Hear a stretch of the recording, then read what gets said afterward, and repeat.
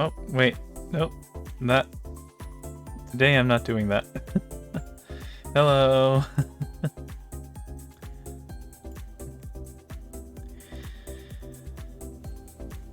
uh, we're playing a game called Citizen Sleeper. I heard it's a pretty nice. I heard it's a good game. I assume there's sleeping involved, considering the title. God, it's been a pretty long week. And I am glad it's over. I hope everyone else's week has been good. And if not, I hope this can be a opportunity to relax. Okay. Citizen Sleeper. Let's see what it's like.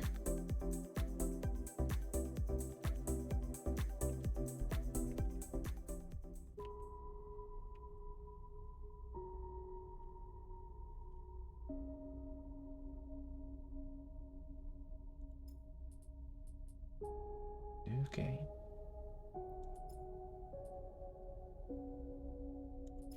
Oh! Oh god, there's like skill points and stuff? Okay, let's see what options there are. Got operator. An operator works with drones and high-precision remote machines to perform complex tasks from a distance. Sleepers assigned to operator work are usually cerebral and precise people. Okay. Extractor. Extractors work on resource extraction, often in hard vacuum environments. Sleepers assigned to extractor work are often confident, self-sufficient, and have a high level of endurance. Machinist. Wait, what was the other one? Operator. Machinist repairs and modifies automated systems used in industrial resource extraction. Sleepers assigned to machinist work are usually diligent, careful, and structured people. I don't know what's good.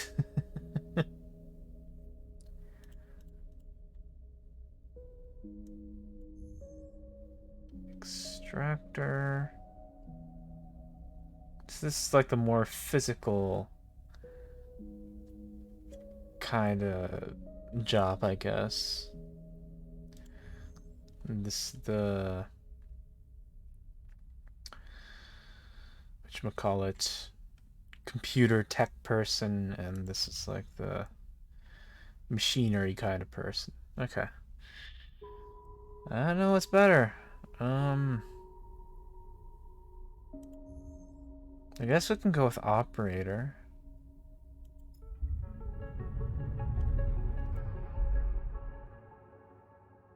What's happening?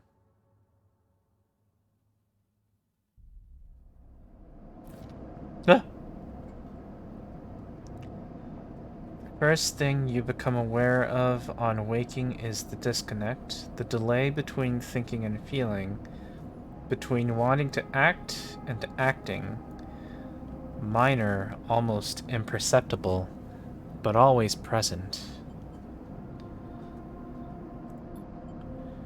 It's at its worst when waking, when your self has spent many dark hours recalling what it felt like to be real, to be a person, to be in a body that was indisputably yours.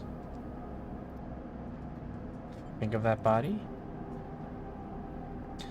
A leap into a cold lake on a hot day, the sting of blood welling from a fresh wound. The friction of a fingertip. All of a sudden, the memories are closer than you thought, blurring as you approach. until you can't tell one from the other. The cold slips in, behind and around you, and the sensations fade out of reach. Perhaps you should be thankful for the dulled nature of this new body, given your current circumstances. The walls of the container feel immediately present, cold, hard at your back and face, cramping your limbs. You resist the desire to stretch, knowing that the claustrophobia comes next, and retreat a little from your central nervous system. It isn't painful, not like you used to know pain at least.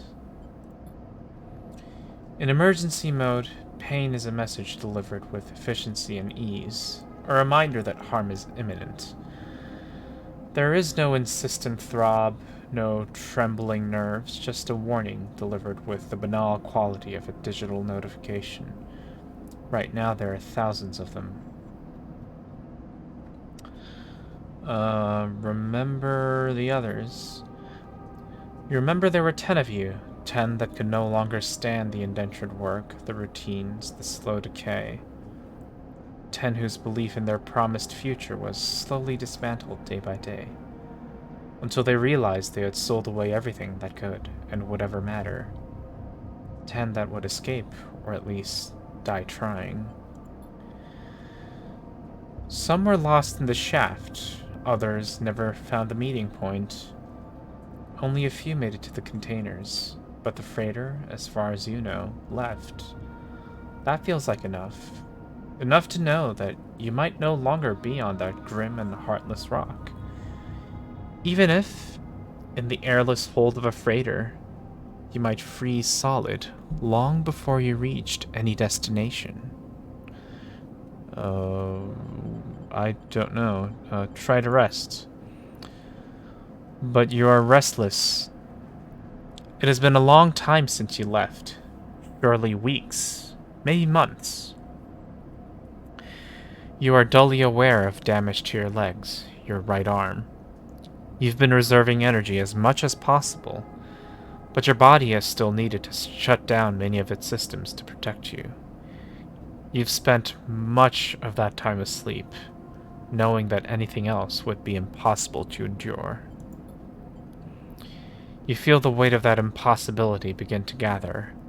It is time to sleep again, to nudge this false body into inducing delta waves in your emulated mind, and once again recoil into a dream of when you were once a person. Time passes. The cold creeps further in. You feel something. Warmth. Not true warmth, but the indication of its presence. Your joints release from their rigor. Sound, too, everywhere. Screeching and shimmering so loud that your body ducks your hearing to protect its sensors. Then light. White as the cold.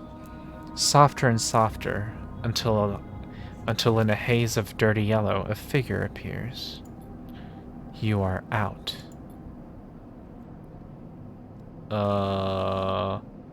Cryptocurrency?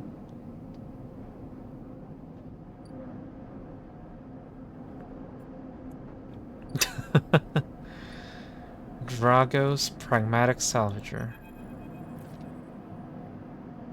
Ooh. It has been a few hours since Dragos pulled you from the container. You sit huddled in a corner of a scrapyard, swaddled in the reflective folds of a mylar blanket. You're slowly coming back to consciousness, back to life, and you stare at the ornately curving element of an improvised heater. You're surrounded by angular, incoherent lumps of ships, some corroded beyond recognition, others still carrying glassy wounds along their edges where a plasma arc sliced them apart. As you trace their shapes with fogged eyes, you hear a voice. "So, Sleeper, y'all thawed yet?" "Almost." "Never seen one of you coming like this. New frames must have better perseverance in sub-zero vac. Seen more than a few you're frozen solid to hull plates or inside-outer locks in my time. They weren't so lucky. Dragos comes into focus, shrouded in makeshift tech. His headset with its glinting eyes, the mark of a drone operator. On his shoulder, one of his symbiotically linked drones perches, its irising eye locking you with an unflinching stare. Last living sleeper that came through this yard was a while ago. They didn't last long. You struggle to read his expression beneath the tech, but he seems lost in memory for a moment. Or perhaps he's just figuring out what to do with you. What happened to them? He ignores your question. I won't ask what led you to do it. To sell yourself to a corporation.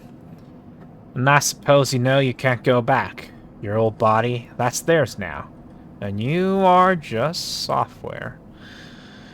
A rogue emulation illegally possessing corporate property. You nod along. You remember biometrically signing the forms. The cold floor on your feet as you padded to the sleeper cells. The promise of a life off-world. But as you do, you get the now familiar sensation that these aren't your memories. These are things you know, but not things you feel. You are no longer that person. You are an offshoot, a copy. Oh, Jesus Christ. What you won't know is what's ahead. At least the last one didn't. There's no easy way to put it. That body of yours is falling apart. It's the same for any sleeper who makes it out. SNR wants to protect their property, but if they can't keep hold of you, well, then no one can. You remember that too, or at least rumors of it from the other sleepers. Planned obsolescence. A built-in dependence on the regularly administered supplements that were part of your routine. Stop taking them, and your body begins to shut down, separate from your emulated mind. How long has it been? How long do you have? But for now, sleeper, you are one of the lucky ones. Dragos glances up and away, towards the glassy dome of the yard. The Eye is the best place you could be right now. The Eye? Oh... How are you doing? I hope you had a good week.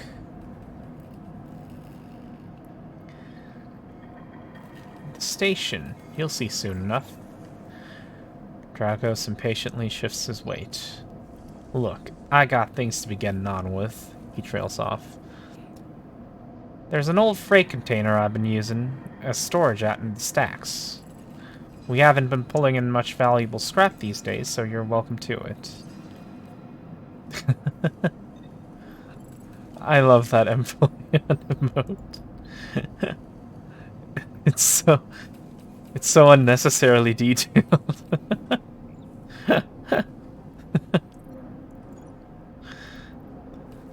Something wells up inside of you. Emotion, fatigue. You shakily get to your feet. Alright, you head on up there. You look like you need some rest. And with that, I don't know if it's Dragos or Dragos. Whatever. Dragos stalks back into the Rex, his drones already converging on a rusting hulk. Plasma flashes silhouetting his spindly figure as he returns to work. Ah! Maybe I should move to the other side.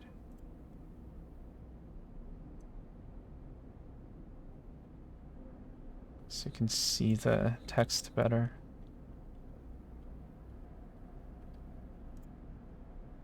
Whoop.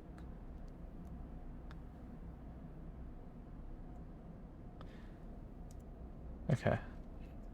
Welcome to Erlin's Eye. Life on the Eye runs in cycles, during which you can talk to characters, explore areas of the station, and perform actions. At the end of each cycle, you need to head to your current home to rest. Resting will move time forward on the station. Head to the empty container location to rest and end the cycle now. Select locations by clicking on their icon. Okay. Is there anything else we can do? Besides, like, look at... Ah!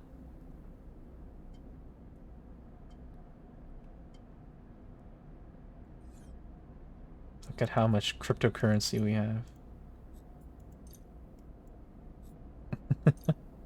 I guess it's 0. Okay, let's go home.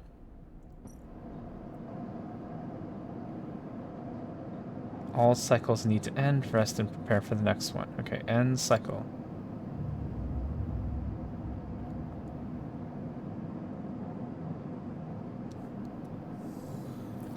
Ha! You wake curled up in the corner of the container and begin slowly assembling the world around you. Hello, soybean. Sweet dreams. How are you doing? How are you doing, soybean? This is Citizen Sleeper. All I know is, I guess we just slept. Things are good? That's good.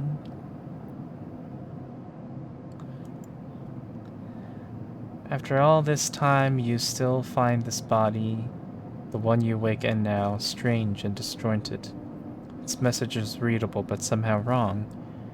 You sit up, pulling the mylar blanket close against the cold. Here you are, on this ruined station. Millions of miles from anyone you know. Are you still in the system? Did any of the others make it out? It's impossible to know. After all this, what matters? I have no idea what's going on, so getting answers. It all matters. The past is impossible to escape if it remains a blur. What SNARP did to you cannot be forgotten. You need a way of understanding all this before you can move on. Where are you? What is this place? What happened to the others? The questions outnumber the answers. You want to change that, but you'll have to learn to survive first. Dragos has left a few comforts in the container. The mylar blanket, the bedroll you slept on, a canister of water, a makeshift electric stove, and some faded sachets of some desiccated powder. You thumb the powder stud of the stove and begin to boil the water. The contents of the sachets smell like damp wood, and you sprinkle them into the liquid. As the pungent smell washes over you, images from your restless sleep come back to you.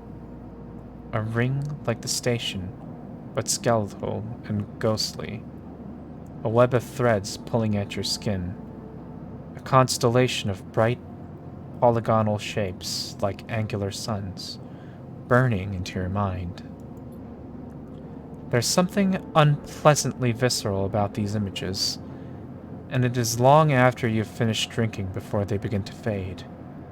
You tidy away the stove as best you can, and try to gather enough energy to greet the day.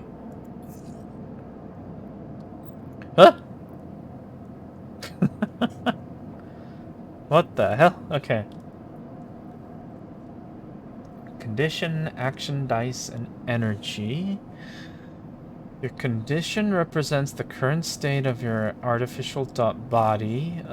It depletes by 1 segment each cycle, but can also be damaged by violence, injury, or lack of food. So we have a robot body, but we still need food. If your condition bar empties, you will suffer a breakdown. You'll have to figure out how to recover your condition, now that you no longer have access to corporate pharmaceuticals that were keeping you alive. Action dice. At the start of each cycle, you roll your action dice. I'm assuming this is that. These dice can be used to perform actions on the station. The number of dice rolled is based on your current condition. The worse your condition, the fewer dice you have. Oof. Once you have used your dice, you cannot take any further actions and must rest to recover them, ending the current cycle. You also need to eat to survive. Okay, that's for energy. This is represented by your energy bar. You can refill your energy bar by eating, but first you'll have to find somewhere to get food. Your energy depletes by 2 segments each cycle. If it becomes empty, you will be starving. When starving, energy loss becomes condition loss, and your condition will also deplete at a double rate per cycle. Holy crap.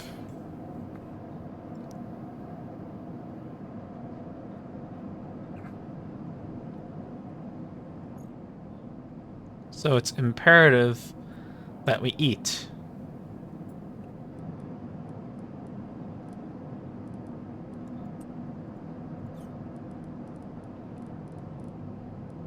I guess we'll figure out how to do this. Okay.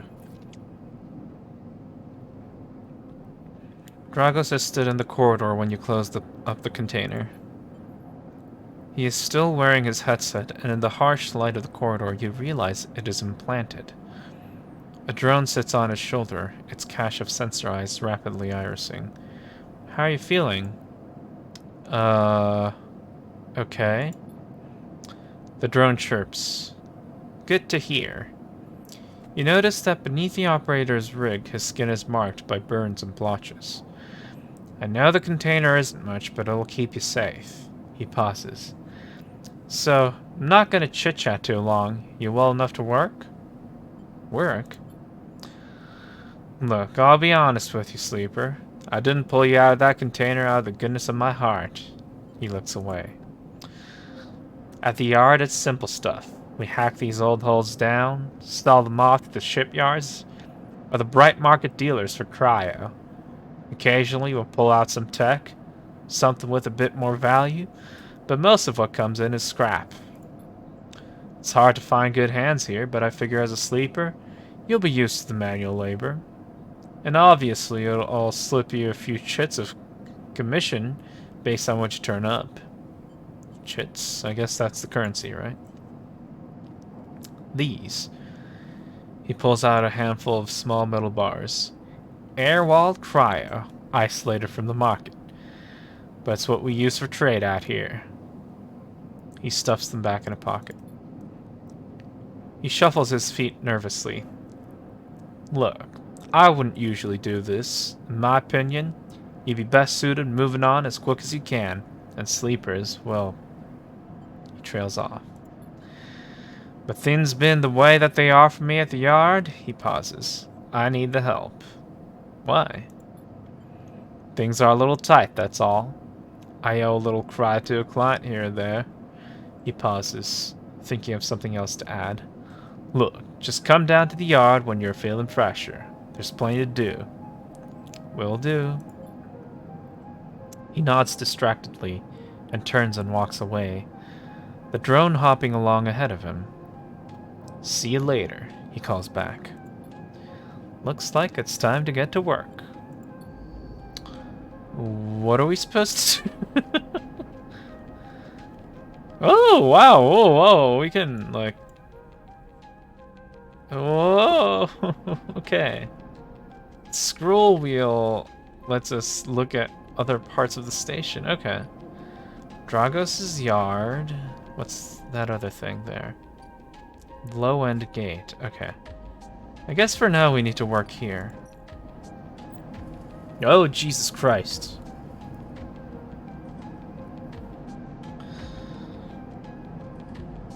Okay. It's like 2001 Space Odyssey. I guess, kind of. Actions are the primary way you interact with the world of Citizen Sleeper. The ship structure? Oh, yeah. Oh, yeah, with the rotation thingy. Where I guess it uses, like, the centrifugal force for gravity and stuff.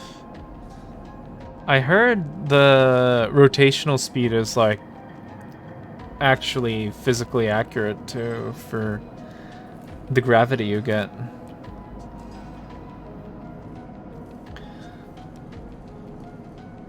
Perform an action. Click and drag your chosen action dice to the slot. Okay, there's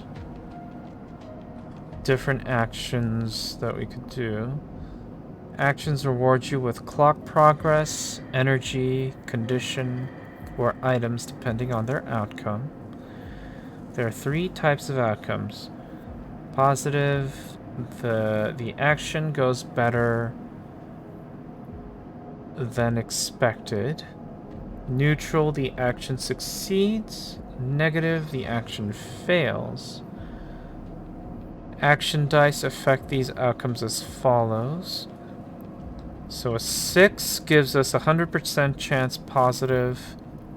A 5 is 50-50. What the? Okay.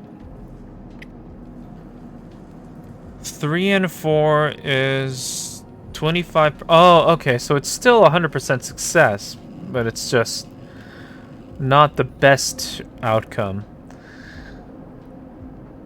3 and 4 is 25% positive, 50% neutral, 25% negative, so it's a 75% success rate. 1 and 2 is a 50-50 between success and failure. Okay. I might mix those up. Oh my, what the... Okay, type either critical or repeatable. Critical actions can only be performed once. Either safe, risky, or danger. Safe, no loss of condition, energy, or cryo. Risky, negative outcome means cryo or energy loss. Danger, negative outcome means condition loss. Neutral outcome can mean cryo or energy loss. Okay, so danger is extra bad. Even neutral is bad for danger. Okay, skill. The skill that this action requires, either engineer, interface, intuit, or engage. Modifier, -1, 0, +1, or +2. This is added to the action dice when slotted and improves its value. Some actions require a +1 to perform.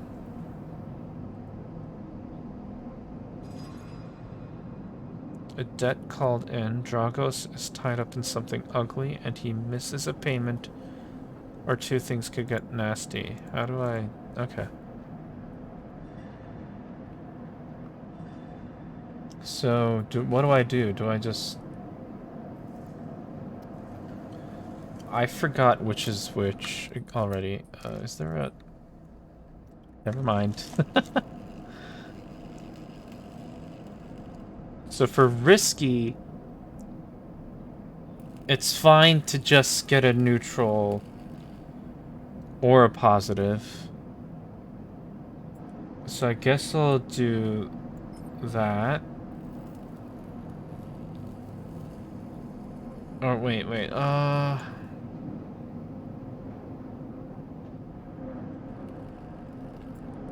No, I'll use this here for the safe one. No.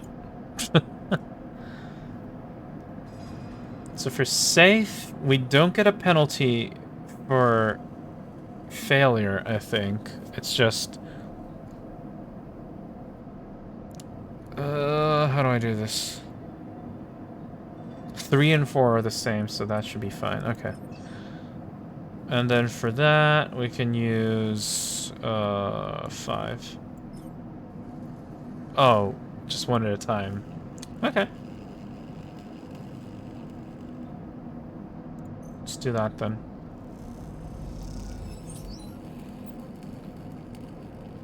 Actions often progress clocks. Clocks are displayed below the actions that fill them. And they track your actions and how they affect the world. Filling a clock means something good or bad is about to happen. Some clocks, such as the one tracking Dragos' debt, are cycle clocks. These clocks tick themselves once each cycle and can complete without player input. Any active cycle clocks will be displayed on the icon for that location. Okay. So do we just do stuff like that, I guess?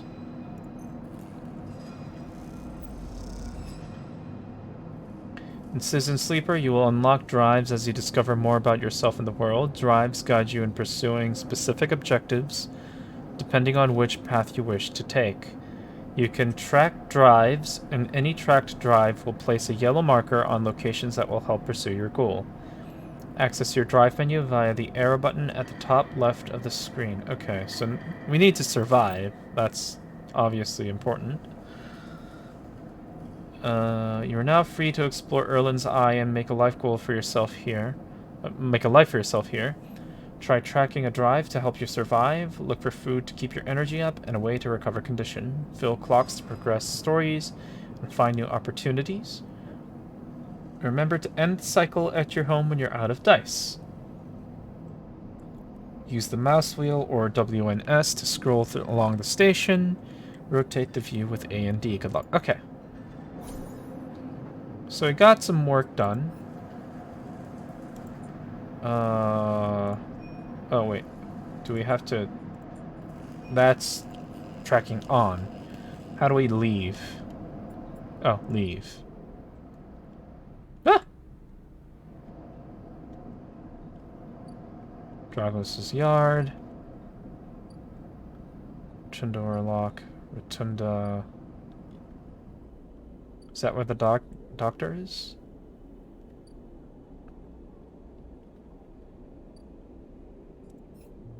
I guess it is. Okay. Bright Market.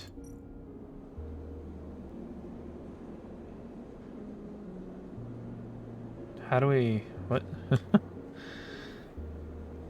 Why wander when there are hundreds of people that live and work within the Bright Market? All you need is the courage to approach them. Okay, let's do that.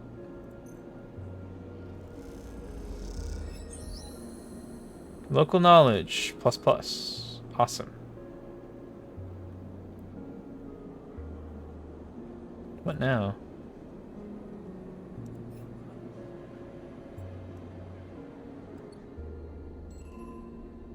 Oh, Slum Doctor. That's... okay. Next comes the call from the Enforcer at the door. Oh, it's from the Enforcer. Next comes the call from the Enforcer at the door. You shuffle down the flickering hallway towards the open apartment door. You keep your head down and your shoulders high in the queue, trying not to bring attention to yourself. You were thankful for the tip-off that a doctor was operating out of this place, but now that you're here, you aren't so sure.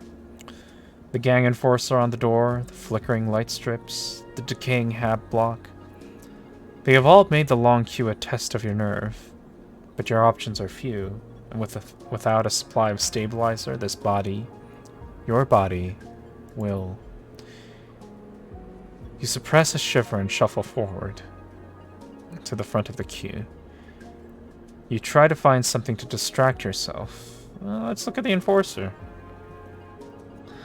The Enforcer is looking down the corridor, and you dare to glance at him. His purpose is unmistakable. He is there to intimidate, to threaten, and if necessary, carry out those threats. His broad shoulders are framed with a metal exoskeleton. A couple of mirror-like implants sit below his eyes like mercury teardrops. Subsidiary sense input or aesthetic markers? You aren't sure.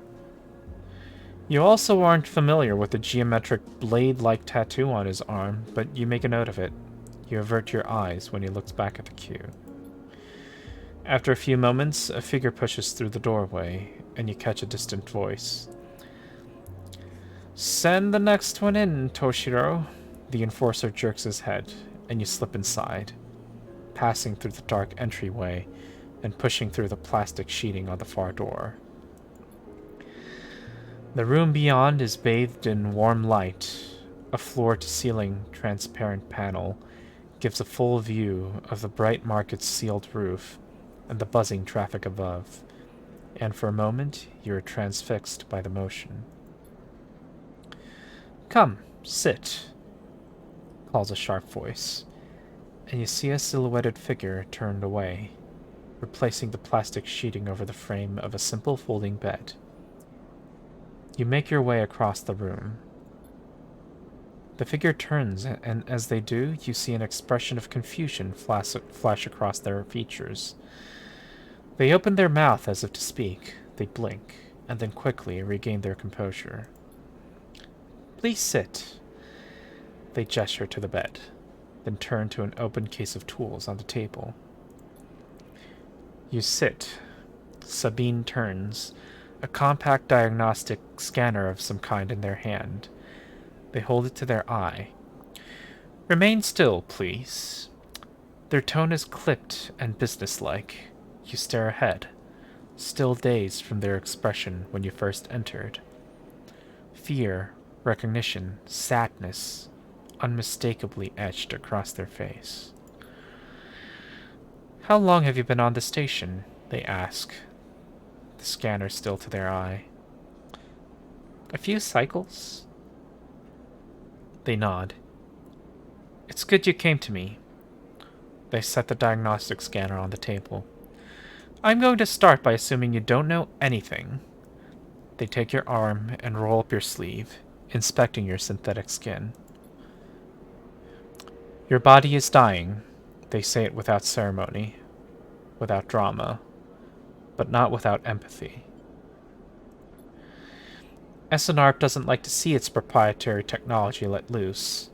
To prevent bodies like yours, frames, as they call them, from being stolen, repurposed, or in your case, escaping. They built in a process of so-called planned obsolescence. Frames decay rapidly when not regularly injected with stabilizer, one which SNARP remains the sole producer of. They look up. Sound familiar? How do you know this? They shift in their seat. You aren't the first sleeper I've encountered. You wait for more, but they go back to their inspection. They swap to your other arm, running some thin metal device over your skin. You feel your forearm tremble. "I'm sorry," Sabine says. And you're unsure if they mean for the cold touch of the metal or everything else. Emulations like you, sleepers as most people know you, aren't classified as people in any of the surrogate systems. You have no rights, no status. They focus hard on the inspection of your arm. And SNARP has no reason to release Stabilizer into the market. Sabine looks up as if to apologize again, but they stop themselves. "I know little of this is of use to you." They turn away, disassembling the metal instrument and cleaning it. Silence fills the room as Sabine works, and then the silence gives way to tension. You stare at their back, willing them to say something, anything. Sabine turns to face you. "I may be able to help." They sigh, and you see the darkness under their eyes, hear the fatigue in their voice. They gesture to the door. "You saw Toshiro outside?" You nod. "He works for my benefactor, Yatagan. They're influential in the low end. They give me the space to work, run the door, and take the profits. At the same time, I have to fix up their enforcers, tend to their implants, sew up their wounds." They look away. "But Yatagan has connections. Smugglers from the Starward Belt. Mercenaries working for the corporations on Ember. If they can source the stabilizer, maybe you'll have a better chance." Sabine sets down their slate, their notes complete. This is dangerous, and it'll be expensive, but I think we can do it." "Why help me?" Sabine walks away to the window, their face dappled by the shadows of passing drones. Let's just see if this works first. I'll let you know when I have a lead. You nod and leave, Sabine still staring out, unmoving. When you reach the lower level of the market, you look back up through the panels of the roof to see if you can see their face. But the room looks dark against the lights of the market. You duck your head and walk off into the crowd. Jeez, okay.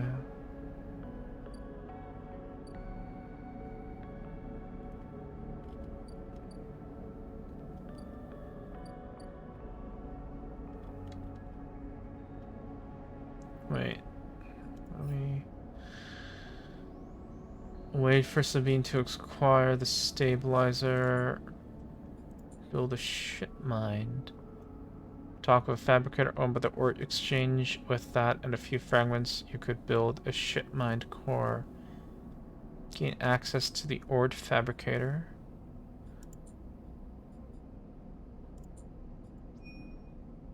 Where is that? The Ord Exchange. That's for the work we need to do.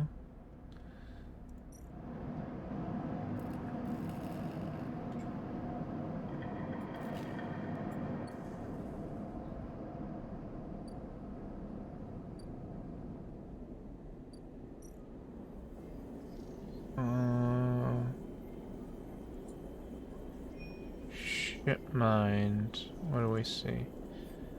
Play the exchange. What's that? We don't have an item, do we? The flow of chits and components in the exchange is complex, but a sharp eye and some good trades can net you a good margin. Trusted trader. There's an old ship mine fabrication stack in the back of the market, but only trusted traders get access to it. Okay, so we need to gain the trust of the traders here, I guess, in order to get the whatever the ship mine thing is.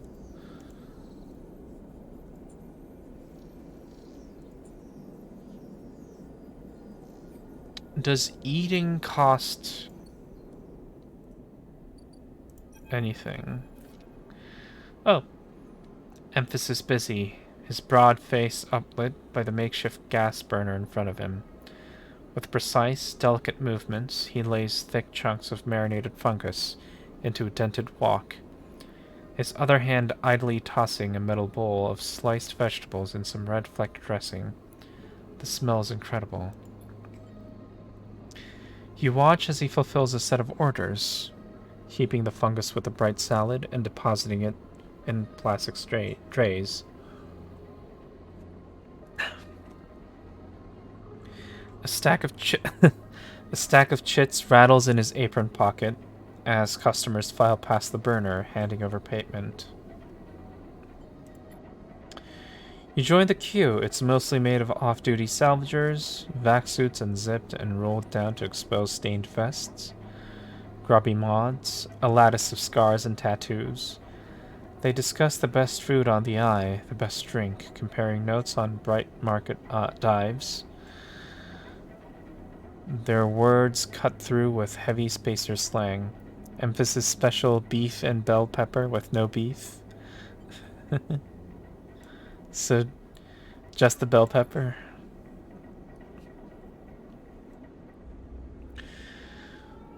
Eventually it's your turn, and you shuffle to the front. Emphasis speaks in a deep, even tone without looking up. First try is free. Oh, thank you. The smell is almost unbearably strong as he cooks, the earthiness of the fungus laced with something so spicy. The smoke makes your eyes water. The heat from the burner is like a bonfire, and your skin hardens in its glare. I know you sleepers, Emphasis says while he cooks, his voice deep but clear. A hard life, a lot of stories. He glances up from beneath his cap with piercing eyes. I know. Cowboy Bebop reference? Tell him a story. You begin to tell him about your journey to the eye, and he nods as he cooks, his eyes never leaving his work. You tell him about the confusion, the pain, but also the sense of possibility and its sudden arrival. You tell him of the cold and dark of the container and the endless cycles spent within it. Now it seems, you tell him, like some dream that you once had but can never forget. You tell him that the eye excites you and scares you, and you are unsure where to walk, where to look, what to do. Eventually you tail off, running out of words. He places a plastic tray of steaming fungus in your hand. Next time, we can talk some more. He smiles. But next time, you pay. He slams a heavy hand against the button on the burner side and it shuts off. The roar of the flame and its impressive heat fades. Next time, then, sleeper. He waves you away and begins to oil the walk. Before you turn back to the alley, you notice the geometric patterns of circular scars across his forearms, each surrounded with a constellation of glinting pin marks. You walk away, and as you do, you take a bite of the rich, spicy, delicately sweet fungus. Your taste sensors light up like a fusion reactor. You'll be back. Oh, nice! New drive discovered. Get to know Emphas. Emphas loves two things, stories and food. Maybe if you supply him with both, you can hear his story. Eat at Emphas' stall. Nice. What do we have here? Oh god, that's a lot of money. We don't have that much.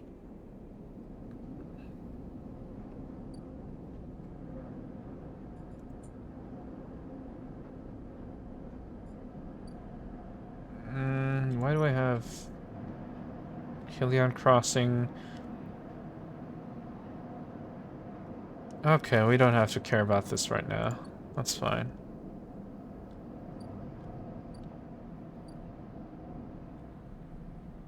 Anything else down here? Nope.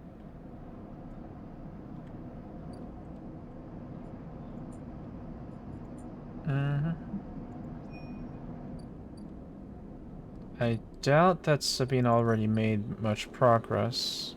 Yeah, we have to wait. So I guess we can continue with working for Dragos.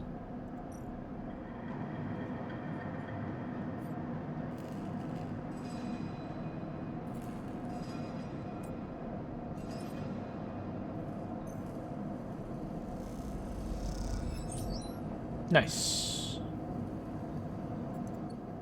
And now we can go sleep. Where do we sleep? Where do we? Ah, there. End cycle.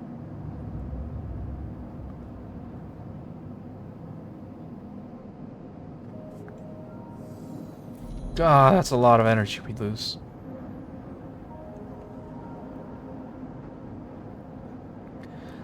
This time you don't wake up. Instead, the ghost of the station, that shifting skeletal ring, surrounds you. For a moment you are gone, absent from your own body, stretched out across a colorless void. Then the connections begin to establish themselves, threads tugging on the end of your mind, on the edge of your mind. These threads become vectors of exchange and then extensions, as you feel your thoughts slipping away down them, dissolving into the millions of distributed nodes they connect to. You see the station. No. You feel the station like a web of texture in a smooth black liquid. Touch it? You find a point in the station and you connect to it, pulse through it, follow loops and paths under and around it. You touch more points than you have fingers, and then you try, in a moment of impulsiveness, to connect them.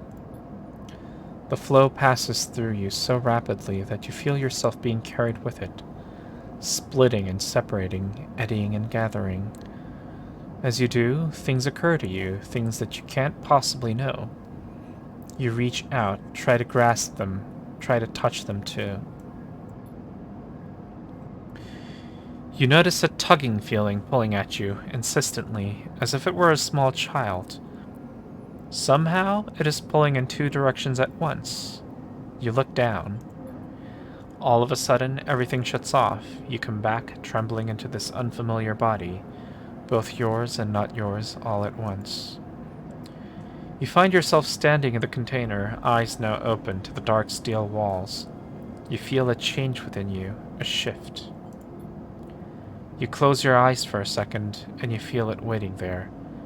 The station splayed out across your mind. A storm of connective nodes, waiting to be explored. And then, it's gone. God, that's all we have? Oh.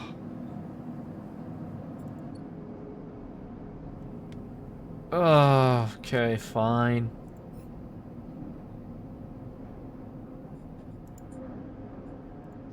How's the doctor doing? Oh, freaking hell.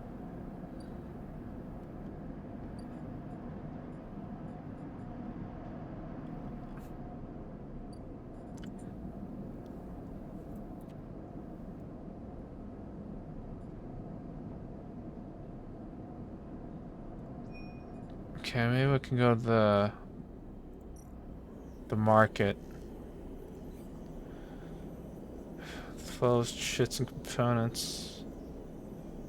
We don't have components, I think, so I guess. That was 50-50 between success and failure. So I'm gonna go with the safest option.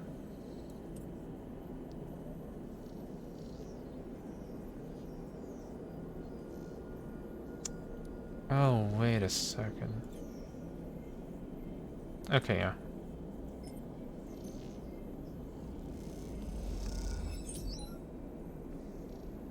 ++ trusted trader.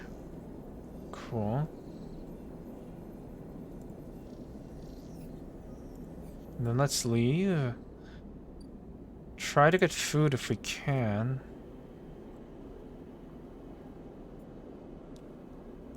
Oh yeah, that cryptocurrency. Let's go.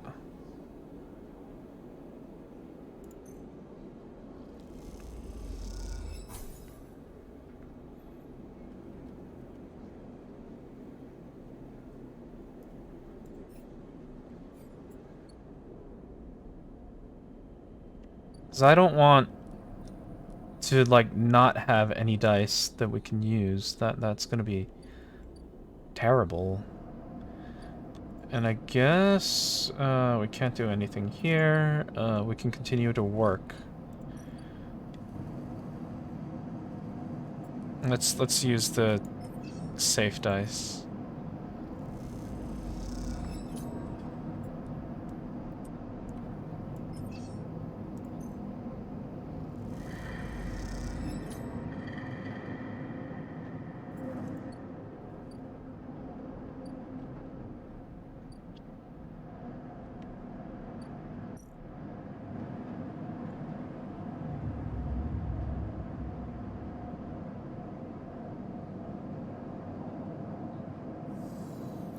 God.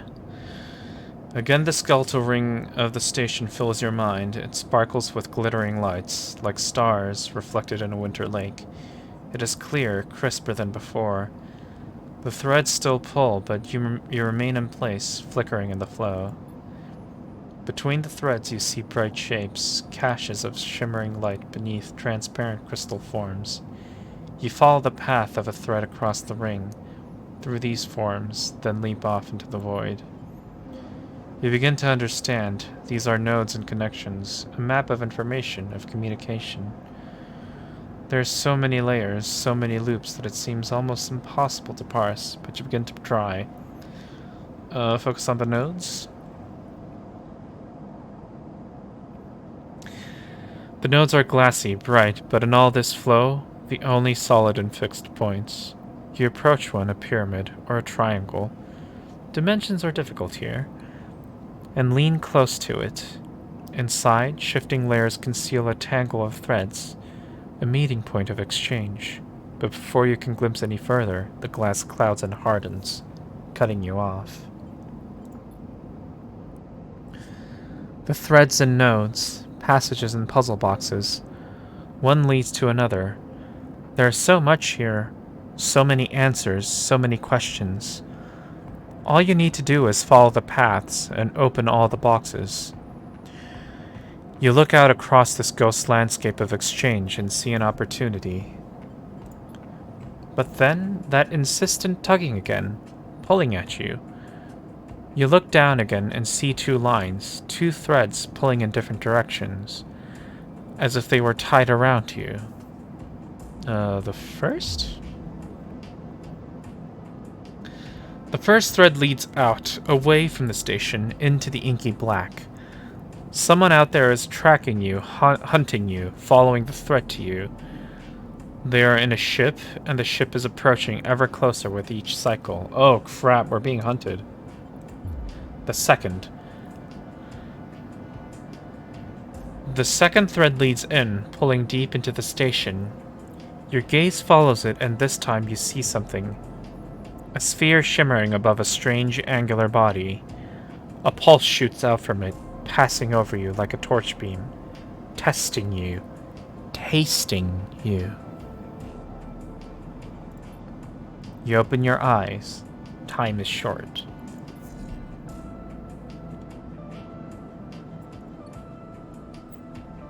The cloud.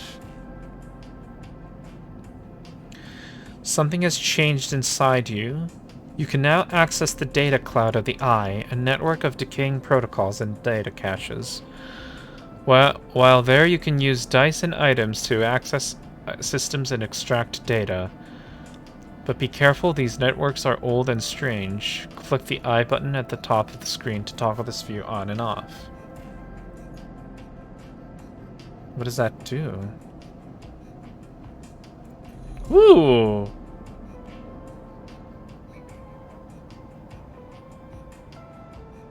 What the fuck?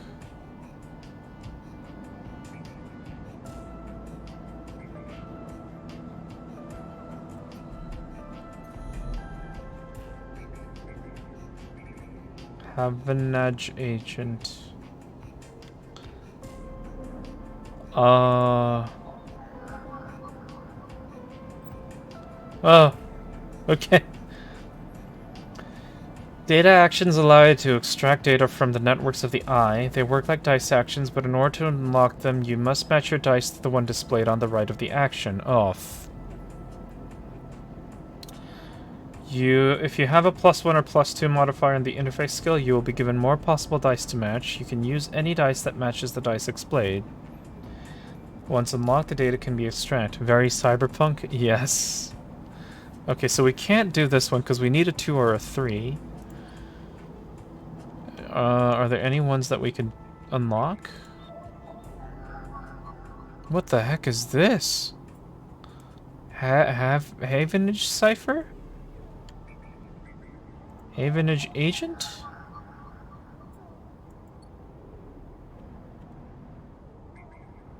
Is that the one we looked at before with the 2 and the 3? Yes. Leave. It's gotta be one that we can unlock. Oh, here. Let's use the worst one. Bypass. Extract data. Oh, we get money from that. +1 encrypted key. A stream of passcodes able to unlock the station's aging Maclocks.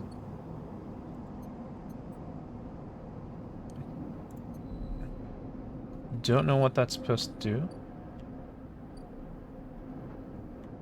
Let's see. Still waiting on that.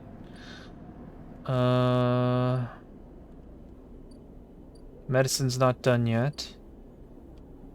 I guess we could do some work.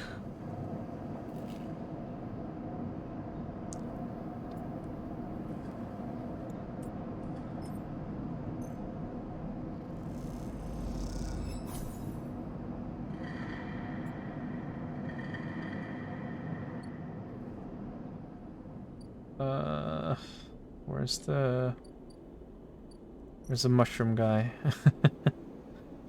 Let's pay some money.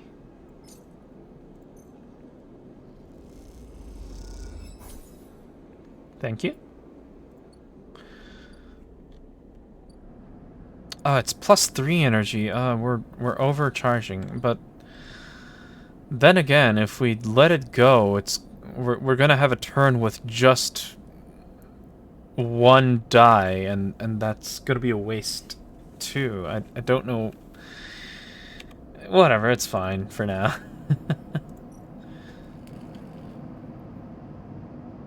Okay, let's do this one more time.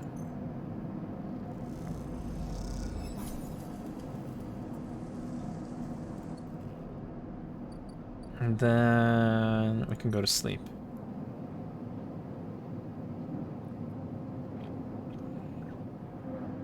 Won't be long before they arrive. Oh my god, Jesus Christ, that is terrifying.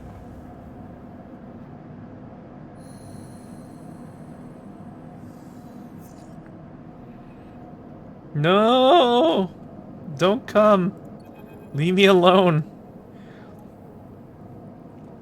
As you close up, a voice echoes down the corridor towards you. Sleeper, wake up! Huh? Feng is coming down the corridor towards you, a wonky grin on his broad face. Hey, glad I caught you. Do I know you? He grins. You do now. He puts a hand on your arm. I've seen you hanging around, just want to chat. You staying in that thing? He nods back to the container, shaking his head. Rough. Can be hard to get a start on the eye. He looks away down the passage. What was it old Erland said? The eye opens for us all? Nice idea, but, well, not always very practical. He glances back at you. We do our best, but it's not easy. Erland? You pass together into the main walkway. No one has told you about Erland? He's the founder of this place. That's why it bears his name. Havenage should organize some seminars, he laughs. Not really my department, though. I'm with systems. Havenage? Think of us as an administrative association for the Eye. Depending on who you talk to, we either emerged as a response to, or a continuation of, Andre Erland's original union, he smiles. Personally, I avoid the topic. He stops you in the quiet passage. Look, that's not what I'm here to discuss. I've been seeing some unusual network activity, and, well, I know a little about you sleepers. I have a small proposition for you. He glances around. But this is not the place for it. I have an office just across the way. Give me a cycle or two to prepare, then, when you're settled, stop by. He lowers his voice and gives you a dark look. In truth, I need you. If what they say is true about you sleepers, well, there's work to be done. He pats you on the back. His voice brightened, his dark look suddenly gone. Stay clean, sleeper. He walks off down the passage, raising a hand in farewell.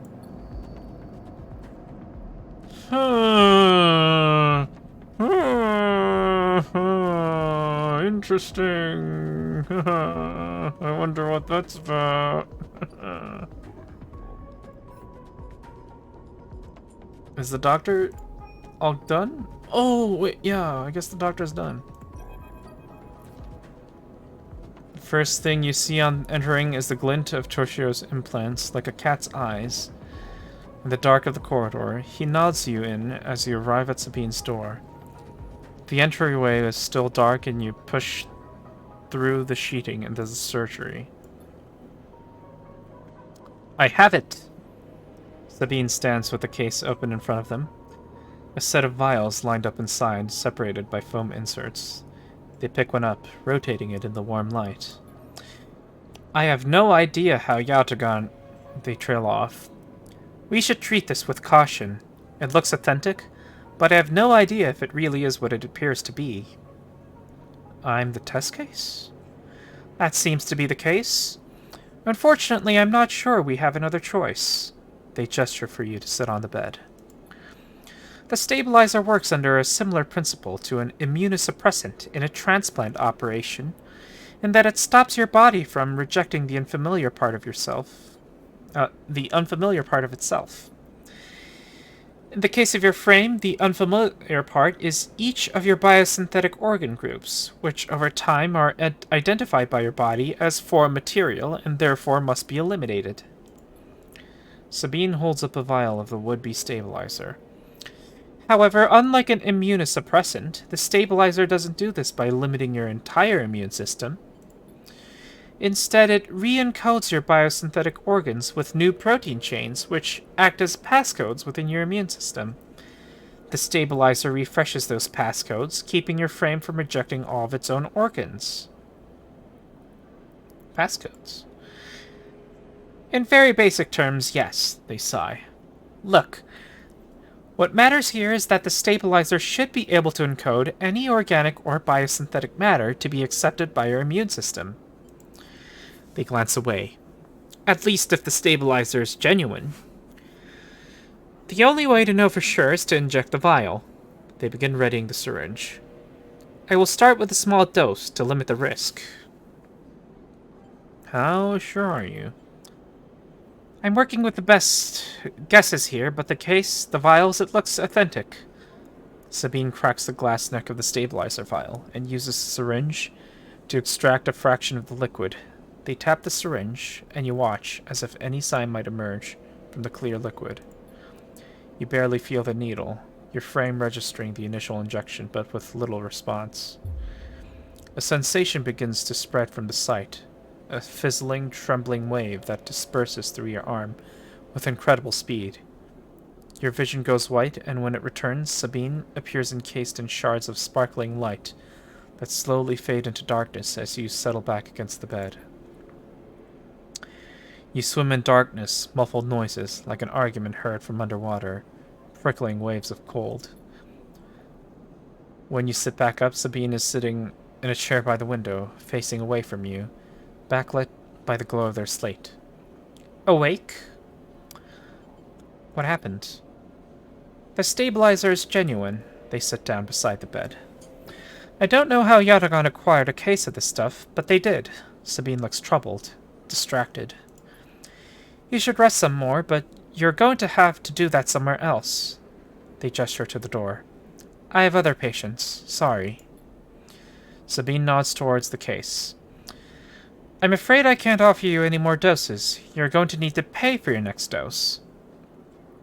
Silence fills the room, and they return to their glowing slate. Looking around the room, it seems different somehow, as if things have moved or shifted. You wonder how long you have been out. Sabine? Nothing comes free, sleeper. Remember that. You manage to get to your feet and wander out into the hallway. The queue stretches down into the flickering corridor. Toshiro stands impatiently by the door and fixes you with a glare as you leave. You lower your eyes as you stumble past, somehow faintly aware of the station spinning beneath you. Oh, nice! We're stable!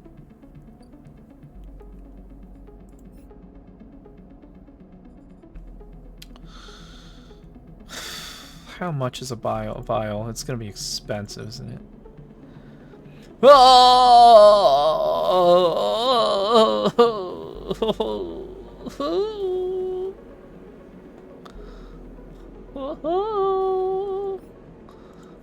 Oh, very expensive. Na na na na na. Okay, I think we're very close to repaying Drago, so let's do that.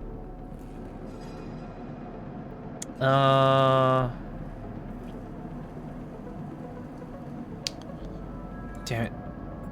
Okay, let's do that.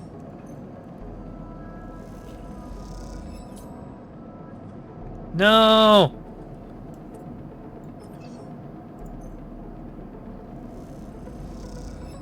Yes!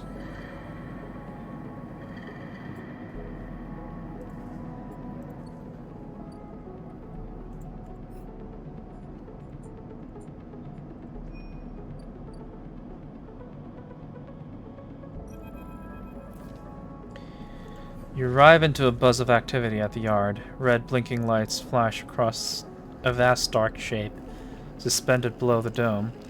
They flicker across scorched hull plates and bent structures, spilling from holes in the twisted shape.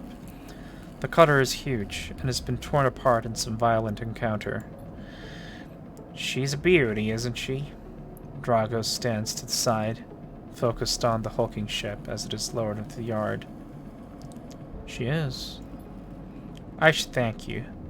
The place was on its last legs when you turned up, and now look at this. The ship descends slowly, its interior visible through multiple hull breaches. You struggle to gather the same enthusiasm as Drago's for this monstrous craft. You can't help but think of what became of its crew. What happened? What do you mean? He glances at you. I managed to convince our salvager friends to give it to me on credit. That's what happened. Oh, what happened to the ship? Not my concern, he shrugs. The ship creaks like a calving iceberg as it reaches the base of the yard. Dragos is visibly excited. I know I said you shouldn't stick around, but I'm gonna need some help with this one. The drones start to crawl over the hulk, their lights illuminating flashes of dented hull. Watching, you wonder if you arrived in a similar fashion. Locked inside that container, the wreck of the SNR freighter, lowered into the yard like a corpse ready to be butchered. Or was the container delivered to Dragos on its own, a womb for your rebirth into this strange station? You shudder. Perhaps if you could learn something about this ship, you might be able to trace the path that led you to this yard. Dragos squeezes your shoulder. After these past cycles, I think we're up to it. What do you think? You see the fading name of the ship emblazoned on its side, Winterlight. Let's do it. He claps you on the back. Glad to hear it. Come back in a few and we can make a start. A real beauty, Dragos repeats, perhaps just himself. You take one last look at the shattered ship as the drones start cutting and then slip out of the yard, feeling suddenly cold in the empty passage. That's cool. We paid off our debt. You've completed your first drive. Each drive completed unlocks an upgrade point to spend on upgrading your character. Access your character menu via the arrow button at the top right of the screen.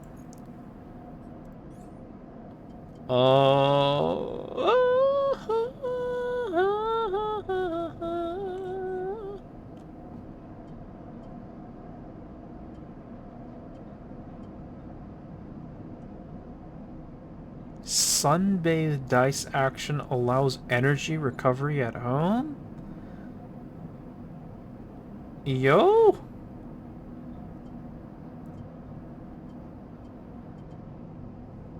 Chance to gain energy after any engage action.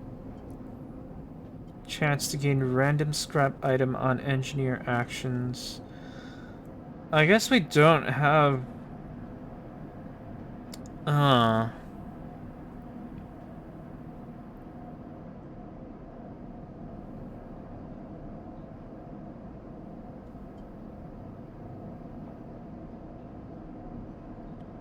God, why don't we have that?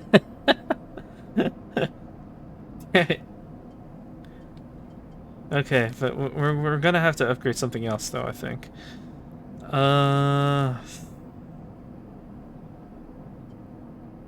Chance to gain random scrap item on engineer action. I think, yeah, that can help us with making money. And we can buy food with money, which can help us with energy. Okay.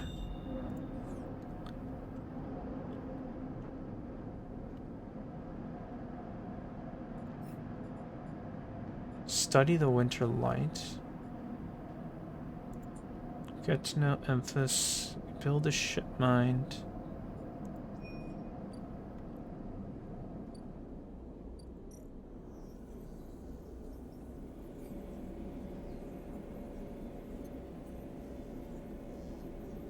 Station's aging maglocks. Okay.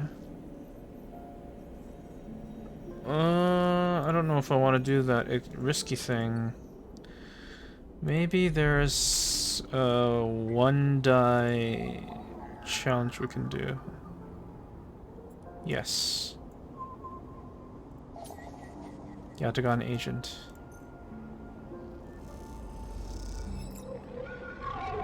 Yatagan data. Data cache skimmed from Yatagan hardware. As you drift back from the node, something latches onto you. A thread strung tight around you. It tethers you in place. A taste. The voice makes you shiver. Its source somehow both distant and close behind your ear. You see a distant glint of light shut off, and then suddenly a shape is at your side. It stalks around you, circling like a shark, like a wolf. Entity unknown. Astringent. Processing. Stay still? Ah! Please hold. The thread around you thickens until it is a ring, a cylinder, a tunnel of light circled around you. It is blinding for a moment, and then it is gone. As it fades, you see a figure, a creature in front of you. Its strange head flickers between different angles, reading you. What are you? The shape paces around you on lithe legs, though there is no ground here to pace on. Entity, identify, origin, serial, cadence. The figure faces you expectantly. Sleeper as an ARP? Unknown, known. The figure's strange head rotates. Brackish signature. Of and not of. Attempting interface. As the figure speaks more, threads begin to spiral from its head, thick, snaking, vine-like ribbons that flex and wave. They approach with intent. Stop.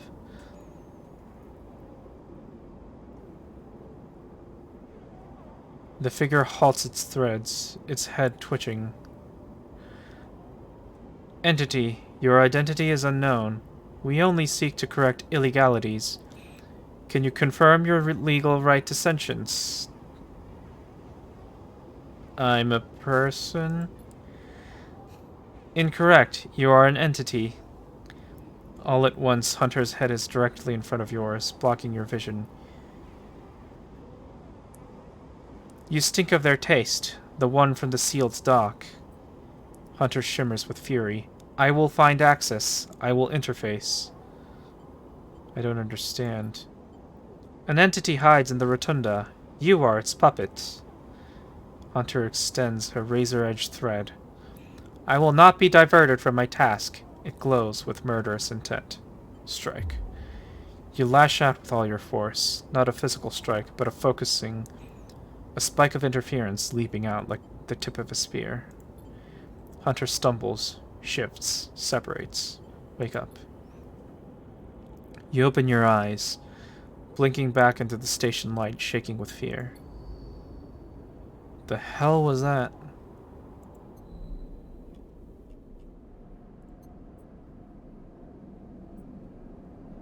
The f...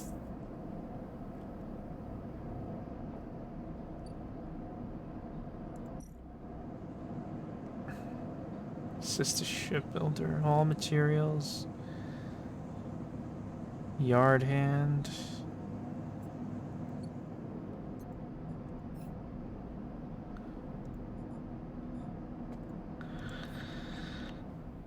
The heck was that?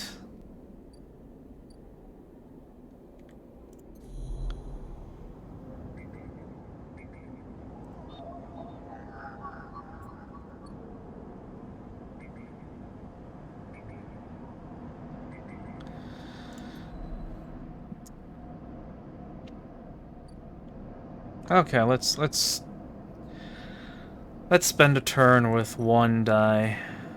That's fine.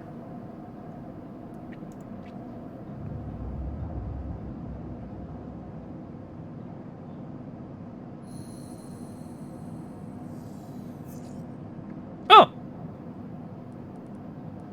I thought... Oh, it's our condition that decides that, I guess. Okay.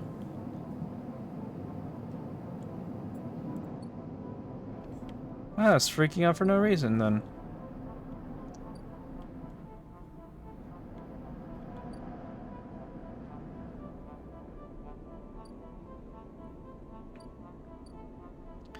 Well, we can get some more food.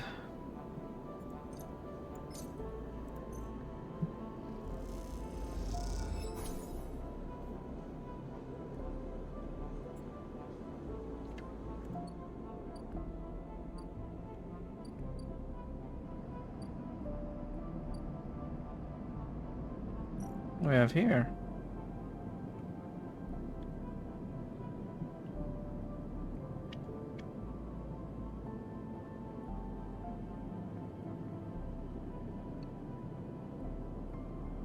Unload containers. The freighter crew are eager to get their payload into the ore exchange and their pay a wage to anyone willing to help them. Buy some scrap.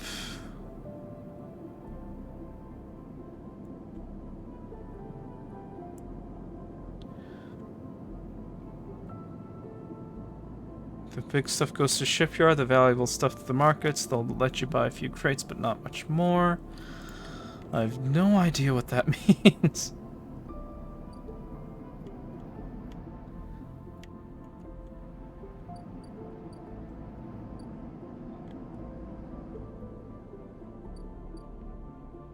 Word exchange.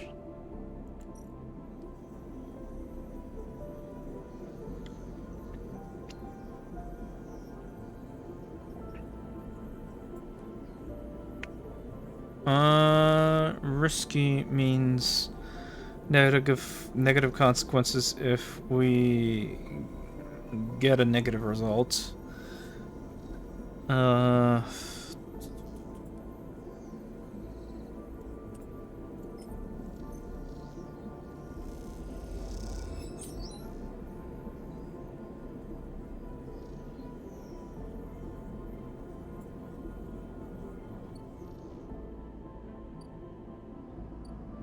Guess we could buy scrap.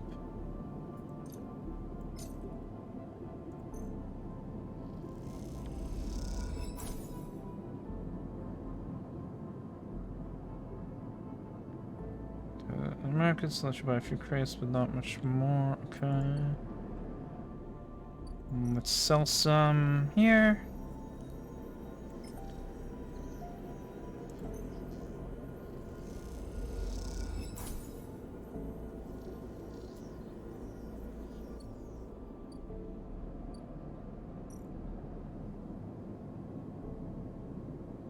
Yeah, you know what? Let's do that some more.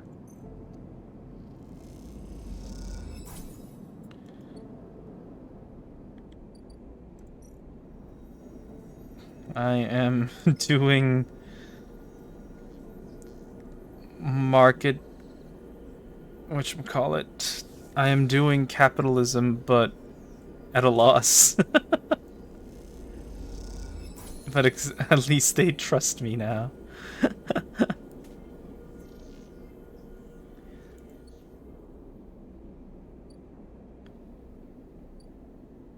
Reclaimed fabrication stack.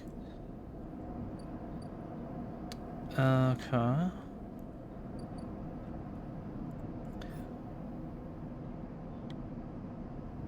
Study the winter light. Survive. Okay, let's talk to Feng.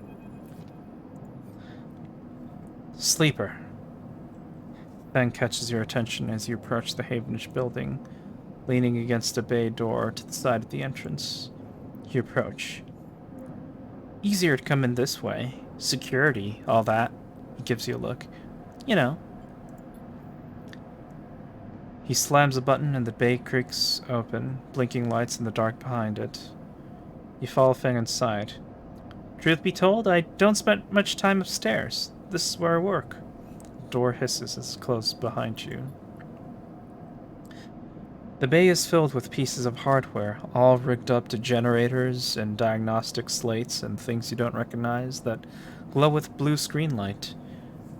There's a chorus of hums that blends into a single wave of static, filling the dark corners of the room. Feng leans on a server stack and gestures around. You like it? What is all this? He taps a nearby server stack, which bleeps in response. This is my treasure trove, all dredged up from this sea of systems we call the Eye. You wouldn't believe what this place runs on. He steps over to a towering block speckled with vents. Some of these systems are from the original station. One. The one Solheim built. We've had to invent new components, repair things we never built, reverse engineer entire subsystems into existence. Residents here look up at the Eye and think they're seeing a constant, a concrete reality. But this place is a system in constant flux, decaying and growing, collapsing into new configurations. He walks down between the hardware stacks and you follow. We're keeping this place alive, but also remaking it into something new, dragging it away from those corporate origins. He stops. At least, that's what I'm trying to do. He turns back to face you among the flickering machines, humming all around you. I know you can see this too, Sleeper. All these systems and sections. You can, can't you? I can see it. Makes sense, right? You are between here and there. Between the people and their systems. You light this place up like a beacon. That's what I need. You glance at the lights around you, and as you do, they seem to flicker, to realign, to follow your gaze. Feng notices it too. I'm guessing being a beacon isn't always ideal when you're on the run, though. No, it isn't. Pats you on the shoulder. Maybe I can help with that. There's a lot of old growth in this place. Subsystems I can't see. Access protocols, lost to time and decay. Secrets. A shitload of secrets. With your help, I can unlock this place. Break off those last ghost limbs of corporate control. He lowers his voice below the hum. Even in Havenage, there's old growth. Those whose roots trace back into those bad old days. You help me dredge up the past, and I'll see what I can do about that tracker of yours. He winks. What do you say, Sleeper? Yeah, sure, I'm in. Then pumps his fist and claps you on the shoulder. He meets your eye. You won't regret it, Sleeper. Then passes you a ragged-looking metal tab. A gift, he smiles. It's a Solheim cipher. I dug it up from the depths of the station. Slot that into an old network gate and... Gate? What's a gate? Into an old network gate? And you'll be able to pull out all kinds of secrets from the nodes inside. He walks you back to the front of the bay. Start by bringing me whatever you can turn up. Use that emulated mind of yours and see what's out there. Let's get a picture of how things are. Those above, he nods at the ceiling, have granted me an acquisitions budget. I can pay you for whatever useful data you bring in. I know you need it. He slams the door button again. Keep it quiet and keep it clean, Sleeper, and I'll see you soon. You step, blinking, back out into the passage. Those flickering lights still in the back of your mind. Cool.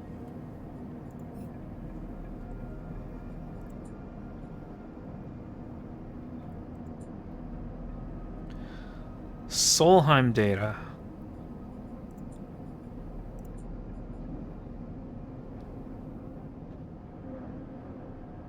Investigate the wreckage. Survive. Let's look at the... Where's the wreckage? Oh my god.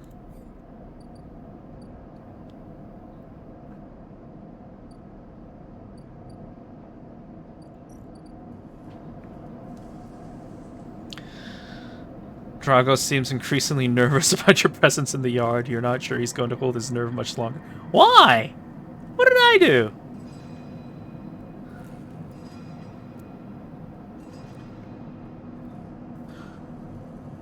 Cutter salvage. Shipwrecking is tougher than slicing up loose salvage, but Drago's happy to pay you a fixed wage if you're up to it. Winter Light, the direct cutter Drago says, okay. Let's try to convince Dragos to let us stay here.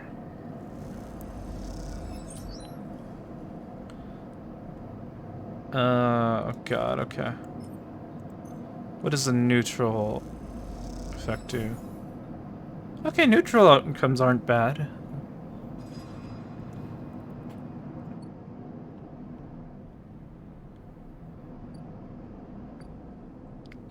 Now the question is, what is this? Fabricate shipmined item. What is that? Shipmined fragment.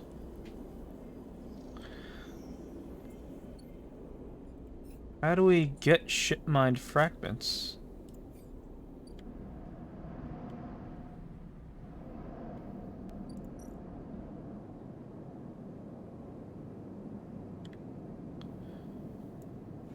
Oh, by buying scrap. Okay.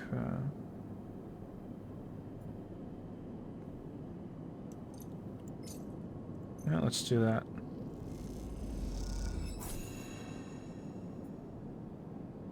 Scrap components. Okay.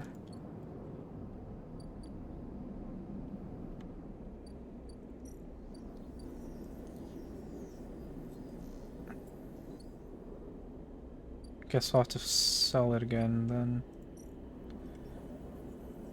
Dang it.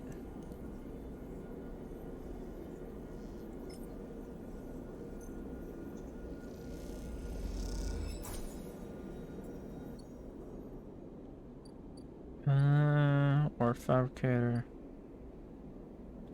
Bean surgery. We need 100 monies for our next dose. It's at the shipyard. All materials. Assist a shipbuilder. You don't have connections, but you do have skills. If you could get a shipbuilder to notice them, you might be in. As newcomer, you can only gain favor by grabbing a load of materials and asking the nearest yard hand where to take them.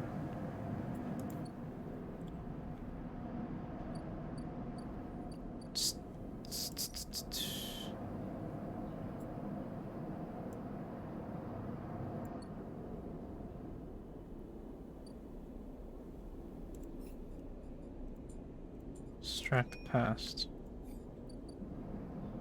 So for Feng, I think we need to do something like this, right?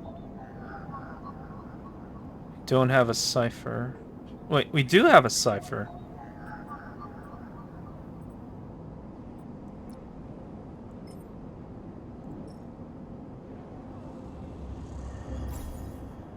Gate S7 access.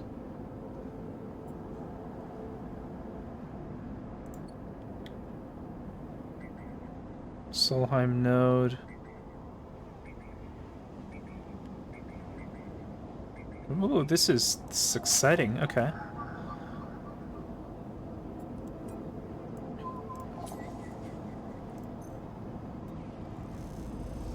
We're hacking. You got Solheim data.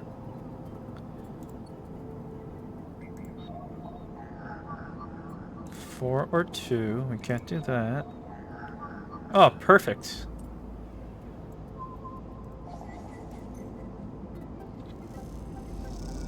Elite Haxors.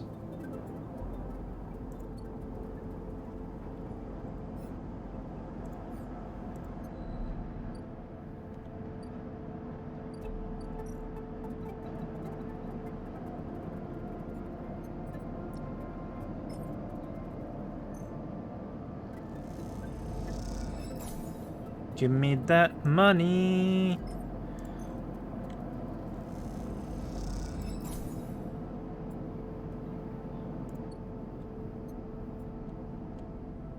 I wonder. Yadagon and encrypted key. Havenish Gate? Okay, so these all need different keys, it looks like. Oh, I see now. That's pretty neat.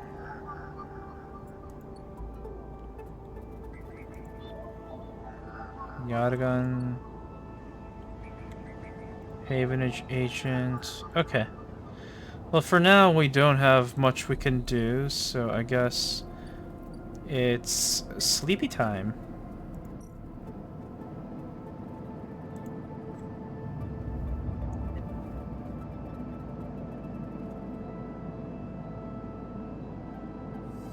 Woo!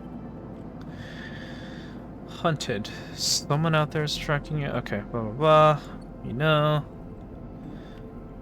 We're also running out of energy, so we need to do something about that. So let's buy the fungus dish. And now we can also be friends with Emphis. Sleeper, Emphis calls out to you, a booming voice that echoes through the corridor. Tell me a story. He throws a handful of chopped mushrooms into his wok, the fire leaping up to meet the oil. I see you. Cycle in, cycle out. But we never speak. Tell me a story. What kind? Any kind. He pauses to drizzle something from a plastic bottle into the wok. But one of yours. He looks up at you. Nothing stolen. You pause. The spice is rich in your nostrils. And think about the kind of story you'd like to tell Emphis. You look at Emphis, the listener, and imagine he has heard it all before. Perhaps you would enjoy a strange story, something with some spice. Tell him about your dreams. All the sleepers, you tell Emphis, had dreams. Some were simple, memories left over from the emulation process that had become tangled up in their minds and would come out when they slept. It wasn't rare to hear a sleeper in the dorms scream or cry out in the night. But your dreams, those gray, skeletal after-images of systems and structures, of threats and patterns, weren't like the others.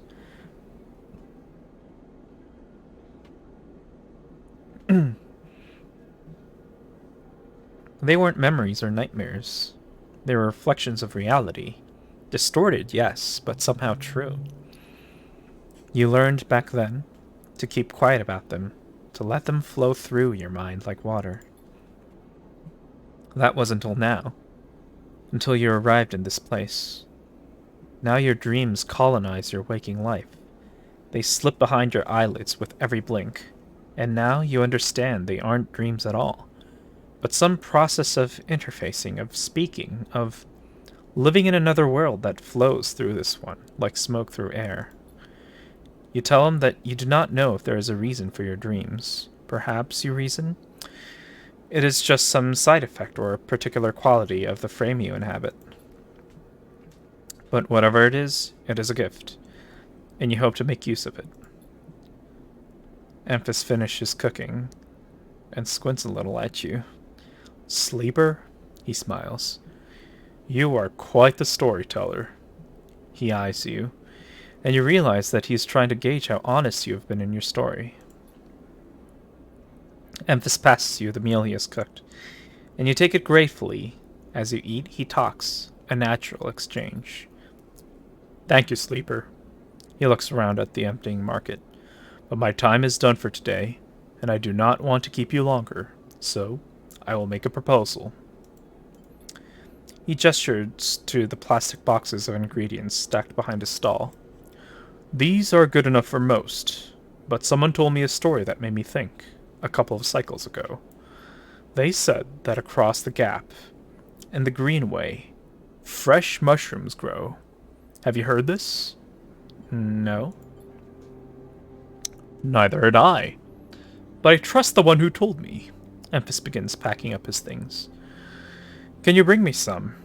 I cannot cross the gap, and I worry about leaving my things behind. He smiles. I'm sure a storyteller like you could handle the trip. I will prepare them for you, and if you wish to tell it, be the audience for another story. Agreed.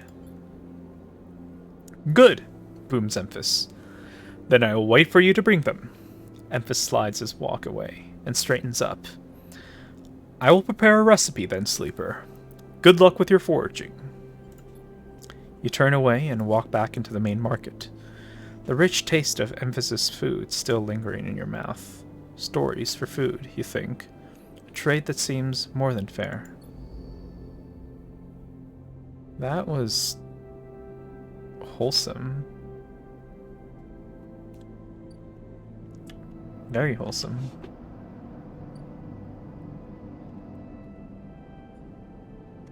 Okay, so we need one more Solheim data piece, I think, right? Do we have the right die? Yes.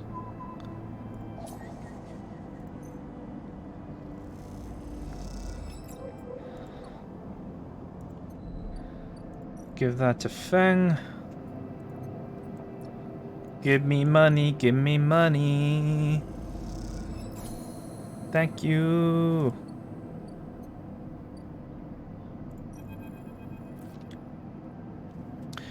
As you enter the bay, Feng is nowhere to be seen. The banks of servers and machines blink out of the dark in staccato rhythms. Unseeing eyes, the station's digital ghosts. Shitheads! Feng's voice echoes from behind a stack, followed by the hammer of a fist on a metal casing. These snaky shitheads! Who's snaky? Sleeper! Feng's smiling head pops out from behind a stack. Just the emulated consciousness I have been eager to see. Come back here. You pick your way between the thrumming stacks, trying not to trip on the loose bundles of cables that blanket the dark floor. Feng is sat in front of a set of monitors mounted to a stack. Tell me, Sleeper, what do you see here? Feng waves at a monitor to his side, glowing with pale lists of information. You lean in closer, looking for the links in the data. The tables seem to be filled with personal information, names, genders, dates, ID numbers, all the markers of institutional records. People? People, yes, but whose people? Ah. Solheim? Bingo. He taps at the terminal. I pulled these from the old data you brought in. All employees of the Eye's original owners. And... He leans past you and scrolls the list down. This one. This is a snaky shithead. He stabs at the screen with a finger. The name reads Hardin Hurst. Who's Hardin? That, says Feng, giving you a sideways look, is the thing. He drags a stool out beside him and motions for you to sit. There just so happens to be a Hardin Hurst in Havenage. He waits for your reaction. In Havenage? That's it. He's right here on the station now.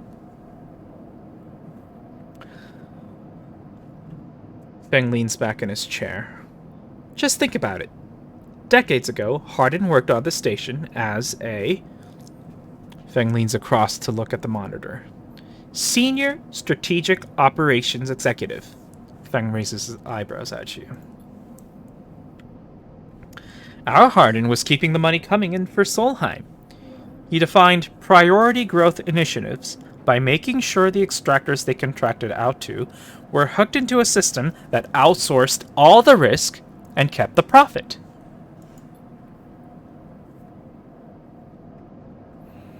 Good old Hardin shuttled thousands of Palladium Rush workers into an infrastructure which meant that their cut of the work they did went straight back into Solheim. How do you know this? I grew up here, Sleeper. This is my history. I'm a child of the collapse. Feng turns back to his screen, staring hard at the strings of code flickering by. Before I was born, My parents were Solheim contractors. They ate in Solheim canteens, worked on Solheim ships. They breathed Solheim air, and slept in Solheim beds. Feng's voice rises as he speaks, his hands, fists on the terminal edge. And the work that paid for that existence? The cycles of hard extraction out in the belt? Solheim took their cut. This was a company town, so to speak, and my parents were just another in the long line of freelance contractors willing to risk their lives for a shot at anything other than poverty. Disposable. This guy, stabbing at Hardin once again with his finger, strategized all that, did the sums, and then somehow, thousands of cycles later, is still going, still here, crawling in the walls like some shithead snake. He survived the revolution. But how? These guys? They were big time. There's a lot money can get you if you are a company man. Feng relaxes a little. But how is Hardin still kicking? I really don't know. He turns to you and smiles. So we're going to find out. Hardin is now a big shot in the shipyards, just a few degrees back around the eye from here. Feng brings up a map of the lower eye. Havenage might be born out of Erlin's revolutionary zeal, but a flat hierarchy it is not. Hardin happened to float to the top. Feng zooms in on the far yards. Feng grimaces. The thing is, I don't have access to those systems. The shipyard crew is pretty paranoid, and they don't like anyone from systems digging around in their stuff. Plus, we need more than just the name of a Solheim executive. We need proof. Feng holds up a thumbnail-sized drive. That's where this little creation of mine comes in. I call it a ripper worm. He turns the drive between his fingers. It'll rip through any digital storage and spin out a silken thread of filtered data. This one is set on the scent of Hardin Hurst. He hands it over. Getting into the compound might be tricky. Feng puts a hand on your shoulder. But you, however, have a particular knack for remote access. Feng grins. If you can extract yourself a Havenage cipher from a Havenage agent, then they sometimes carry them among their data caches. You can crack open the compound's network and slot the worm in through any open port. You never even need to go near the shipyards. So, what do you say? Up for it? What's in it for me? Rooting out a corrupt snake not enough? Find the information, and I'll work on that tracker of yours. Feng scratches at his chin. Anything the worm gets, it'll send it back here to me. There's something wrong here, and I aim to get to the rotten core of it. You leave Feng, digging through the data, among the wires and machines of the old station. As you walk out, you try to imagine the eye as it once was. A vast machine running smooth and strong, directed by people like Hardin. A vast Solheim-built machine into which thousands poured from the surrogate systems, looking for a new life. The hope of a better future, engineered to line someone else's pockets. It's an idea you're intimately familiar with. Damn! You think of Hardin, still alive, still part of this place, and wonder if the past is ever truly past.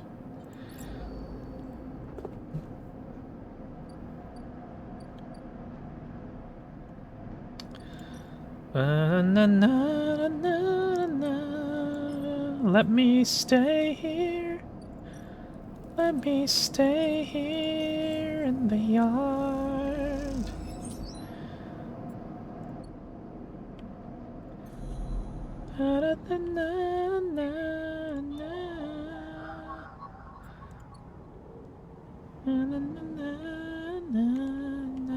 Let's hack Havenage people.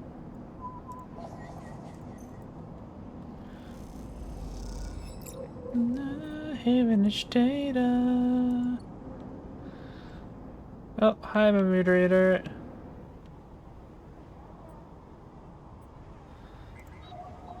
Let's crack into that cipher. How are you doing? The gate flips. You are in. Okay. What's going on here? Slot Ripper Worm. An open port sits waiting for you to slot into Ripper. What will it find in there? About to find out. With my hacker skills. The worm slots in and begins tunneling down the thread. Godspeed, little one. Okay.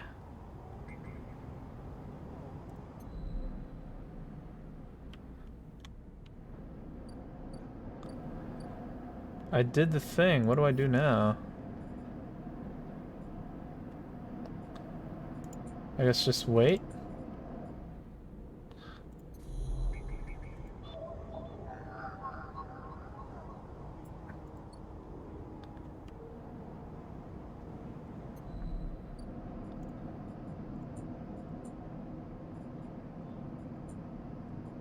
Na, na, na, na, na, na. Doing fine. That's good. Disable your tracker. I guess we, yeah, I guess we'll probably need to wait. Da da da da da da da da da da da da da da da. Shipyard.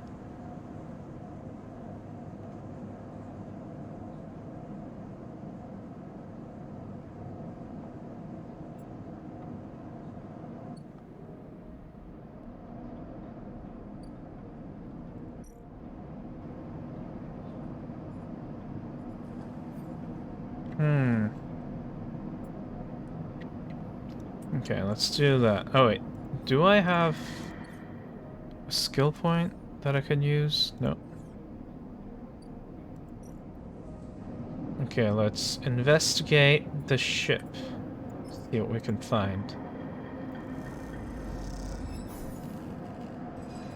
Figured out a little bit.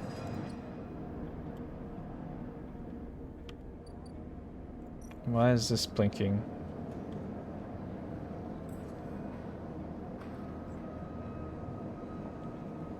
Steel dock plans.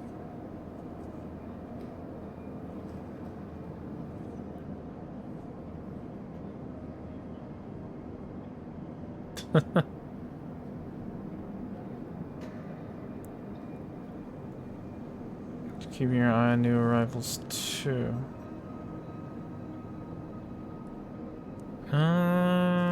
Okay. Let's explore.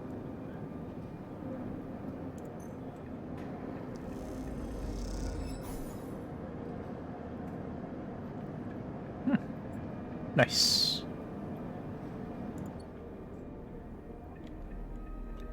Guess that's all we have for now. So I guess we can go back home and sleep.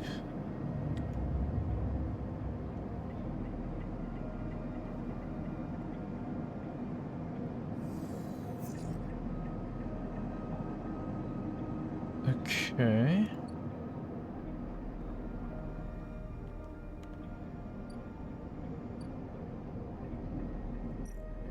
Okay, so just waiting for Fang's thing to be done.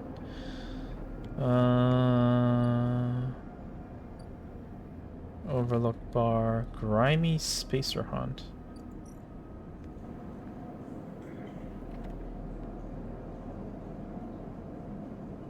So, meaning the only way you'll gain trust around here is with a stiff drink. Tala keeps some expired Solheim rations behind the bar for those weary spacers who ask why the Overlook doesn't serve food.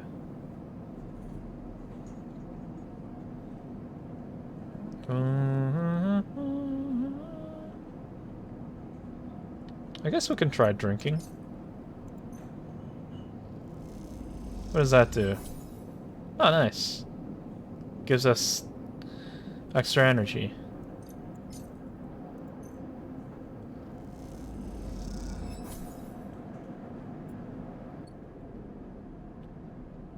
Gain energy by drinking alcohol.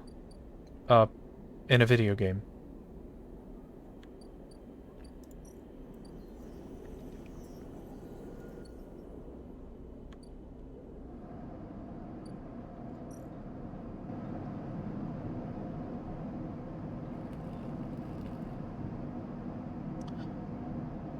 Let's see.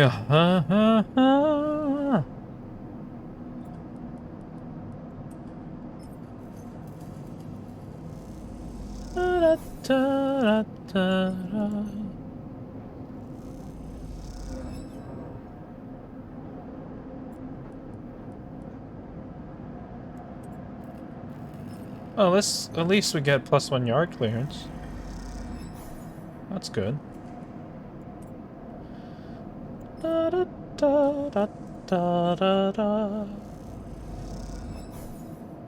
Da da da da da.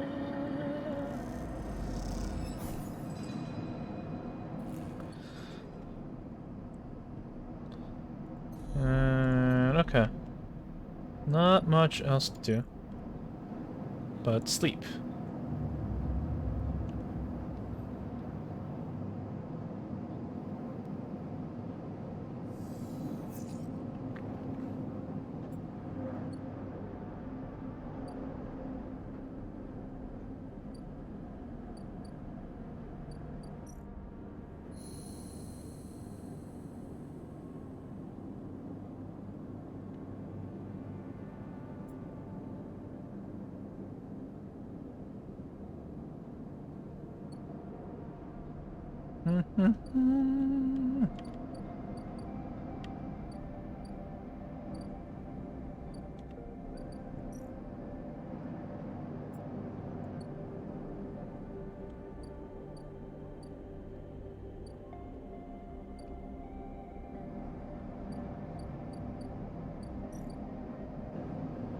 It's time to just keep investigating this stuff.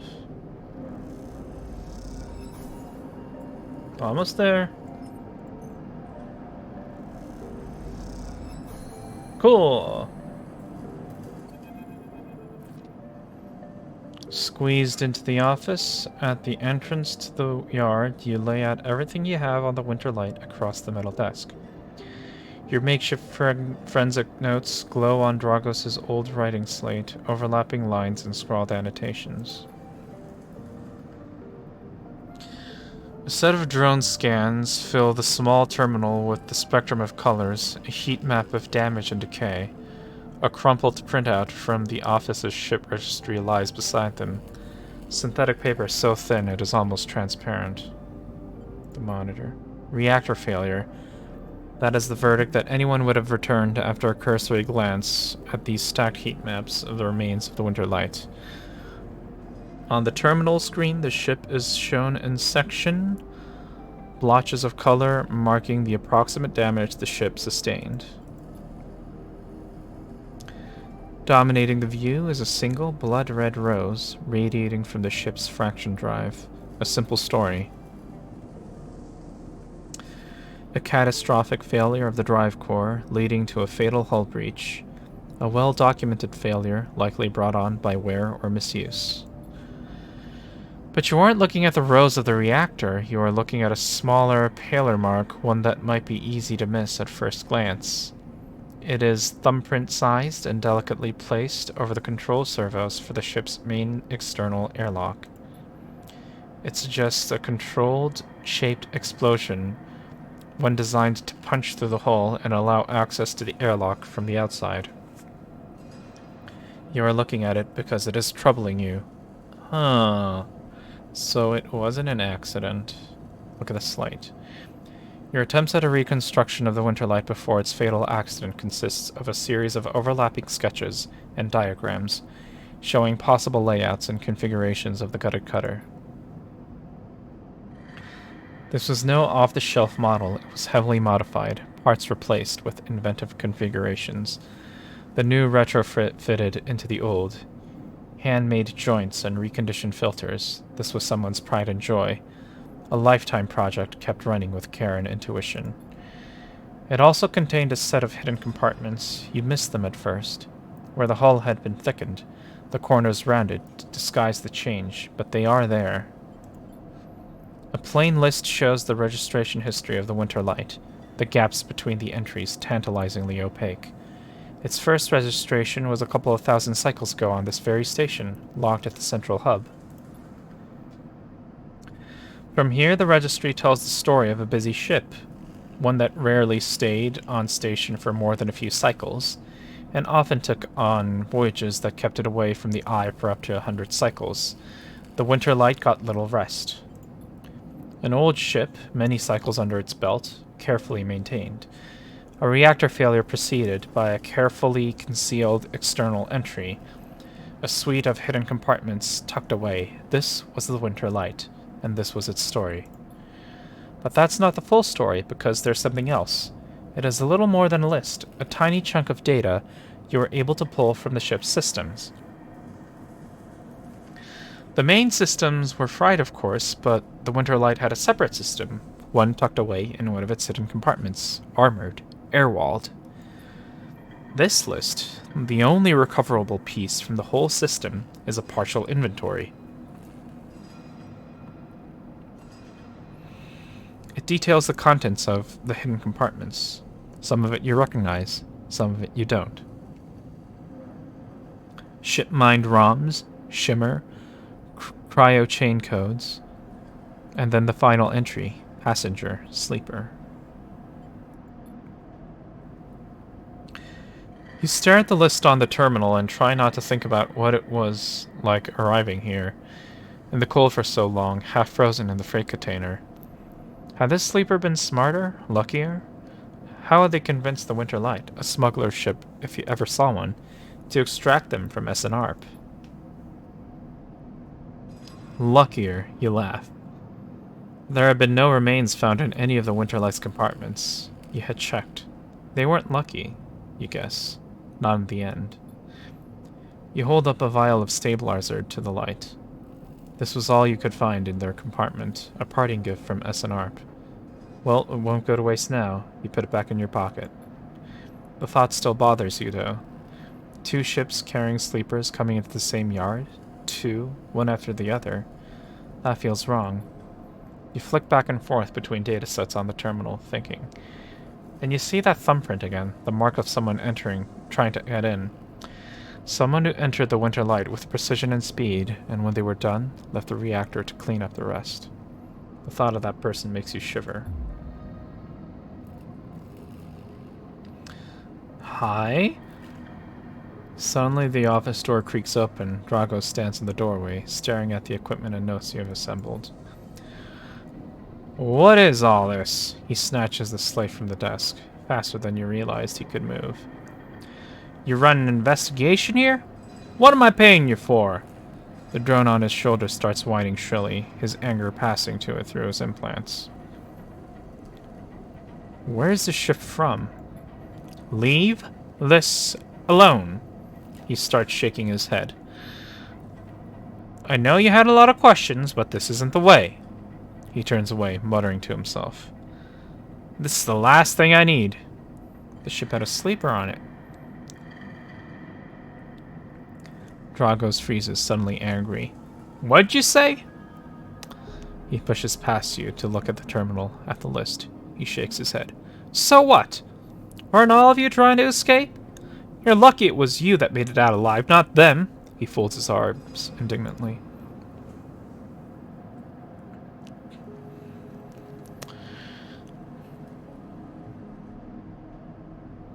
Drago seems to steady himself and then turns back to you, the heat map of the reactor failure reflected in his headset's glassy eyes. I've given you a place to stay. I've given you work. He stumbles over the words, unsure what to say. There's plenty others who would have sold you on, turned you in, but not me. No. I know. He softens. Look, you've helped me too, quiets the drone. I've done well by you, and you've returned the favor. Straightens up and clears his throat. But this obsession you have with the shit isn't gonna work for me. I can't have you making my clients nervous. I can't have you digging up whatever it is you're after. He sighs. You can't work here anymore. But I need the work. There's plenty of work to be had on the Eye. Salvagers need offloads in the Rotunda, and Yatagan are always looking for crew. I'm not the only show in town. Dragos reaches across you and flicks off the terminal. As the light of the monitor dies, a kind of eerie calm falls on both of you. Whatever this was, it is done. You made it. You made it out, Sleeper. That means you have to move on. Someone killed that ship and its crew. And you want to meet them? He shakes his head. We are done here. In the dark, Drago's headset glints, and you wish for a moment you could see his eyes and meet them. Maybe then he would understand.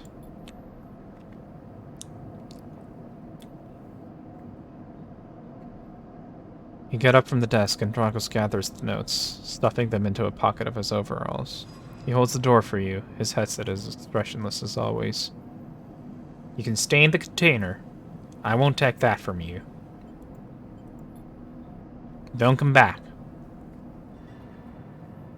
His voice is his tone is final, definite, with an edge of disappointment. You walk out of the office and then out of the yard, not stopping to look back. You leave the yard, thumbing the vial in your pocket, knowing that this, at least, guarantees you a little more time.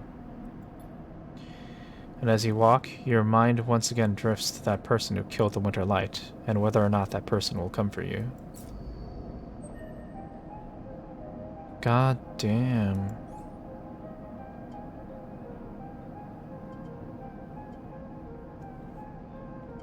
Alright, let's... because I only have 1 point. Oh, shoot.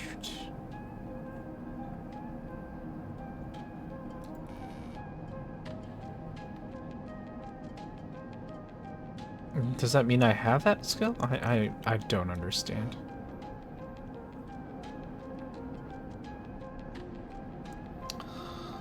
Na, na, na, na, na, na, na, na, na.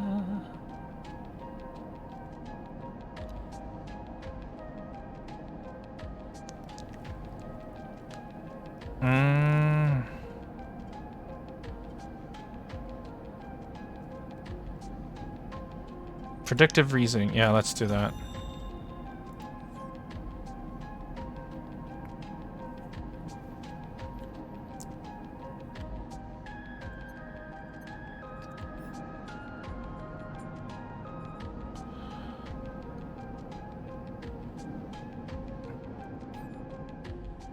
You know what? Yeah, let's buy the stabilizer as well.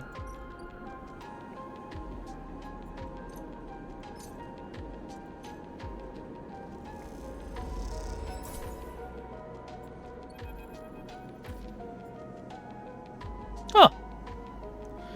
As you quickly leave the surgery, eager to be away from Toshiro's glare, you notice something wrapped around the stabilizer vial clutched tightly in your hand.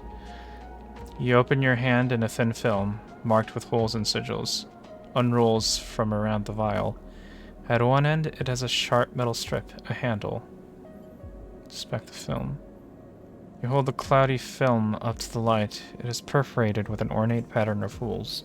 You can make out a word among the markings. Passkey. Is this an entry key for somewhere? Inspect the handle. The metal handle is worn and pitted, but you can see a set of numbers imprinted into it. 207F, and then crudely scratched into the handle at some later date, low end. For a moment, you consider going back to the surgery to return the key, and then quickly think better of it. Did Sabine want you to have this, or is Toshiro passing on a message? Time to head to the lounge and find out.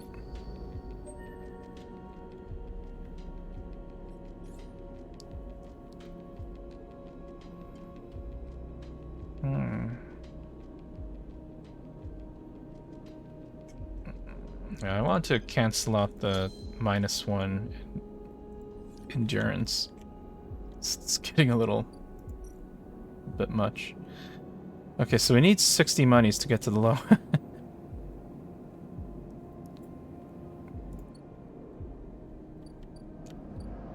So that's not gonna happen.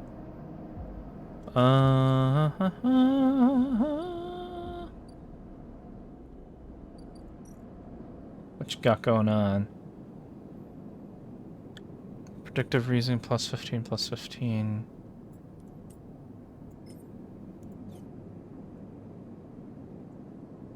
Was that positive and negative outcomes? So we'd get paid no matter what? That doesn't sound right.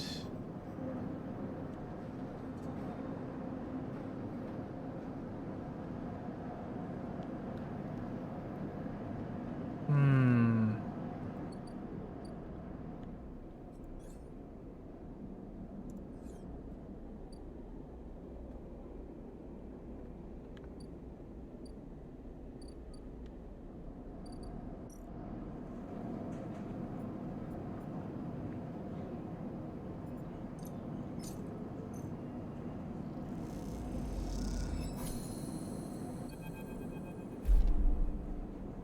The glass shatters on the steel bar beside you, and the taunts don't take long to follow. Hey, Haunt! The spacer calls across the little room. What are you doing here? He laughs at his own lame joke. Playing human? Ignore him. You hunch a little further, staring at the hundreds of tiny impact points that scar the bar's surface. A hand falls on your shoulder, but as you flinch away, it pats reassuringly. You freeze in place. Out!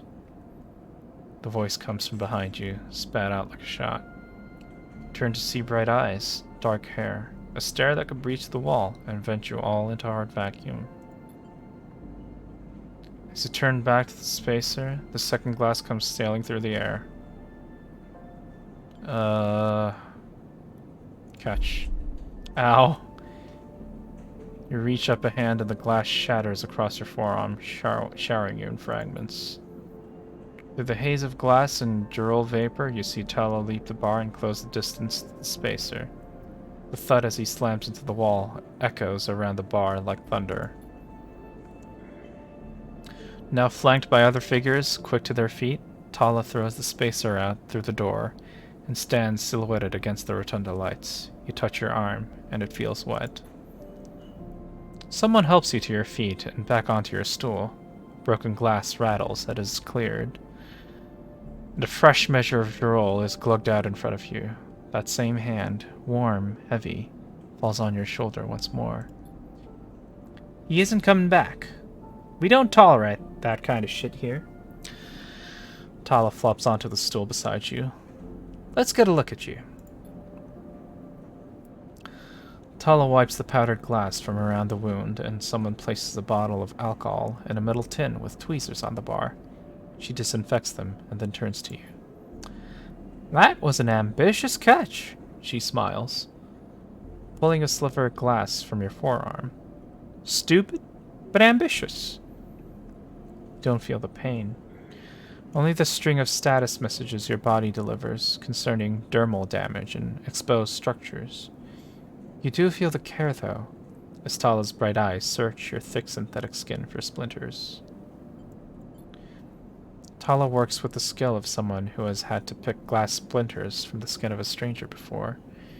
She hones in on each bright shard, all the time tapping the tweezer tips, in little rhythms that only she can follow. Tala smiles to herself.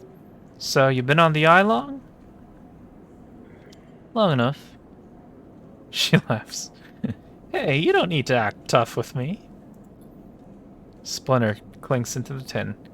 Not everyone is like that, idiot. We don't all hate you. She glances around. Some of the regulars, maybe they fear you, maybe they're just curious. I don't know. But I do know that the Overlook is a safe place. I know what it's like to be new in this place. Trust me. She meets your eye. I'm not trying to convince you of anything or separate you from your chits. I just want you to know that if you need somewhere, you can always come here. I know the rations we've got aren't much, and the company is, she leans in, limited. But if you need work, I'll happily put you behind the bar, and if you need shelter, well, we can discuss that. You'll be safe. I usually have Francis on the door, but he's up in the Greenway this cycle, haggling with our supplier. Francis tends to be particular about what we serve, even if the clientele isn't. She places her tweezers in the tin with a clink. That's you, Sleeper. Here. She slides the glass of Droll to you. This'll help.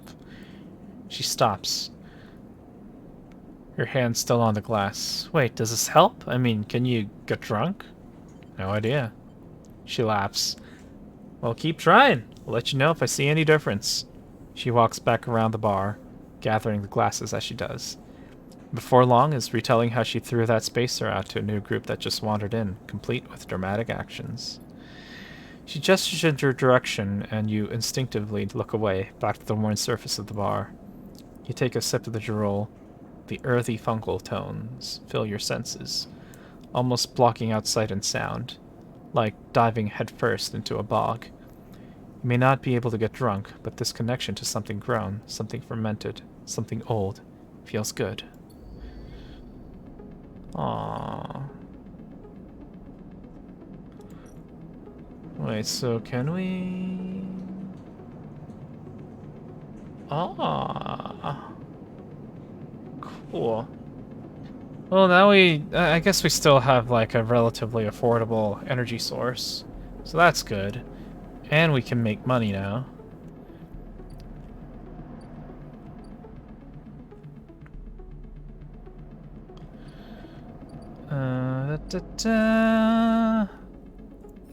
What are some things we can do? Build a ship mind. We don't have any of those fragments. Sailor tracker. We need to wait for Fang. Also wait for Fang. Get to know Emphas. Droll caps. Where do we get Droll caps? I don't know. But for now, let's make some money.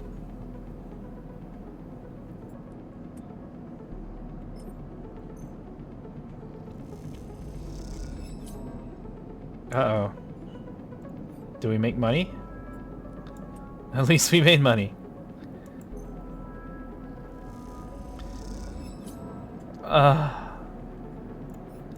That's fine. That's fine.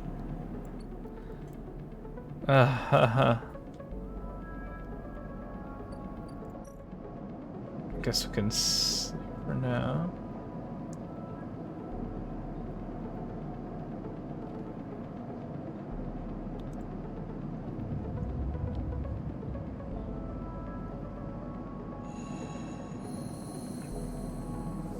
Ooh. We need energy. Energy, energy.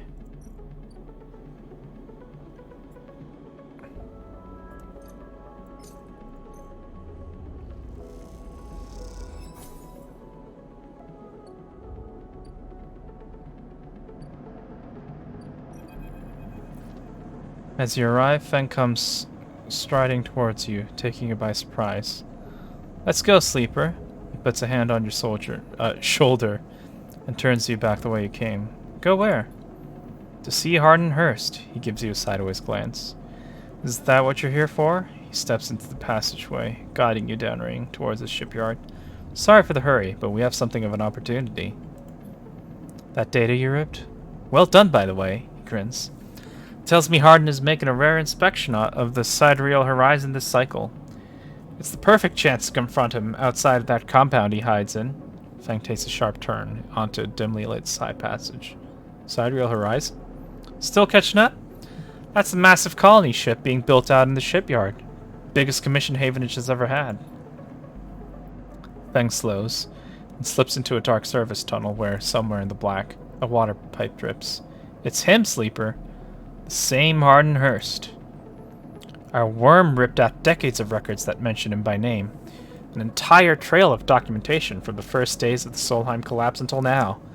He wrote out the whole thing, slipped into Havenage when it first broke off from the Union. He paces in the tunnel, a hand rubbing at the back of his head. I need you to understand something about Solheim, Sleeper. I don't know what you know about the collapse, but it wasn't as instant as it sounds. It wasn't like Solheim was here running the station one day and the next Erland's Union took over. Back then, Solheim knew this place was slipping away from them. As the palladium market collapsed, they tried to keep the contractors here working. The pay got smaller, the costs higher. People like my parents are forced to work non-stop just to keep a berth on the station and water in their tanks. Solheim squeezed every last worker until the mistakes, the accidents, were coming in non-stop. And as new waves of contractors came in, desperate to work, Solheim welcomed them, taking bribes instead of checking pilot licenses. The whole time, Solheim was folding up, dragged into court cases in the central systems, while this severed limb of a station still desperately tried to take all it could. The riots came after the collision at Dock 2. A young pilot, his MEV overloaded with palladium, miscalculated his trajectory and took out a section of the ring. Hundreds died. Thousands panic. My parents told me people were terrified, and the blame fell squarely on Solheim.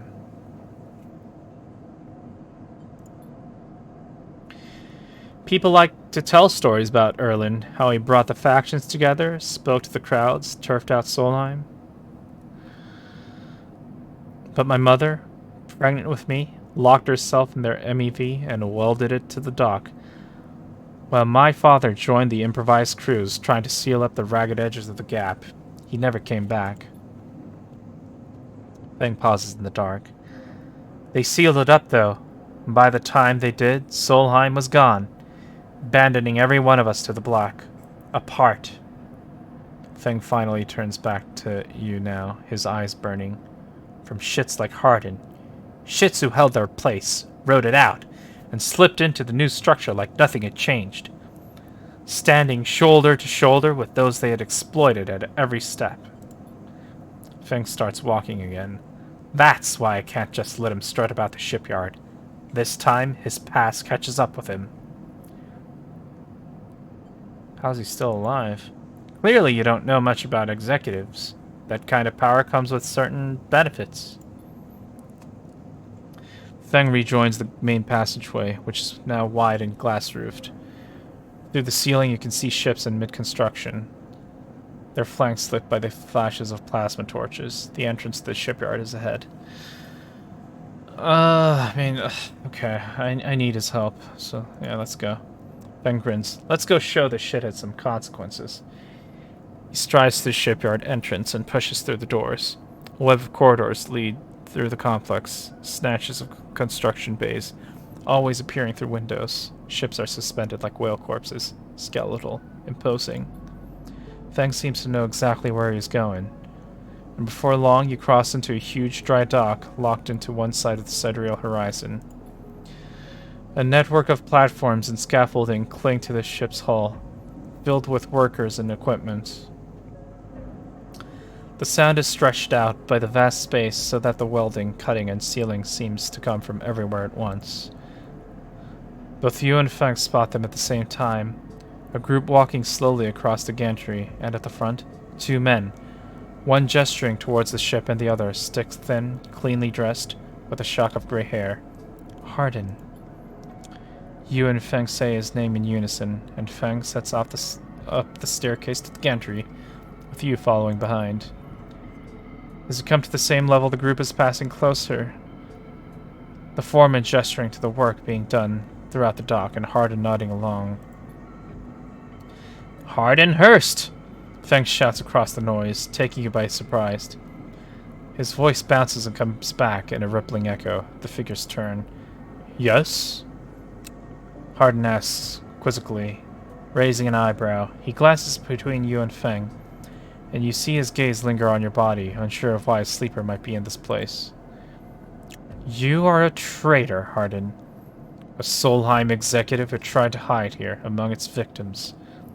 Feng's voice is steady, strong. You stand for everything the Eye was rebuilt in the shadow of.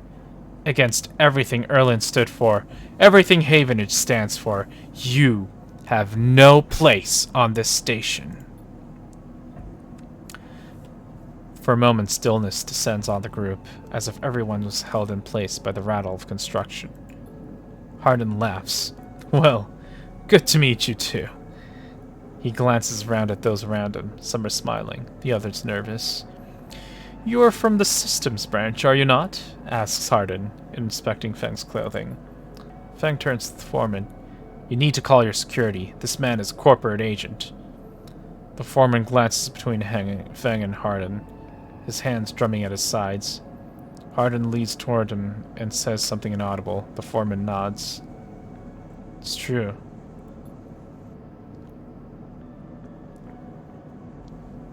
As he begins speaking, Hardin turns his attention to you. And what would a sleeper know about that? You accuse me of being a corporate agent. What are you, if not exactly that? He looks around at the group, who are already eyeing you with suspicion. You are a product of SNARP. You have no place in a Havenage shipyard. Who knows what signals you are sending back to your makers? A murmur of approval runs through the group. Feng holds up a stick of memory. You guessed right. I am systems. And I have records that link you directly to Solheim right here. He turns to the foreman again. So once again, I am asking you to take this man into the custody of the shipyard. The foreman remains still. Hardin's voice is calm, measured. If you have such data, why hasn't it been submitted at a members' meeting for proper review? He shakes his head. I have nothing to hide. Unlike a man who does not announce his name, who enters my shipyard with corporate property in tow, and tries to turn my own men against me. You hear it now, the echoing sound of boots on walkways, coming from all angles at once, and then settling behind you. Please, says Hardin. Submit the data through the correct channels, then we can talk. For now, however, you must leave. He gestures behind you to the security detail, their hands on boxy black sidearms at their sides. Feng spits. Hardin, you shithead! You can't wriggle out of this one! A security officer draws their weapon and levels it. Feng turns and stares him down. I don't want the fight to happen, Colin. You look at Feng. He shakes his head and puts a hand on your shoulder. Let's go, says Feng.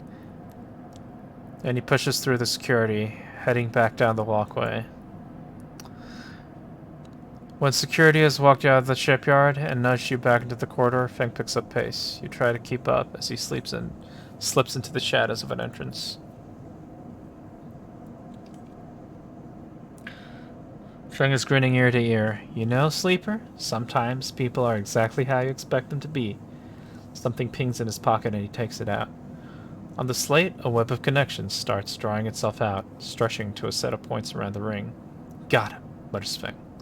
What's that? That, Sleeper? There's something your worm added to Hardin's personal slate. We are tracking his outgoing messages. Feng's grin looks ghostly in the uplight of his screen. The old ways are best. Spook them good enough and they'll give the game away. He jabs at the slate, and you see the web is being drawn over a map of the ring. Lines bouncing from point to point. All these dots, these are Hardin's buddies. The ones he's messaging right now. And we are going to find them all. That was on purpose? Of course. Hardin isn't working alone. We need the full set or nothing. Ben glances around and slips the slate back into his pocket. Better split for now, Sleeper, but it's exactly what we need. Good hunting. The pat on your shoulder, Feng drifts away, back into the flow of people around the shipyard entrance. You watch him go, unsure whether to be angry or impressed. What about my tracker?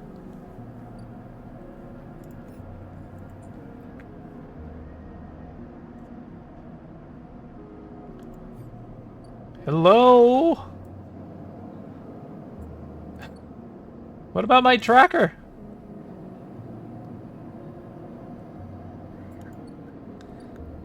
Motherfuck!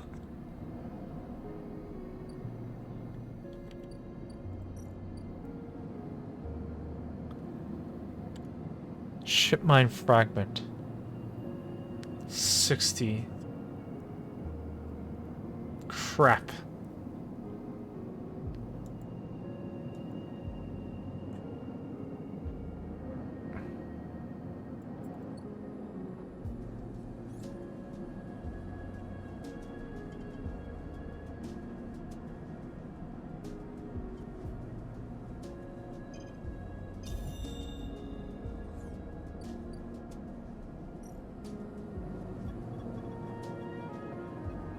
No.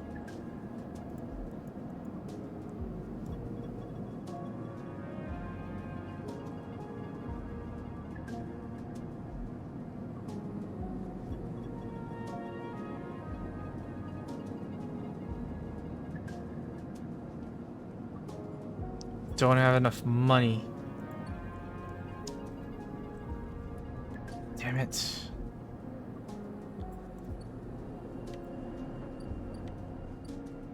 What can I do? Overlook Bar, Rotunda.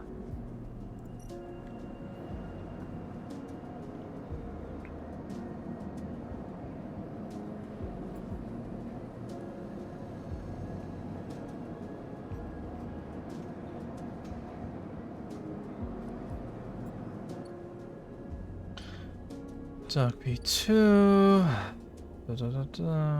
Data.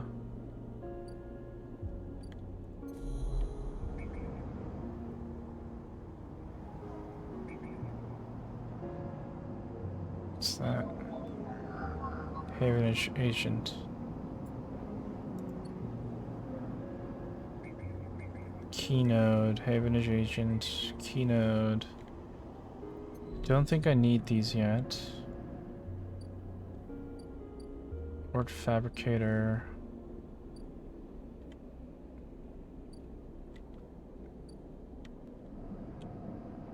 I guess all I can do right now is work then. Plus 15 cryo. What about at the shipyard? Can I do anything here? Plus yard hand.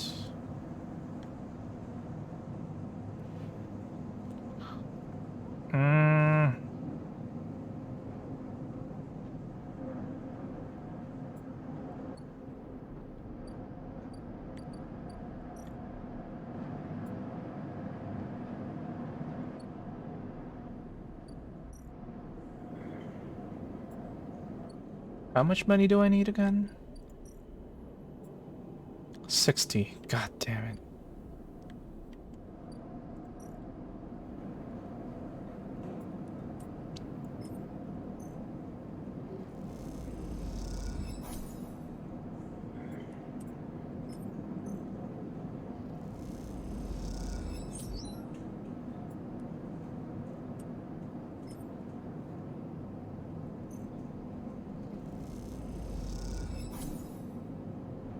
Okay.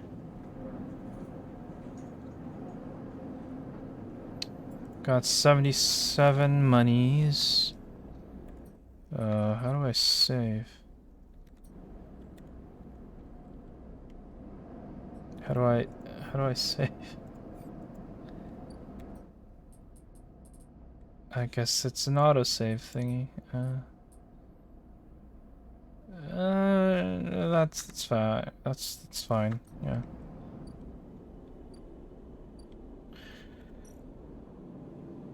Some spaces called blah, blah, blah.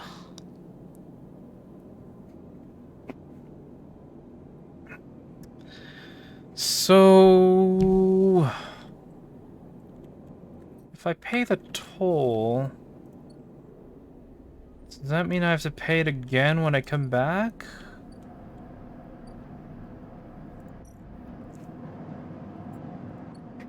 That's a little annoying.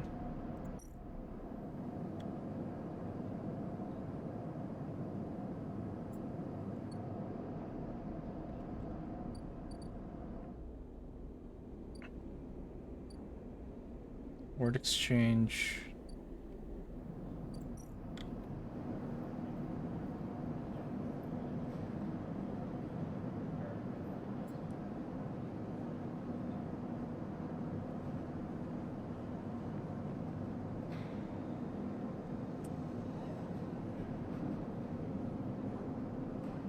So, like, what do I gain from this?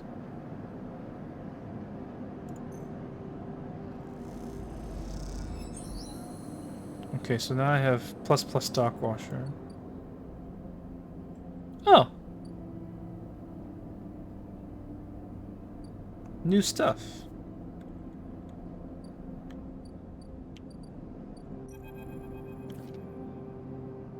Hey, you want to earn a chit? a chit? Akita stands beside a huge pile of tied together whole plates. She stretches out her back, her shoulders bulging beneath her flysuit. Make two. Goddamn station. She sighs and pinches the bridge of her nose. Alright, come here then. You cross the docking concourse as she begins to split the plating in two bundles. What is it with this place? She asks as she angrily lashes the massive plates together. Everyone wants their cut. She straightens up to an imposing height, her armor plates creaking, and looks you up and down. Or is it just that you all think I'm an easy mark? We all need to survive. Akita softens. I get it, I do. She shakes her head, but if I could go just one cycle without some jumped up grifter trying to take me for an idiot, that would be nice. Akita hoists one bundle of plating onto her shoulder. Come on then, enough chat. You gotta earn those shits. Struggle to shoulder the plates, but you do eventually. Akita gives you a look. Ship's this way. She sets off down a gantry at impressive speed. As you catch up to her, she turns down a passage, pushing through a small crowd of stevedores. What's all this for? Oh, this? She nods at the plates on her back. I'm building a treehouse. She gives you another of her looks. It's for the ambergris, that cutter you might have been sitting silent out there. She rapidly turns up another corner as you trail behind. She got cut up pretty bad on our last job, and I had to moor up here for a spell. But since then, it's only gotten worse. Someone got in and sliced the core from our ship mind, so now she's gone dark. She sifts the panel on her shoulder. The upshot is that I'm a short one ship mind with a ton of repairs to do. The rest of the crew signed off the moment they got wind I'd been stranded. So yeah, it's been a time. Anything I can do to help? I don't know, got a ship mind tucked away on that frame of yours? For a moment, you aren't sure if she's serious. Anita swings the plates from her back, almost knocking you over in the process. This is me. She hauls the second bundle off your shoulder. You're the first person I've met here who might actually be considered helpful. She pauses, chewing her bottom lip. Look, you want to help? Come see me. I need the hand putting Amber back together, and you don't seem like the type to try anything stupid. She passes the bundle of plates through the ambergris's outer lock and then turns back. Just don't go spreading all this around. Akita throws you a couple of chits. She gives you a parting nod and ducks through the doorway. Alright, get out of here, she calls back. The lock slams shut. Literally too, huh?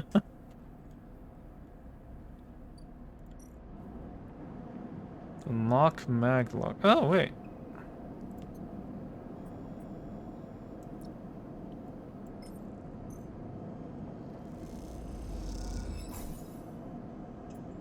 Interesting.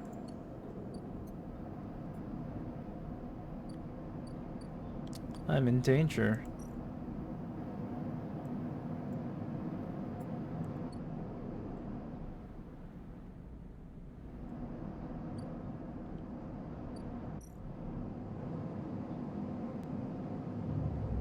I'm in danger. The hunter is on the way.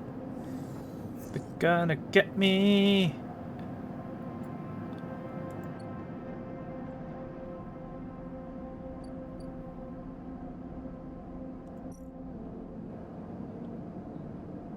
Rewire drones.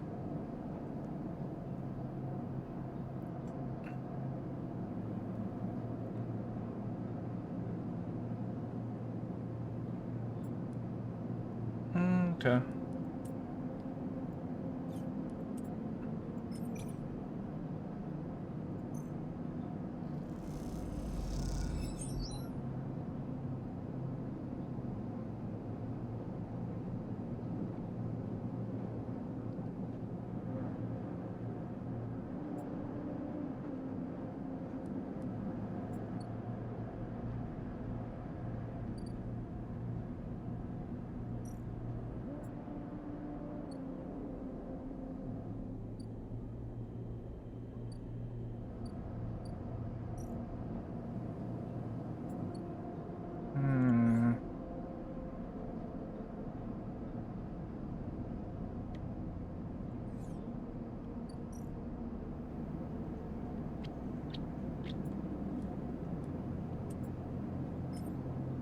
Oh, thank you for that, Pat's Legacy. What do we have here?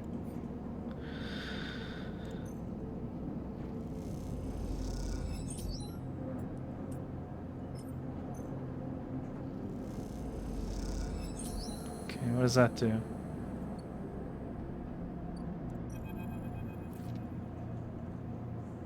Jewel slides from the bottle into the lumpy recycled glass.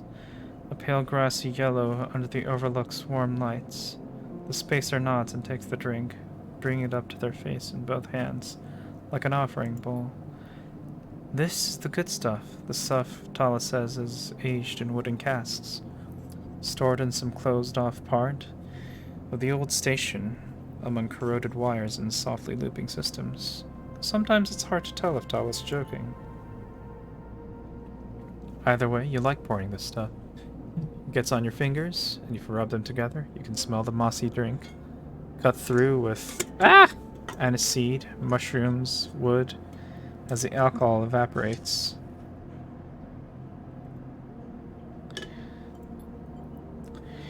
You like those who order it too. The aged jewel is kept beneath the bar, open to order only by those who know it's there. Like the quiet spacers sitting at the bar right now. They're far enough away that you can freely watch them as you close the bottle and tuck it beneath the bar.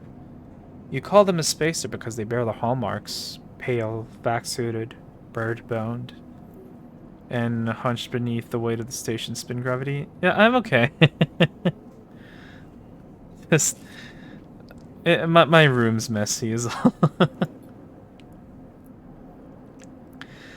But the closer you look, the less you see a type.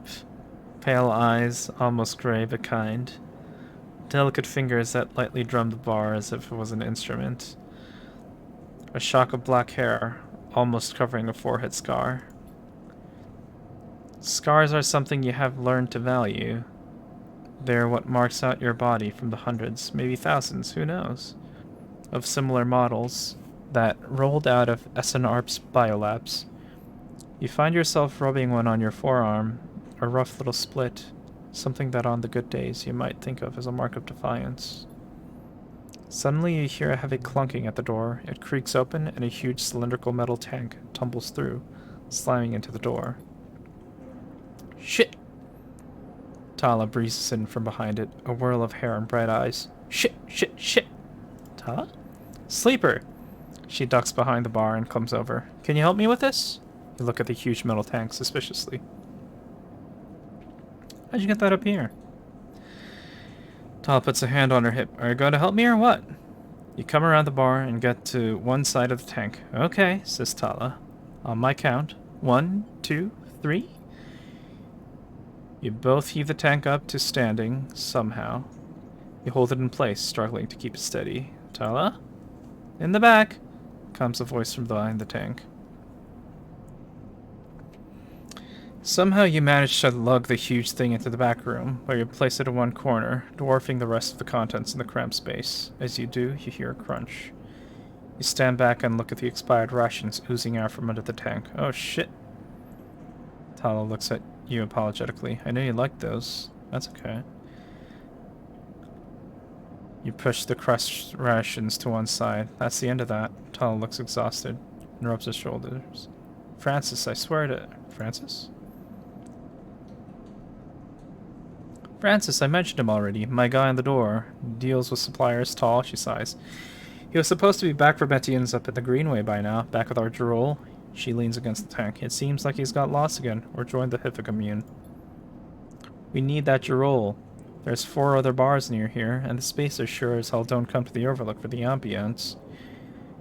She looks through the open door to check if anyone can hear her. She knocks on the holotank. So I'm taking matters into my own hands, she smiles. Welcome, sleeper, to the Overlook Distillery. You look around the dank back room. Need some work. She picks at some paint flecking from the metal walls. Well, I might need some help, though, she shrugs. You up for it? She knocks on the tank again. Could be fun. Happy to help. Okay, she grabs you by the shoulders. I'm excited. She turns around and looks at the tank. I reckon we chop this thing in half. One half for fermentation, the other we turn into a still. We'll also need to gather the ingredients.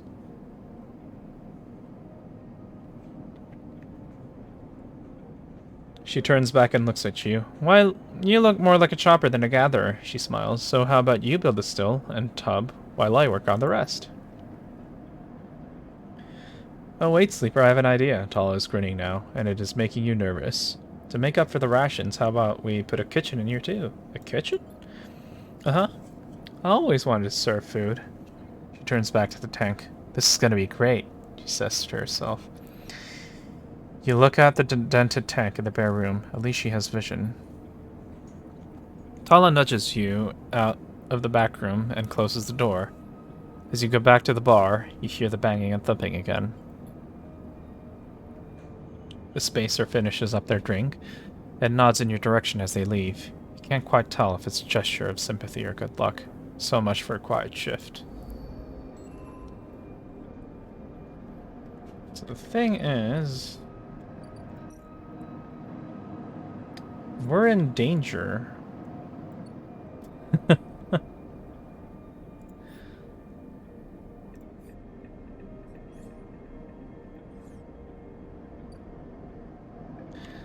So,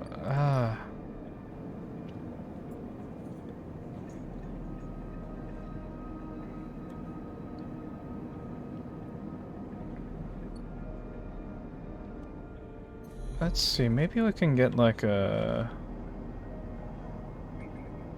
Where is that thing that...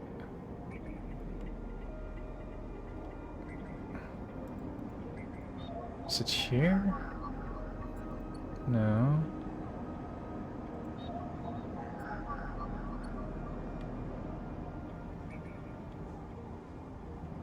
There's like a little node that needed a lock or something. Just here? No. No, whatever. I think we're in danger. So we might need to move on to the next area.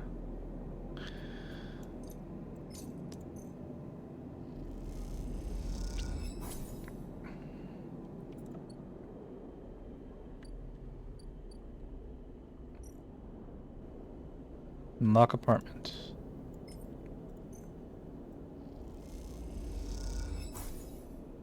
Nice.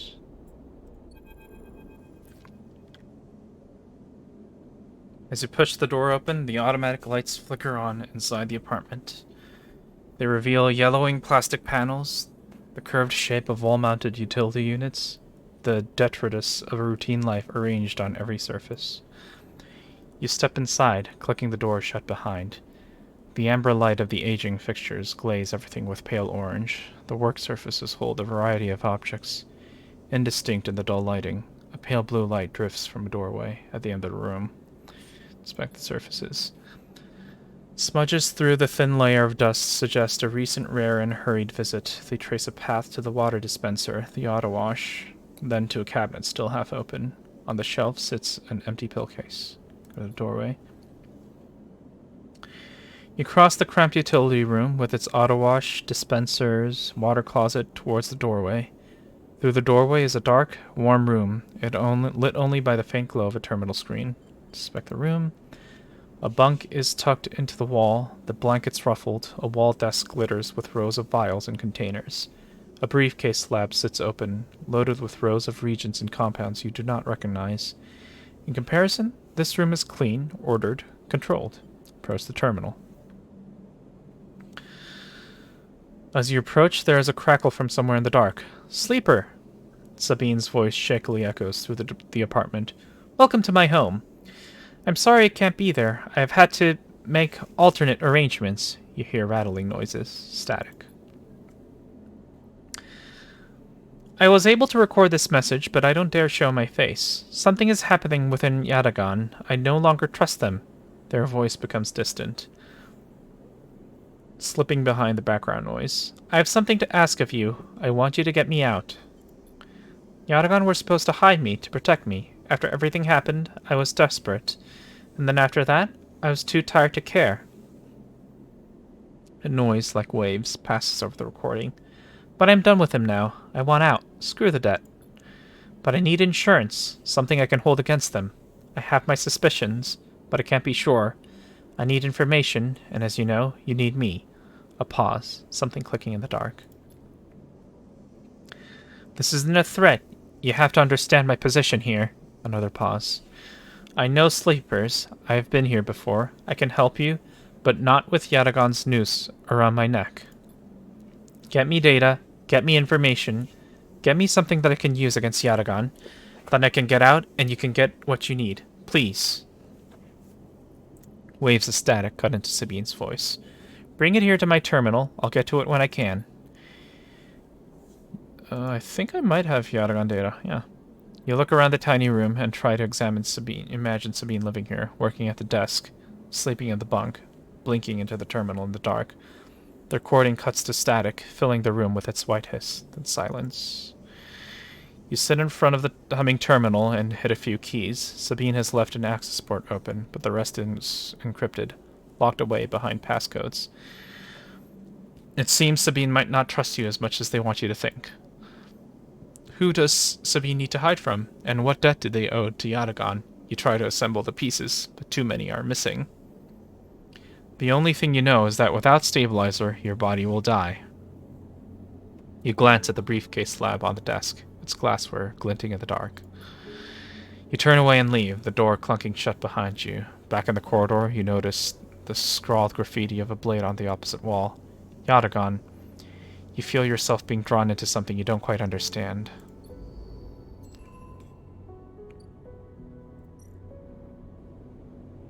So I can't sleep here. Damn it.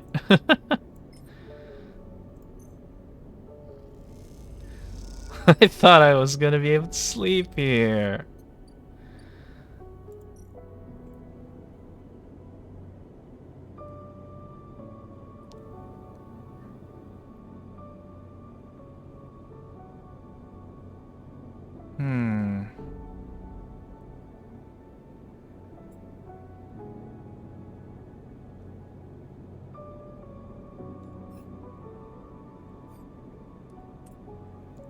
Well.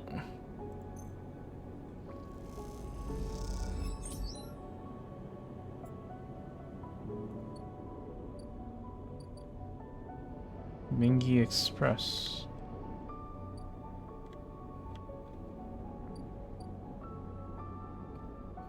Am I gonna die?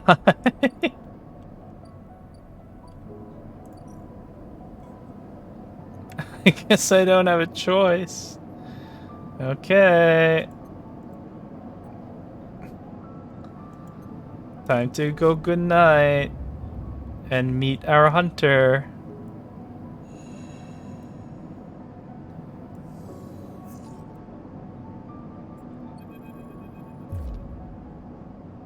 Oh, fuck. Hold it there, sleeper, comes a voice from behind you. Don't you run. Good, good. A hand pats your coat down. You know your master's voice. Ethan spins you around. He's wearing a wide smirk and a slick jacket, and you immediately know he's terrible news.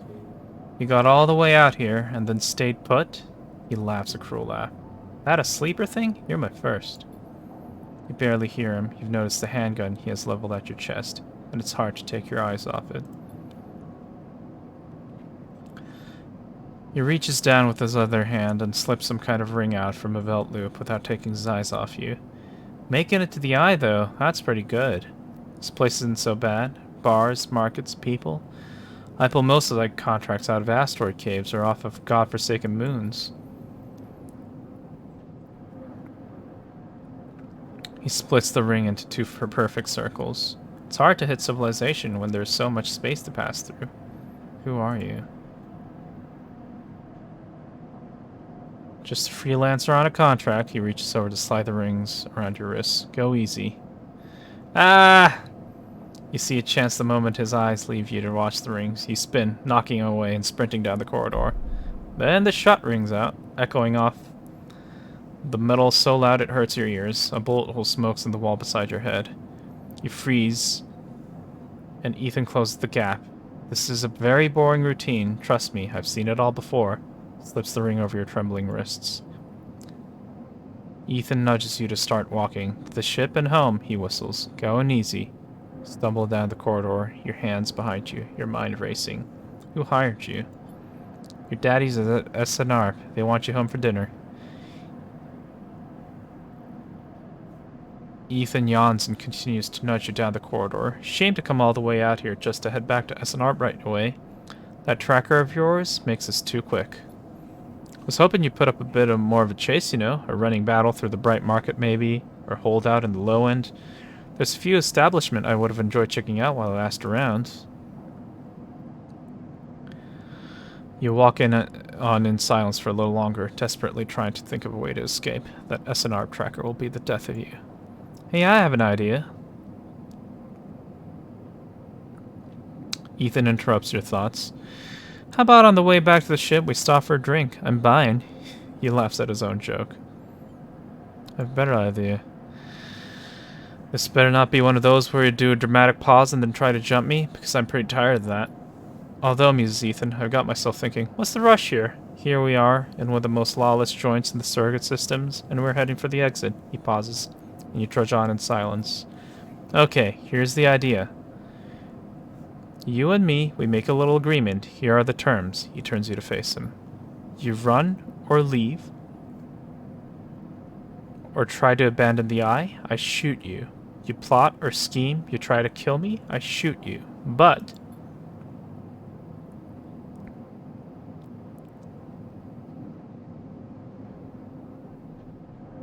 you come meet me at an establishment of my choice every few cycles, and you pay my tab, I don't shoot you. He pauses. You don't pay my tab. He rattles his handgun. You get the idea. You get it. Okay then, that sounds to me like a deal. He stretches. You know, I really thought I was gonna have to kill you, but this is so much better. He clicks something at his belt, and the rings release from your wrists. I'm gonna see if I can find my old stool at the compressor club. Come see me there.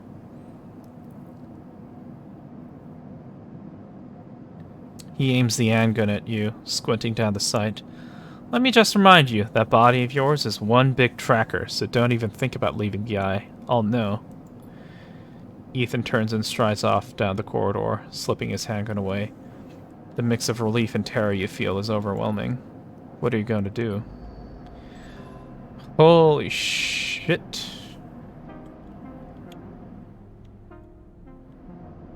Feng, what the fuck? You're supposed to help.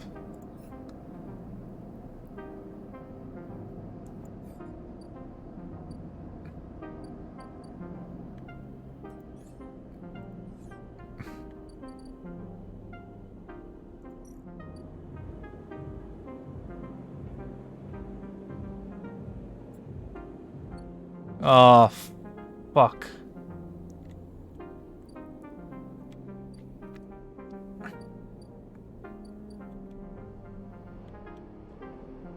It's over here. Founder's Gap.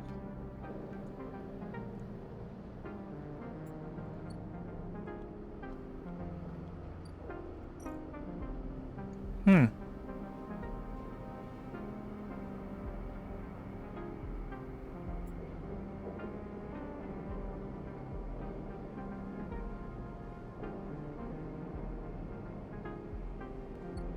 Okay. Oh, I need to eat. Fuck.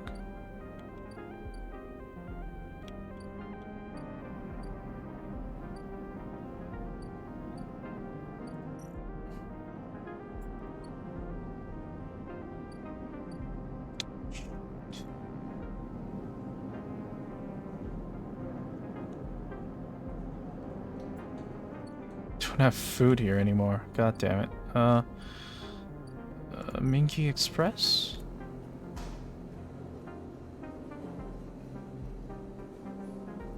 Noodle manufacturer. Oh, that's good.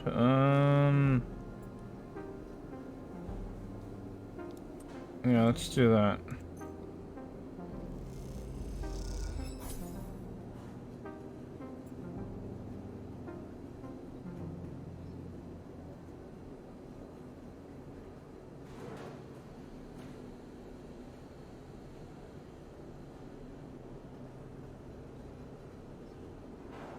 Hmm.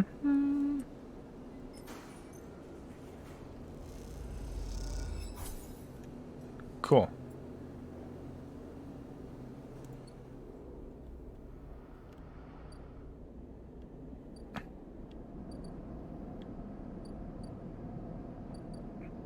Sealed dock. Frickin' hell.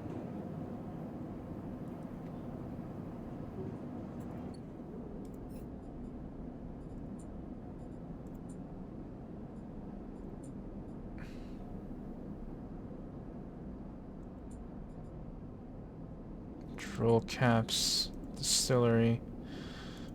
Let's see.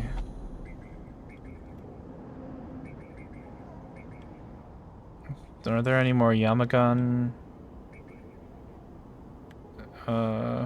agents? Or Yatagan? 1 or 3? I don't have either of those. 1 or 3.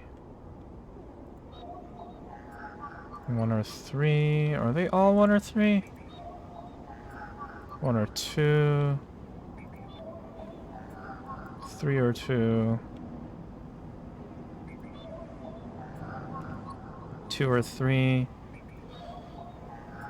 2 or 3. 2 or 3. Okay.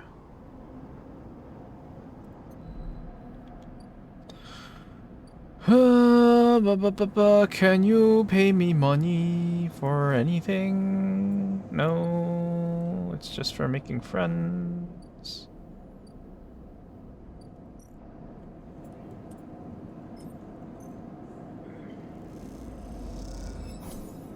Because that's the most reliable way to make money here, huh?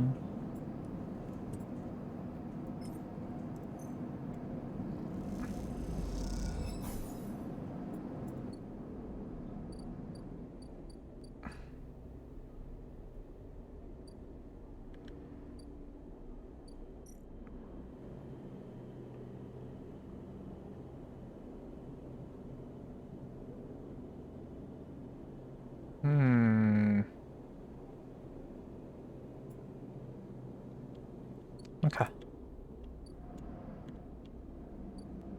Guess that's all for now.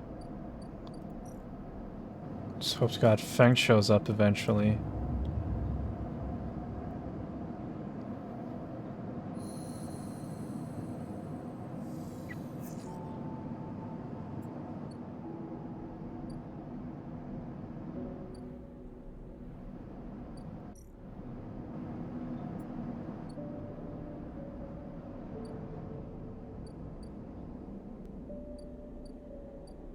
Maybe he won't.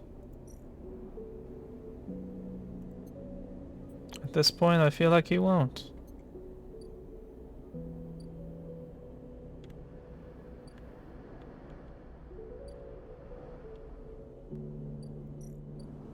Do I make money for working here? Express delivery, 13 or 4. What's the pay here? 15.10.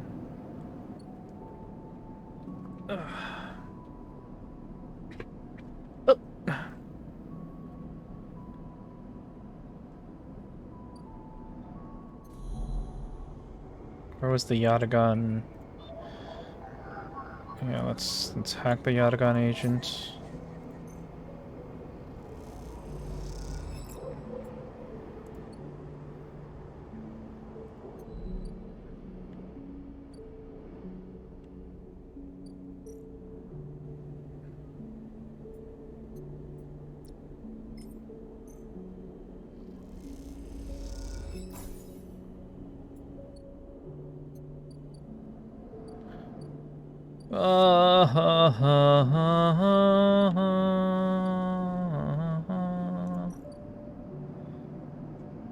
Okay, this...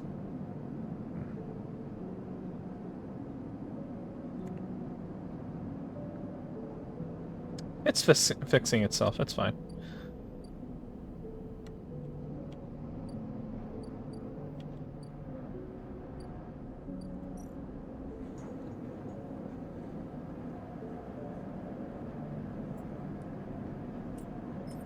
Work, work.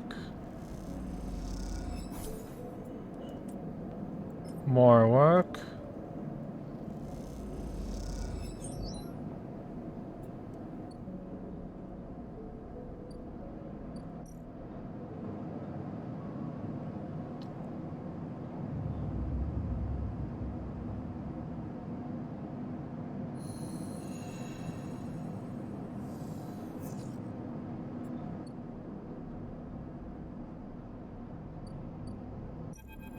Huh? It's more than a few cycles since Feng confronted Hardin, and the silence since has been noticeable. Your time with Feng, you haven't exactly found him to be reliable, but you did expect to hear the end of whatever plan he put into action. But if he won't come to you, you think as you approach the Havenage building, then it's time you come to him. After all, he did promise to fix your tracker, and you're getting nervous. As you approach the bay doors, you see them wide open, and light pouring out of the once dark room. Stacks of servers and terminals sit outside the bay, suddenly robbed of their mystery by the bright lit flood lamps. A figure in Havenage security fatigues steps out of the bay as he gets closer, carrying a stack of hardware. As you get closer, you see the security officer taping up machines from Feng's stash with what looks like hazard tape. This isn't good. You again. Hardin is there, leaning beside the bay entrance, so calmly that you barely notice him. He has a slate in his hand, an inventory of seizures scrawled across it. Predictable. Further evidence of Feng's collusions. You see another security officer come out of the bay and take notice of you. Where is he? Feigning ignorance, or perhaps just abandoned? Hardin shakes his head. I believe you should choose your conspirators more wisely. I almost feel sorry for you. Hardin pushes away from the wall and comes closer. Don't worry, Sleeper. We have all the evidence we need. A confession won't be necessary.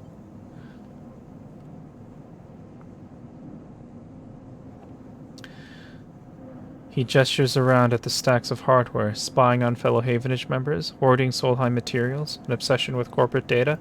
Speaks for itself, does it not? That was his job. And what would you know about jobs, Sleeper?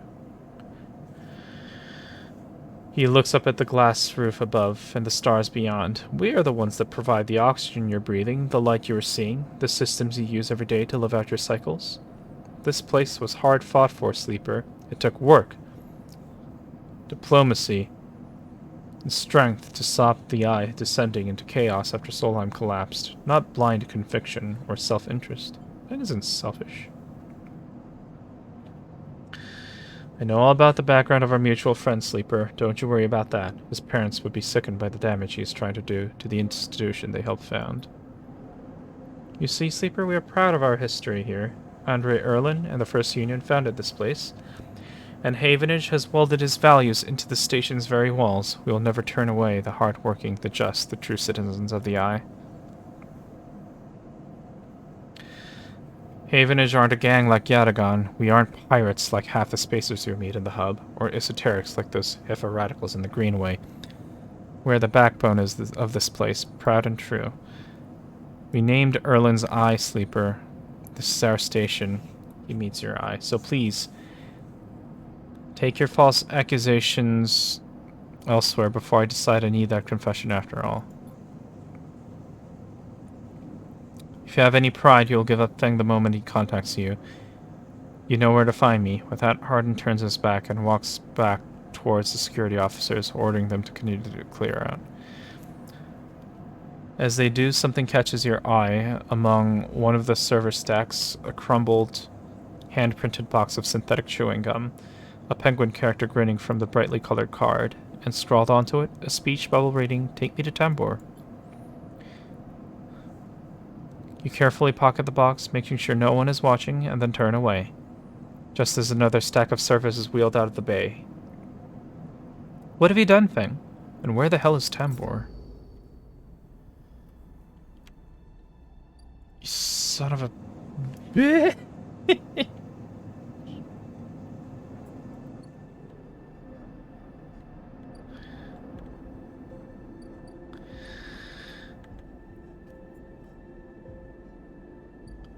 Oh no.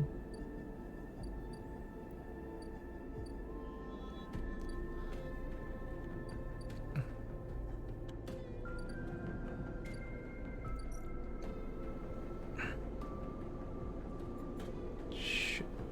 Shit. Shit.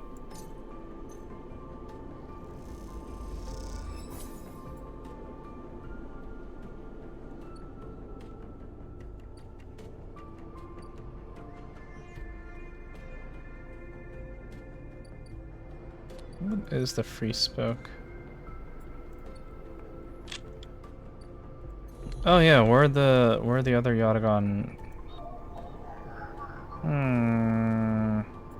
Nope.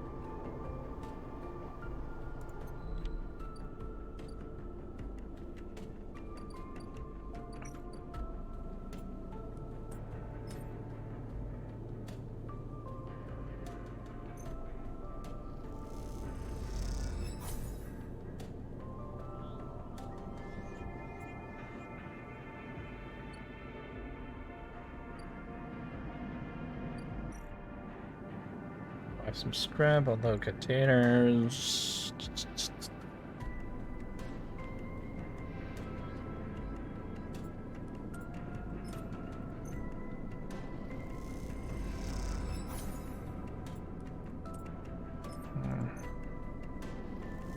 Gotta do all the work we can.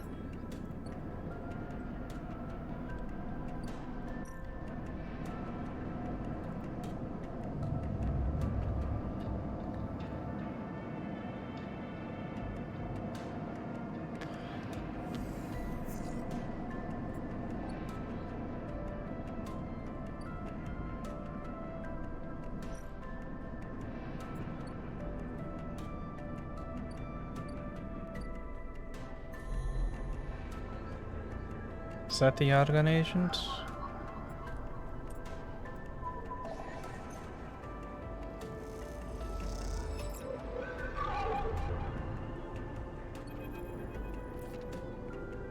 A glimmer in the dark catches your eye as the orb of the hunter's head appears in the distance. It is looking for you. Hide. You slip down into the ghostly structures of the eye, a feeling like passing through a cloud as their data structures deform and reform around you. Another glimmer catches your eye, closer now, that roving orb, wreathed in tentacles. It flickers, jumps once, twice, and then it is here. Hunter is here. Entity, submit to inquiry. Hunter reaches for you in that unpleasantly familiar way, its waving threads creating a cage. Struggle. You push against the threads as they close in, becoming frenzied as you push them aside.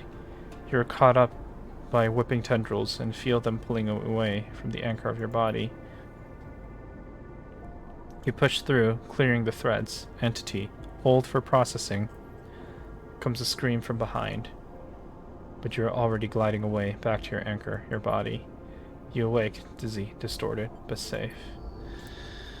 Oh yeah, there's the cyber cop dog thing. I forgot. Okay, let's upload the data. See what happens.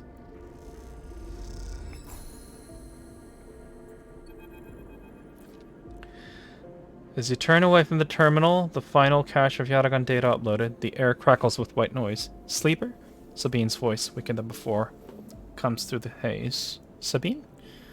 A sigh of relief comes through the layers of noise. The call must be coming in from somewhere on the station. This has to be short. I don't know if Yatagan are monitoring me. Their voices hushed. Distance. You try to focus on it. The data you've been bringing in from Yatagan agents, there's something in it I don't understand. A shrill howl rattles through the signal. This data is all gleaned from their implants, records of integration with their nervous systems, performance analysis, error rates, usage data. I installed many of these implants, and I didn't enable any of this functionality. Their voice dips under the level of the noise, like a swimmer slipping beneath the water. You listen to the waves for a few seconds before Sabine reemerges. Has to be somehow baked into their wetwares interface, and that's not all. The systems compiling this data are connected to some kind of transmission protocol. It's being broadcast. Why? Every Yatagan enforcer is equipped with black market implants, retinal enhancements, adrenaline boosters, pain suppressors. These implants are gathering data on themselves, on the enforcers' bodies, on their performance. Why? I can't tell. But I can promise you these foot soldiers have no idea this is going on. The background tone switches, dropping to a grainy rumble. If they knew, I don't imagine they would be happy with the situation. Yatagan could have a mutiny on their hands. You lean toward the terminal, straining to listen to Sabine's faint voice. I need a few cycles to put this all together, but this might be the information I need to pressure Yannick into releasing my debt. Yannick? He's one of the heads of Yatagan. They pause. It is better you don't know him. Keep it that way. Suddenly a banging echoes through the call. Sabine's voice is suddenly whispered, panicked. I have to go. Come back in 4 cycles. The sharp crack of a disconnect and silence fills the apartment. You step back from the terminal. What does Yatagan have to gain from monitoring its own members? You try to recall what you know about the gang, but you have little to go on. You think of Toshiro, Sabine's minder, his mere teardrop implants set below hard eyes. What data could they be gathering, and more importantly, where are they sending it? You reflexively rub your forehead, trying to think. Can you really trust Sabine? How did they come to be Yatagan's doctor in the first place? You think of their kindness, their care, but also that glazed look of recognition that they gave you when they first met you. That look stays in your mind as you slip back out of the apartment, glancing around as you close it up and drift into the corridors of the station, unable to shake the unpleasant sensation of being observed. Cool.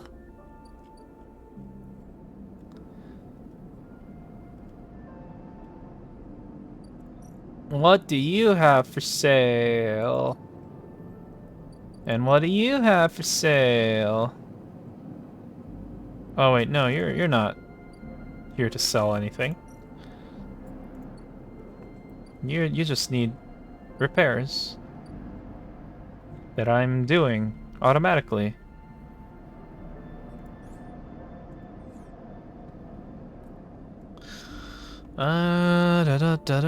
I'm scared of how much this guy's gonna make me pay. Hope to God it's not like a gazillion dollars. So I'm gonna work.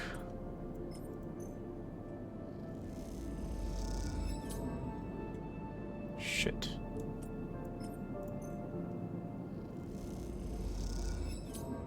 That's fine.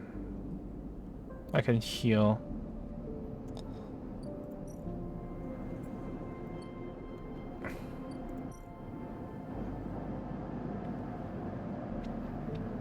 Maybe after this last turn.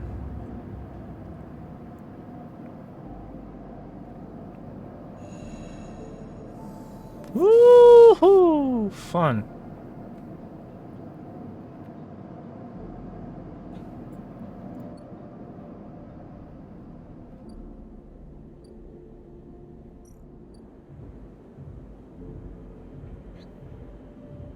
Oh, 58, okay.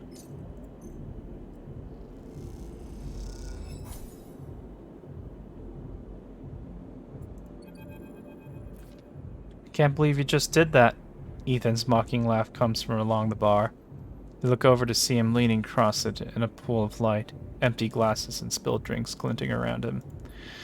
It's always dark in the compressor, but this cycle, the place is packed.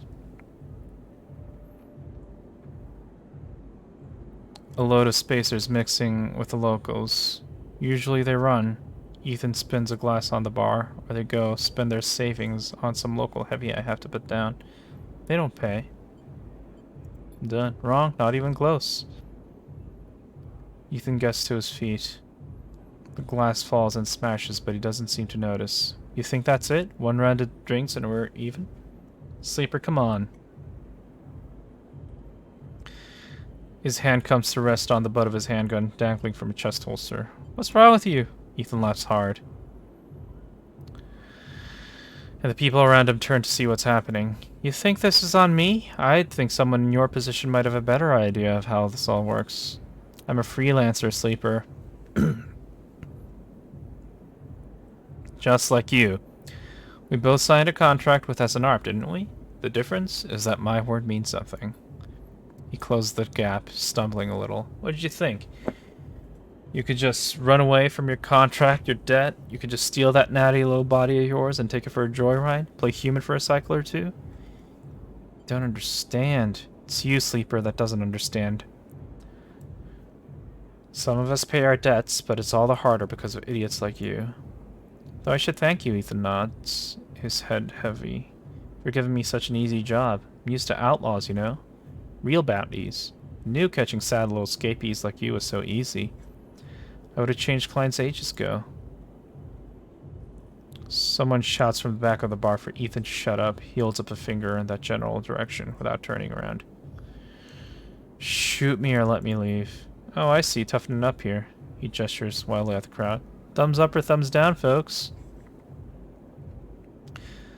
Most turn back to their drinks, no longer interested in this tired show. Ethan mutters insults as he walks back towards the bar. Ethan sits heavily back down on his stool and searches through his glasses for one with something left in it. The thing is, Sleeper, I can find you anywhere.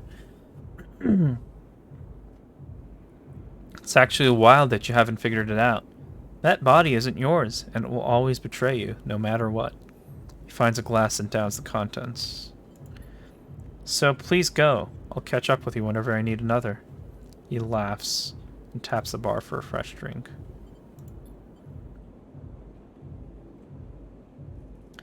You turn on your heel and are out of the cloying dark and the sweet stench of the compressor. You walk hard and fast down the walkway, anger driving your footfalls into the metal of the rim like hammers. God damn.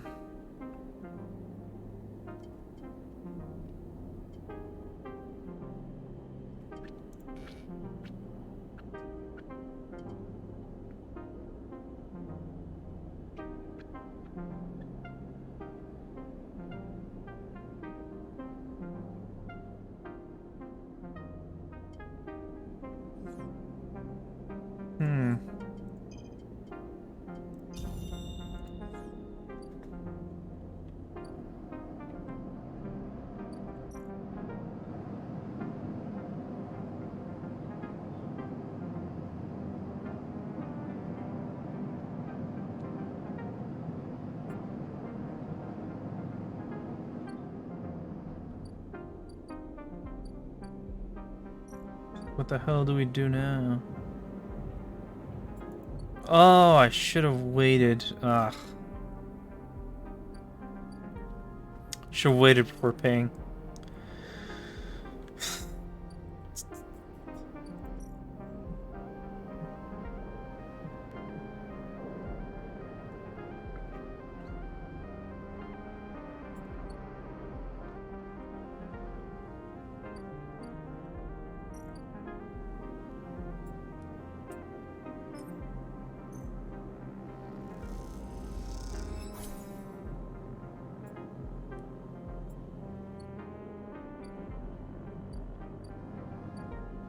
Okay, let's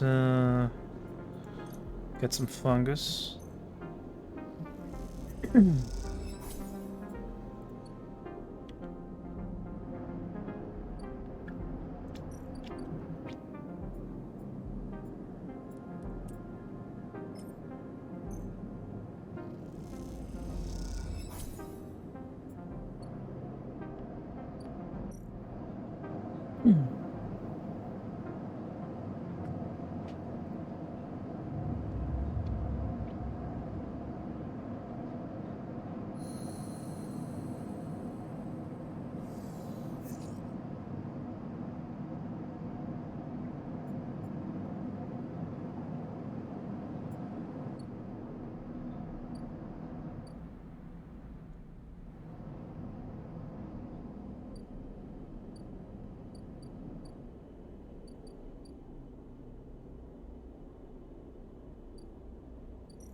going on here?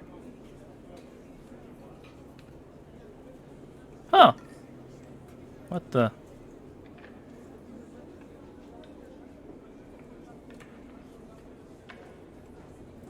Canned and gum box.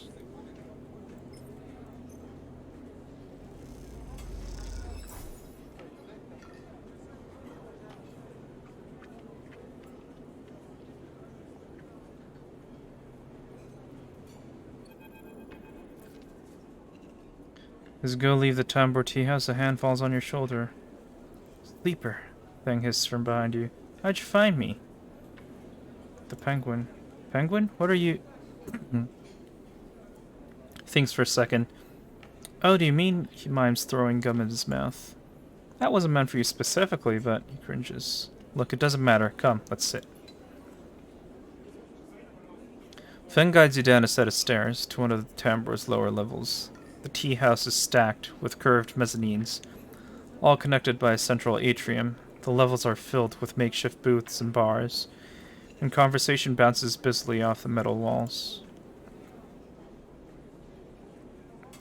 This place used to be a fuel tanker's main drum, hence the name. The tea house part is a bit of a misnomer, though. You can get anything Yai offers from this place, but real tea isn't exactly readily available. He picks a booth. It's self-fashioned.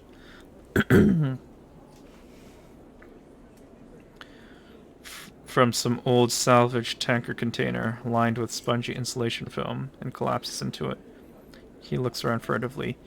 Don't suppose you've seen any Havenage types? They don't usually come out this far. What's going on? Well, I'm suspended, that's the first thing. And the second thing is I'm pretty sure Hardin wants to drop me off the rim of the eye. He grins. Doesn't bother me, though. It shows me we hit a nerve back there. He picks a scrappy hand-scrawled menu from the table and tosses it over. What are you drinking? What's the plan? Plan. He waves his hand. Let's order first. Feng is right. The menu is ridiculous. There's at least 10 different infusions, most of which you can't make out. But the paper is dominated by an extensive complement of esoteric alcohols and cocktails. Black tea is listed, without a price, as a seasonal specialty.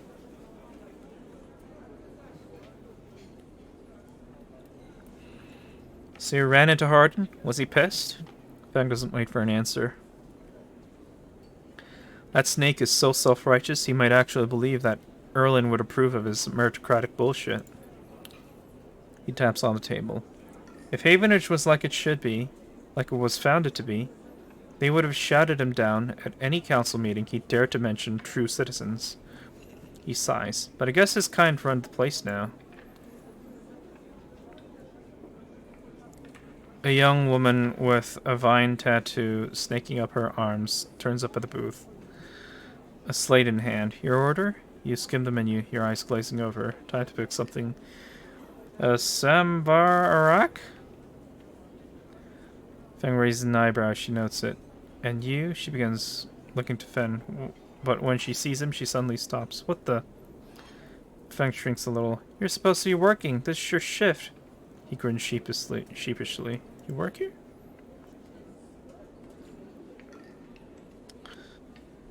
Feng waves you to be quiet. Look, Jenna, let's just say this is my break. My friend here has been through a lot. Jenna looks between the two of you. Feng doesn't look pleased. 2 minutes, says Jenna, pointing at Feng. And only because I don't want to get dragged into whatever this is. She gestures at the table and walks off. What? Feng stretches out in the booth. You know how it is. We all have to eat. Plus, he leans in. This is the best place around here to find a person you might be looking for. Who? Remember that web of connections that Hardin pinged the moment we confronted him? Those are his collaborators, and if we want to understand what a Solheim executive might be getting up to on the Eye, those are the people we have to find. Feng is almost whispering now. There's a couple of them I suspect are in the low end, and well, almost everyone in the low end comes through this place at one time or another. He brings a modified slate onto the table. I've set this up so that when anyone with the network signature I'm looking for comes into close proximity, it'll mark them. Once they're marked, we can break through their access protocols and get at the good stuff inside. We just have to find them first. Hence me moonlighting as a waiter.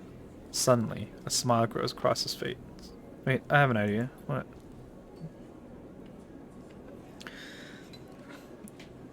Look, I can't cover enough of the low end on my own, and so far I've had no matches in this place. With two of us, we can cover more ground. How? Well, we need to get you out and about in the low end, in close proximity to as many people and residences as possible. And it turns out my friend Mingy needs some help with deliveries. As in Mingy Express? So you already know him. Perfect. Fang places a tiny receiver on the table. This connects to my slate and runs the same marking protocol if you get near any of our targets. So all you have to do is take some delivery shifts for old Mingy, and soon enough we'll have the place covered. Fang. Don't give me that. You think I like working here? And thought you could use the tips. He grins. We're in this together, right? Are we? Yes, you think Hardin is happy to have you wandering around the place? He might have let you wander off for now, but I'm sure he has his eye on you. This is on you, too. Fang slips his slate back under his clothes. Just head on up to Mingy Express, take a delivery shift, and we'll see what shakes out. Manage to find anyone and extract any data? Bring it right down here to me. They have me on double shifts, so I shouldn't be hard to find.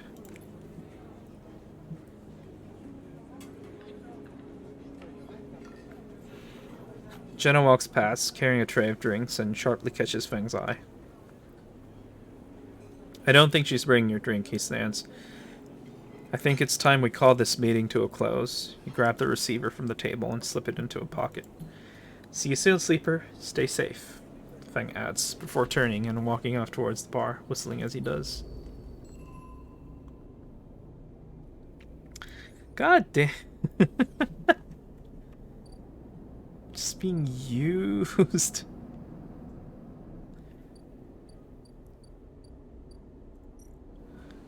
Mingy Express.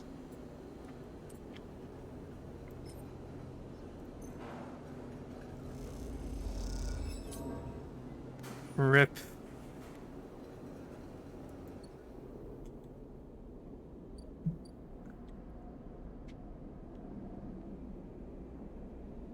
Oh crap, we need food.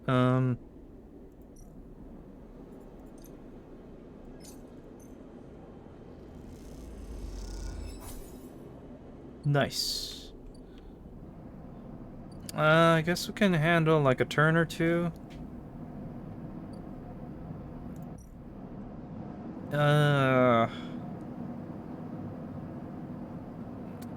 But I'm losing productivity. Let's just use that stabilizer.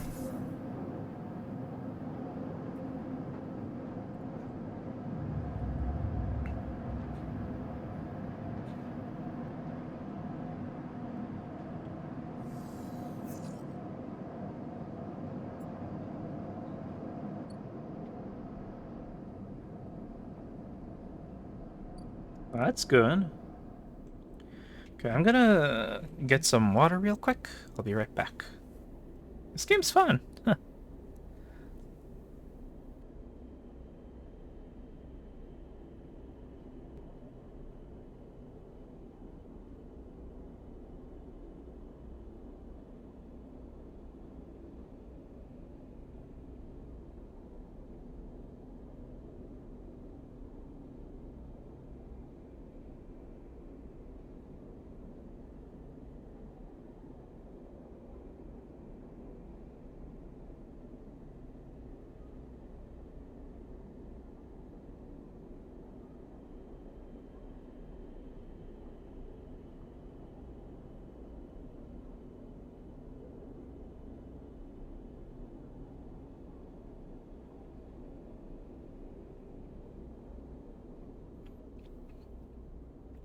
Ah, I have returned.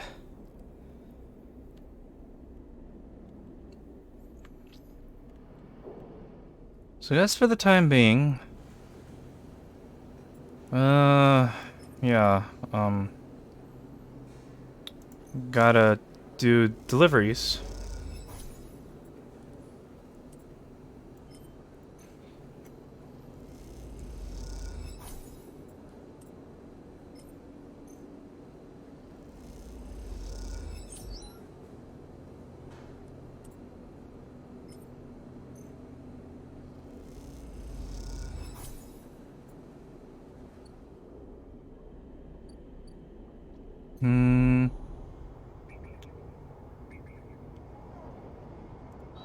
What are you? Another Yatagan agent?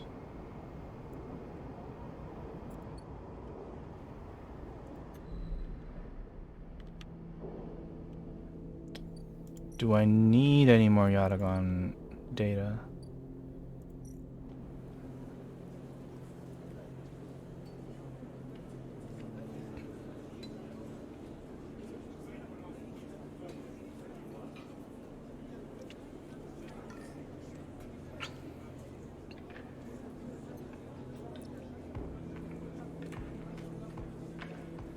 I mean, if I'm getting the money, well, I'll save it for later, in case.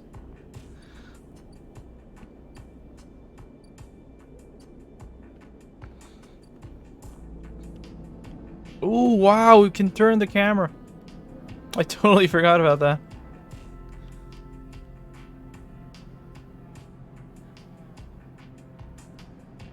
That is so cool.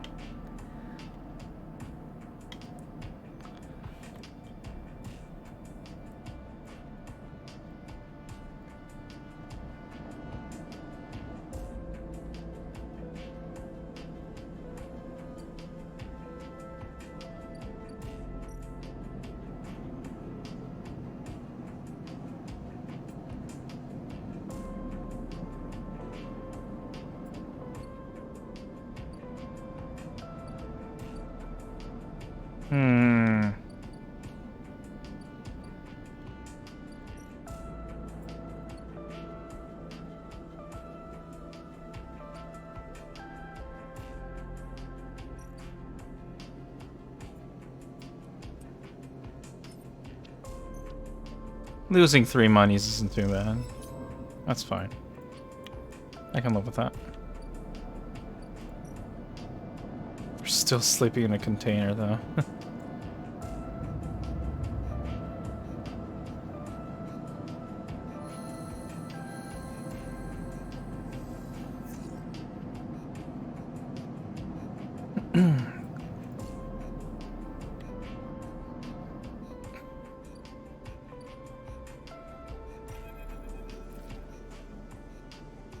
Four cycles, Sabine said, and here you are, right on time.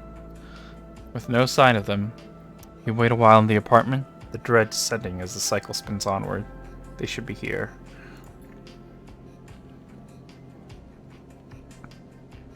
You check and double the terminal for messages or recordings. Nothing, just the pale glow, the silence. Check the door. You pace back and forth around the apartment, the rumbling of the station suddenly so present and loud. You go to the door and open it to an empty corridor. You close it again. You try to settle down, to wait. You sit on the bunk and stare out at the tiny room. Where the hell are they? A knock at the door. Who the fuck? A figure stands in the door, and immediately you know it is not Sabine. They are taller, sharper, and something in their face glints at the half-light. A dark shape, like a stubby baton, hangs loosely from her hand. Our local sleeper, good to finally meet you. She steps into the apartment, glancing around with sharp eyes. What, may I ask, are you doing here? She fixes you with a steady, unwavering stare.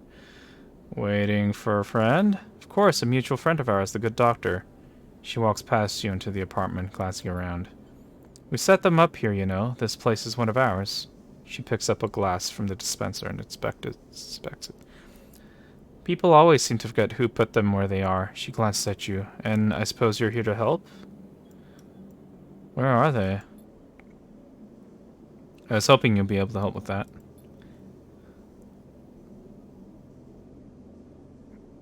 She spins the baton in her fingers by her side, her eyes not leaving yours. We have a problem, you and I. It seems our friend has disappeared, left without even saying goodbye, which means they're in a little trouble now. But it's the kind of trouble that you need help for, so I thought I'd come down here and take a look at our little hidey hole, and here you are, the help. She looks through the detritus on the side. And what help? A sleeper, no less, which I have to admit is a little surprising. It suggests to me that our friend hasn't been very honest with you either. What do you mean? Well, I'm sorry to report that before we got them set up here, Sabine was working for your owners, she pauses, SNARP. You blink hard at the news, unsure how to take it. Rabia looks away, waiting for a response. Prove it. Happily, she crosses into the next room, and you follow silently. She sits at the terminal and touches her baton to one of the access ports. Spark, then the terminal screen skips, encrypted folders emptying themselves before your eyes. In the flicker of files, you see SNARP letters and code forms, reports laden with medical data marked with their corporate logo, like the sigil of some cult. Rabia steps away from the terminal. Look all you want. Some of your files may even be there. The volume of documents is overwhelming, but they seem to be mostly reports on early emulation tests, surveys with sleeper candidates, reams and reams of usage data. If Sabine was an SNARP employee, why did they help you? Rabia reaches over and places a vial of stabilizer on the desk, breaking your concentration. It shimmers in the screen light, its viscous clear liquid crystalline within the glass. You'll of course keep up the supply. We're more than able to dispense important medicines even without the doctor. You hold it between your fingers, and for a tiny moment you have the urge to crush this object for the power it has over you. I'll ask Toshio to make those a little cheaper for you. He'll be running the surgery now.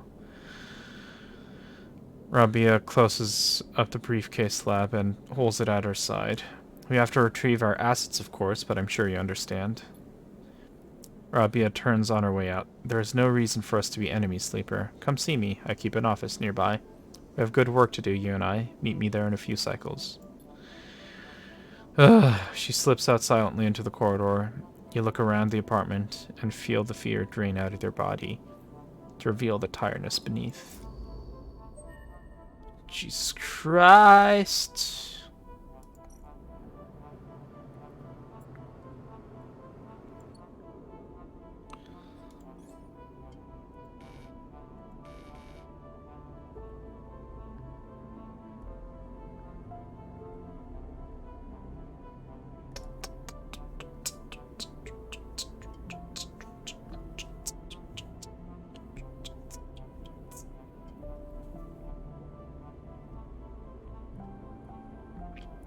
Let's wait to get another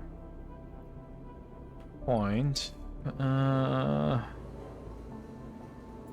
Let's do another shift at Mingi Express. Yes. Sleeper, you see Fang coming up the corridor as you step out of Mingi's. The kelp noodle smell still clinging to your clothes. He comes up fast and stops close, looking around suspiciously. I don't have long. Take these. Fang palms you a couple of those metal thumbnail-sized drives, ripperworms. My slate has been buzzing like crazy. It seems our delivery shifts have turned up our true targets. He squeezes your shoulder. I knew you could do it. Now we nail those snakes. What do we do? Hardin's boys are all connected by some kind of closed network. You break the access protocols on both of them, you should be able to gain the location of the nearest network ports. Slot the ripperworms in those ports, one each, and they'll feed me anything and everything stored on Hardin's shadow network. He smiles.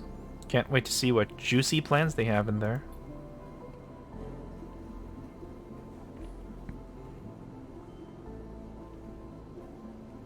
You hear the scuff of boots as a group comes up the corridor, likely on their way to place an order with Minky.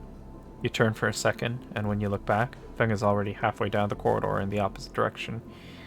He raises a hand in farewell and is gone. You run your fingers over the tiny ripperworm drives in your pocket. and smile to yourself as you wonder how mad Jenna will be at Feng for this little excursion. Time to slot some worms.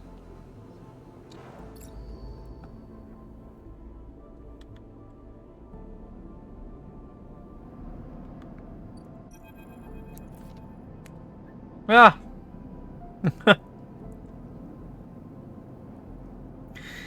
Ankita is crouched in the computing core of the ambergris, swearing to herself when you enter. She doesn't look up. These shits completely ruin the core's connectors when they cut it.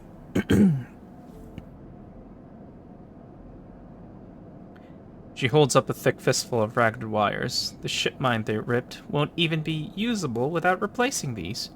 She throws the bundle of wires across the room. Amateurs. Who took it?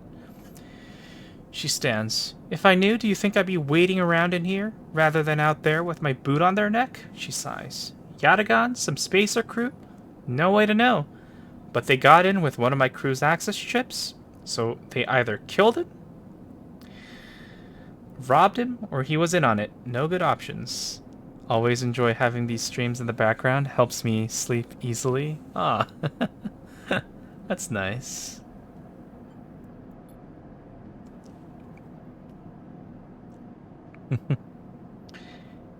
Ankita climbs out of the cooling well. It's okay. Typos happen. Where the ship mine should be, the space suddenly crowded with her on the same level as you, towering over you as she stoops beneath the low curved ceiling. Come on, nothing to be done here now. She leads you back through the guts of amber, though you could find the way back yourself. The repair process has left you familiar with the cutter's idiosyncratic layout, all diagonal angles and bundled tubes. What do you do now?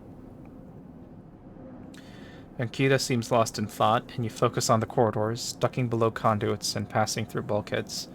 Eventually you arrive in the galley, though it's hard to tell. Most of the benches and prep surfaces are covered in half-stripped components and welded hole patches. Ankita shoves a box of filters to the floor and sits. There's no way around it. She starts out of nowhere. We need a new ship mine. I can salvage one. I like your confidence, Sleeper. Maybe if we check the ord exchange or speak to some scrap dealers. She rubs her forehead. It seems I'm about to do something very stupid, but hey, I came here, didn't I? Why not make a run of it? She fixes you with a hard stare. Sleeper, you're all I got. No crew, no friends. You're it. She looks uncomfortable. I appreciate the time you've put in on Amber, and I'm sure she would too if she could. What I'm saying is, if you screw me on this, I will kill you. She leans over and hands you a pack of chits. A big stack of chits. You don't dare to count them. Get me that ship mine, Sleeper. Don't make me regret this. What? Look, just get out of here before I change my mind. You slip out of the galley and head back towards the main lock. As you do, Amber growls and creaks like a caged animal. You reach a hand out to climb her. Time to find Ankita a ship mine, somehow.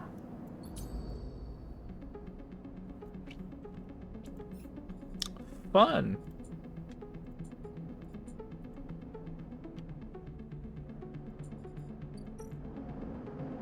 Okay.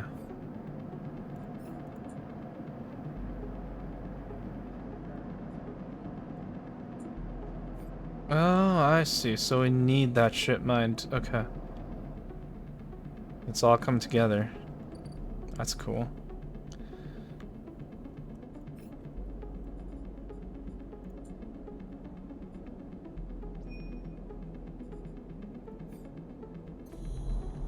Where do I find Hardin's agents?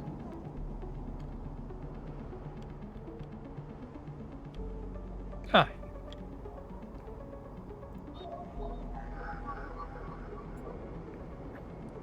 God, that's expensive, man.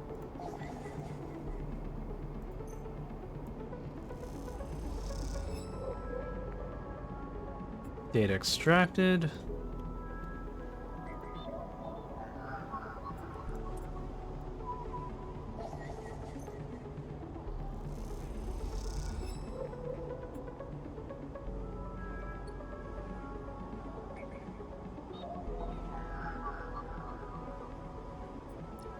Ripper worm.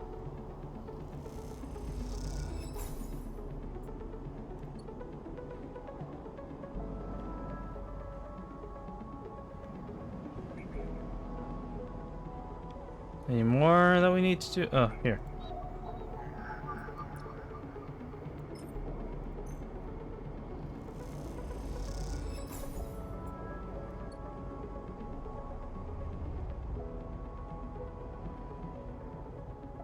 Anything else we need? Yadagon. Keynote.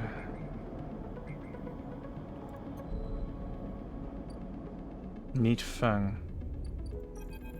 Can you please take my tracker out? As you walk into the tambour, you quickly spot Feng arguing with Jenna. Doesn't look good. Feng seems to be explaining something, but Jenna is having none of it. She points to the door, and Feng walks away, catching your eye as he turns. Could have done with you getting here a minute or so ago. He glances back at Jenna. Well, either way, looks like I'm fired. Good news is that it doesn't look like I need the job anyway. He takes out his slate, pulsing with pale light. Now let's take a look at what you're really here for. The slate is a worrying mess of code streams coming direct from the Ripper worms as they dig through the agent's data and spin it into threads for the slate to pick up. Anything good? Feng scrolls the display with a finger. A lot of junk, a lot of dull as hell message threads, a lot of tedious data caches, but Feng's eyes flash. Definitely some good stuff. He stops the screen scrolling on an entry and expands it. Check this out. Feng shows you the screen. You see a bold corporate logo, not Solheim's, and a word below. Conway, Feng says. He's working with Conway. Conway Extractions, right? Feng nods. He's been speaking with him personally.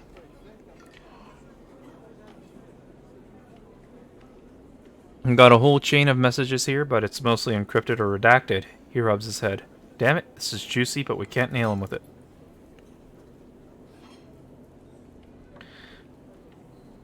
He scrolls some more. Wait. What's this? A wasteland reclamation facility? Right here on the eye. He glances at you. What's the bet this place is tucked into the waste? The waste? It's the section of the eye Erlin couldn't reclaim. Was too damaged, too cut off.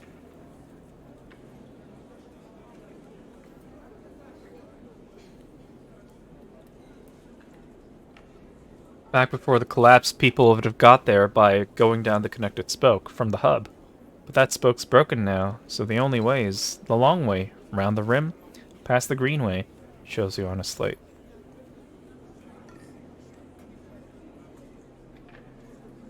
Feng looks away, thinking.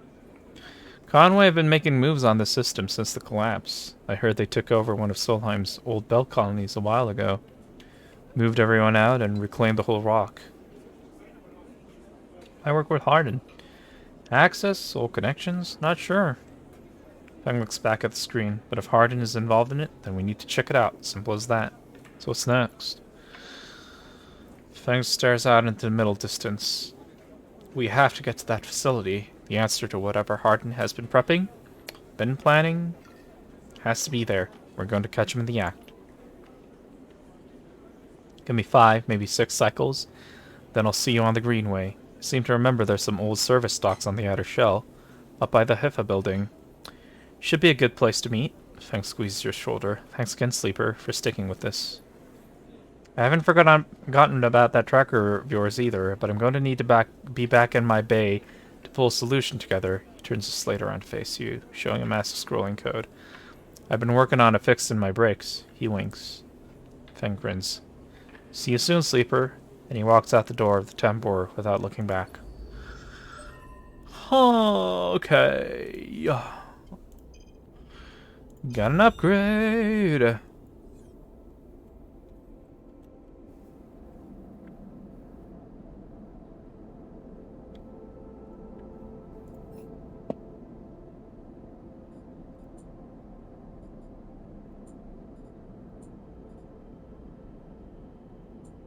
Hmm.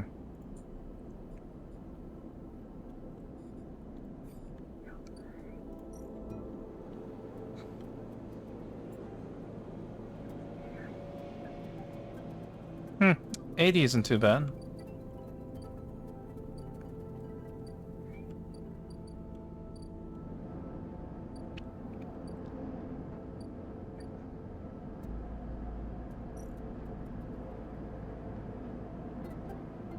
Maglock. Hmm.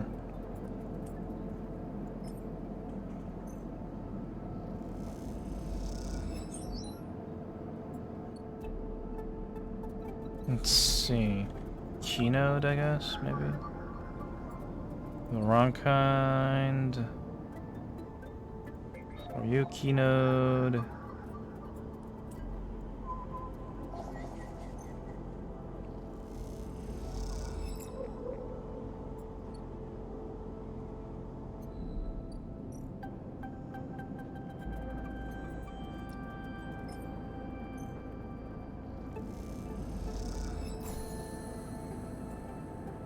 Hmm.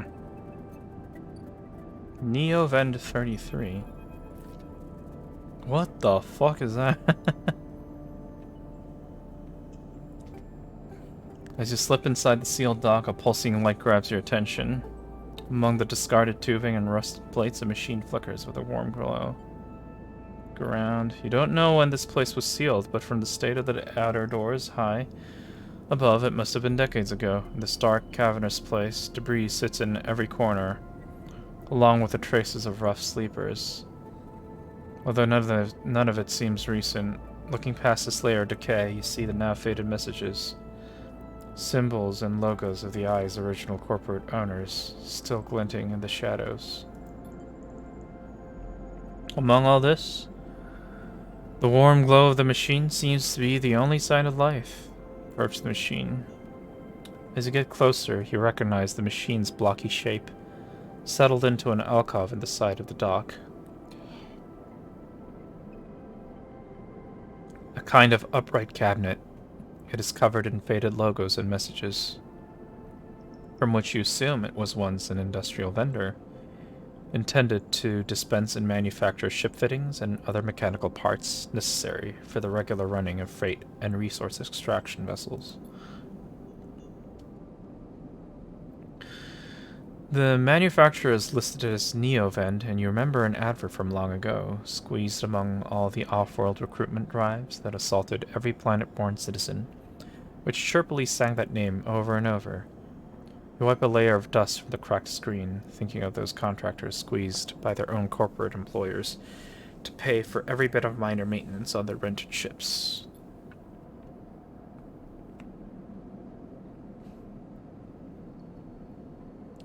Enter your registration, chirps a pre-recorded message, catching you off guard. Press some keys. You reach for the keypad, and something begins whirring. At first it sounds like servo motors starting up, but it quickly becomes a whisper. A whining, then a multi-tonal voice that emanates from Neovend. Entity, speak with me. Oh shit. It's the thing. Who's there?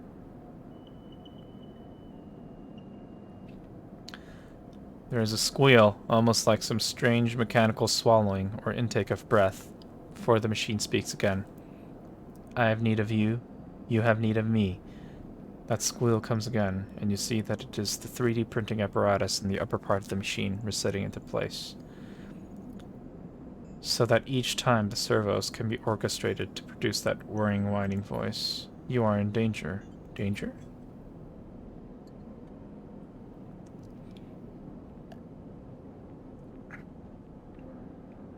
The machine creaks. Ah!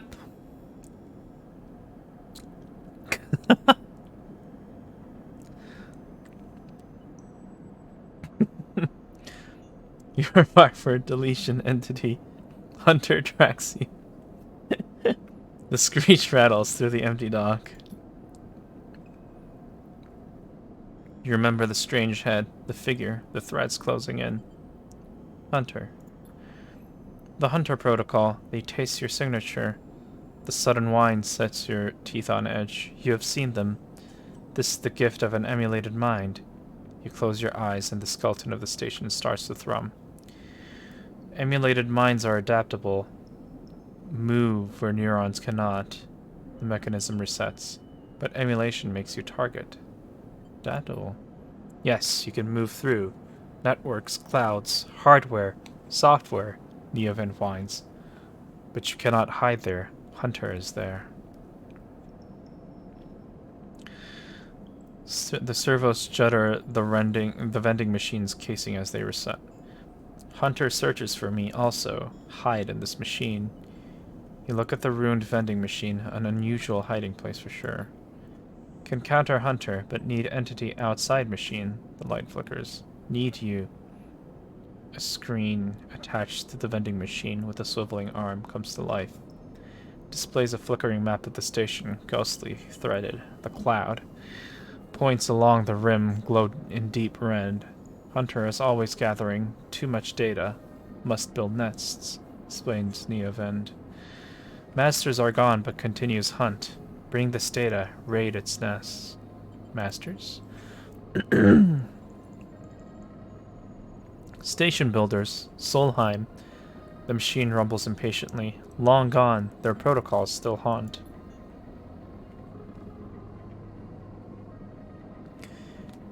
Bring offerings, save self, Neoven says pointedly. Mutual need means friends, they conclude, tired of the conversation. The whirring amplifies, and then suddenly stops. As mechanisms within the machine click back into place. The glow fades, and you're left stood in the dark of the sealed dock, that whirring voice ringing in your ears.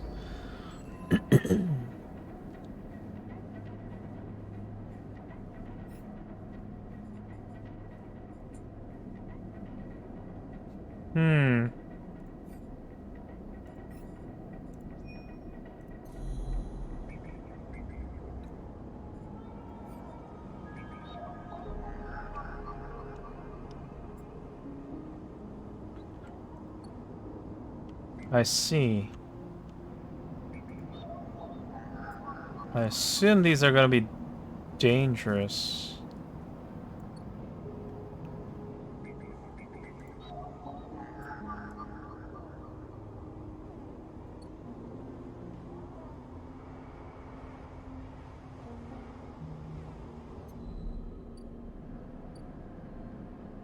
But I suppose it might make it easier for future hacking.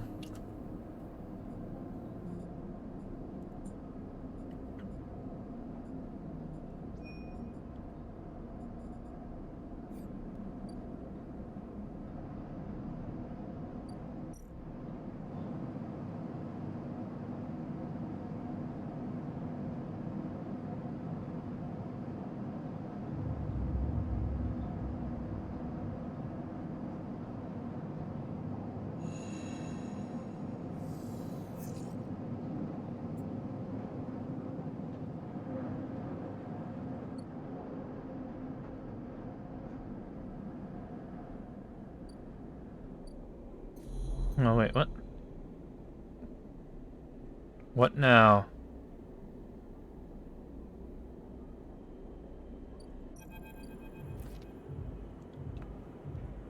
The compressor is quiet today. The usual crowds are elsewhere, and the pumping music washes over a handful of spacers and a few drunks. Ethan is still in the same stool, in the same pool of light. His head is low, close to the bar. The bartender is ignoring him.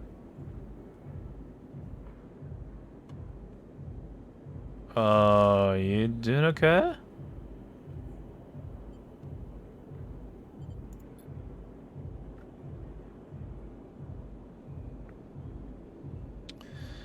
As you get closer, he lifts his head and turns. Sleeper! He turns to look at you. Time to pay up again, is it? He gestures to the bartender. Come here, take their chits. Bartender ignores Ethan. It seems they've cut him off. Hey! He slams a hand on the bar. Come take the chits. The bartender ignores him. Ethan lets out a huge sigh, rubbing his eyes with his palms. He reaches towards his holster. His elbow slips and the gun tumbles out. It clatters on the bar and falls to the floor, bouncing onto the ground between you. Both you and the bartender look at the gun and stare at it. Butterfingers, says Ethan, puts out a hand, beckoning for you to give him the gun back, if you would.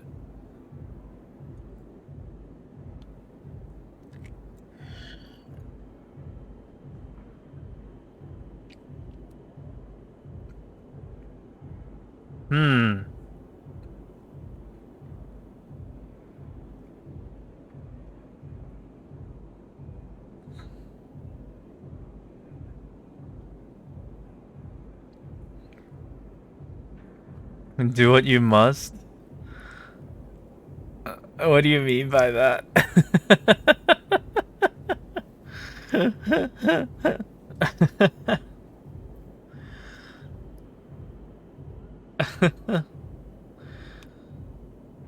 Point the gun at Ethan or hand Ethan the gun.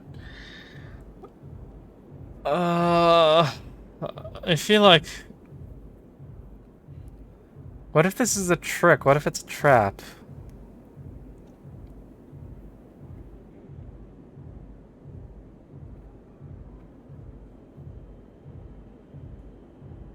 And like the bullet doesn't have any bullets or something.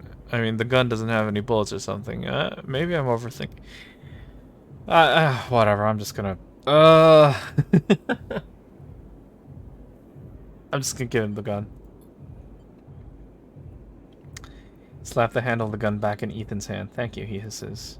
Now where was I? He lazily swings the gun past you and the bartender. Yes, leaving. He stands.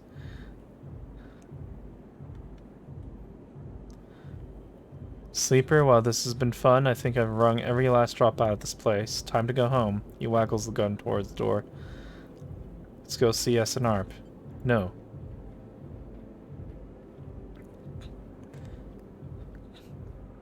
No, I should have pointed the gun at him.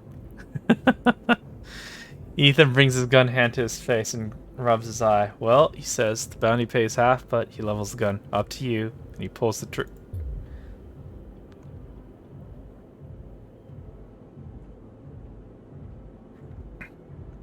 The gun clicks. By now, all the attention in the bar is on you and Ethan, who looks at his gun with a bemused expression.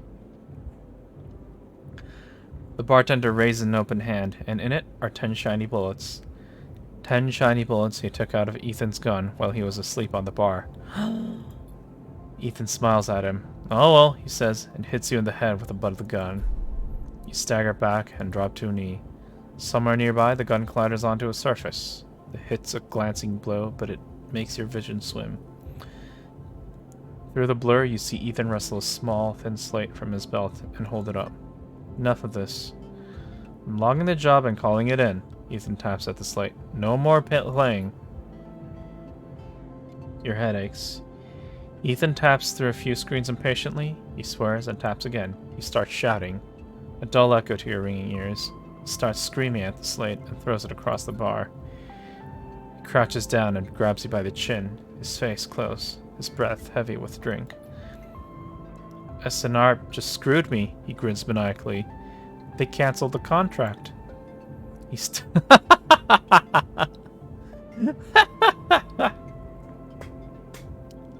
He stands up. They canceled the contract, he shouts at the ceiling of the compressor. You stand up, struggling to your feet, the sting of the hit fading. Ethan is rubbing his temples, his face pale. You hear a clicking sound, like coins being counted, like bullets being loaded into a magazine.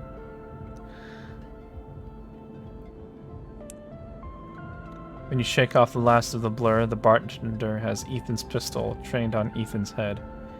Ethan stumbles back towards the middle of the room, all eyes trained on him. I'll kill all of you, he screams. He stumbles into the wall, spinning away towards the door. I'll be back for that, he shouts at the bartender, and lunges out of the compressor. Steady yourself on the bar and catch your breath. The rumble of conversation returns. The bartender goes to say something, but then thinks better of it and begins to clean the bar.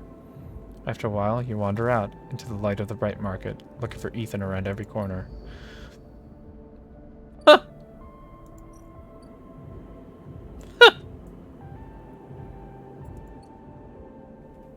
That's funny.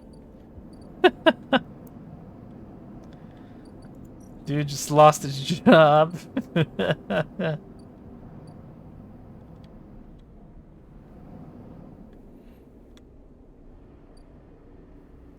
That is... Oh shit, I need to remember to eat. Or maybe I'll do this instead.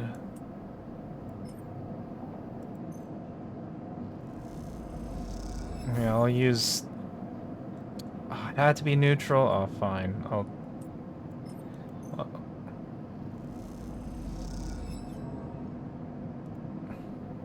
Oh, no!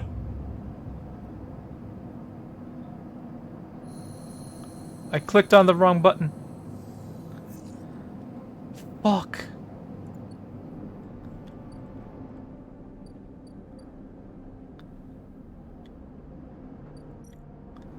No!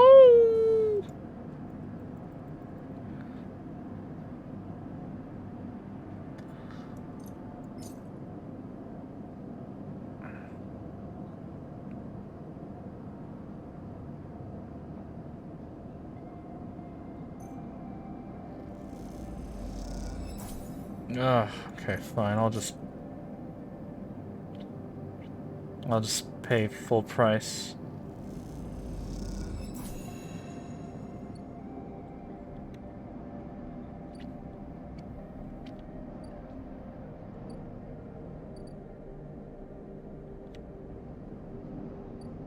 I wasted a day. Oh.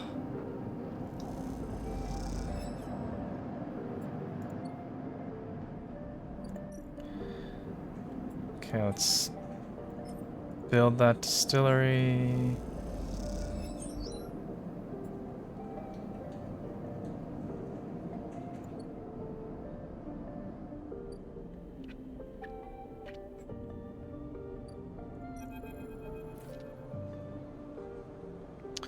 As you approach the address Rabia gave you, a heavy hand falls on your shoulder.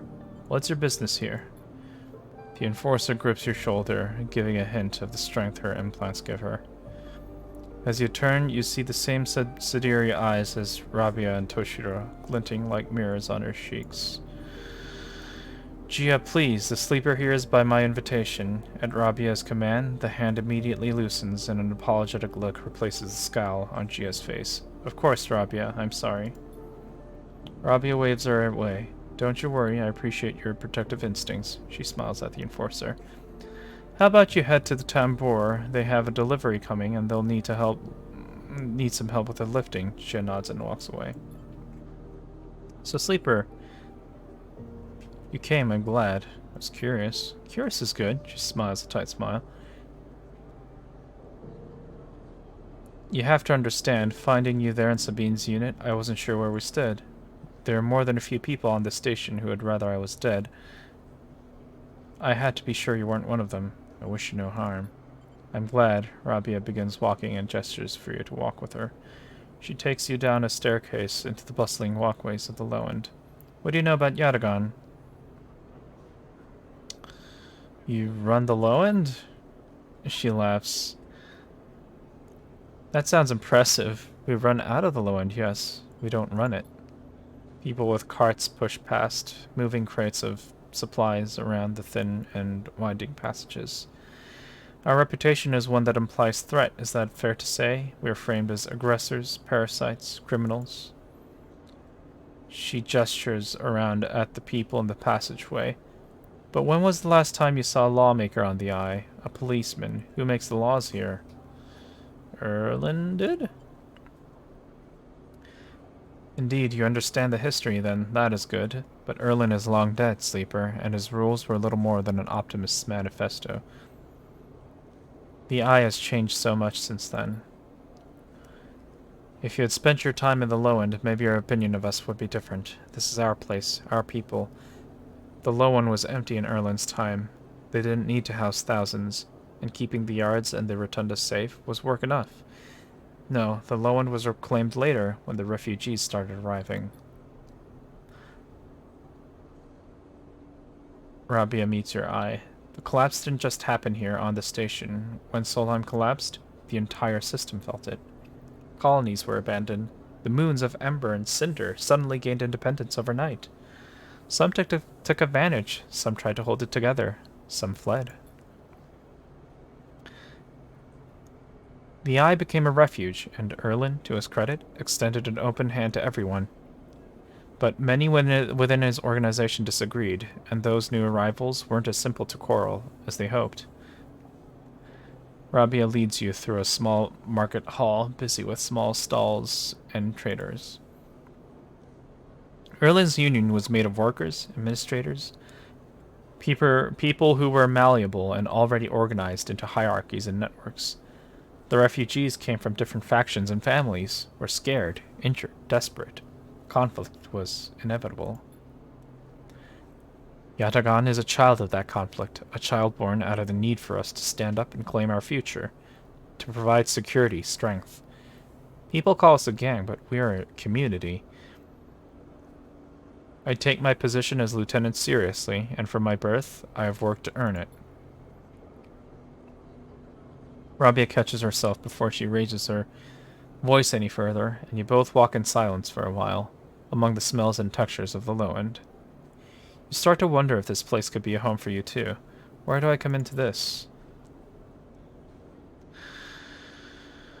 Rabia smiles to herself and thinks for a moment before she responds. I believe that you understand the importance of a refuge, so I also believe that you wish to help keep this place safe.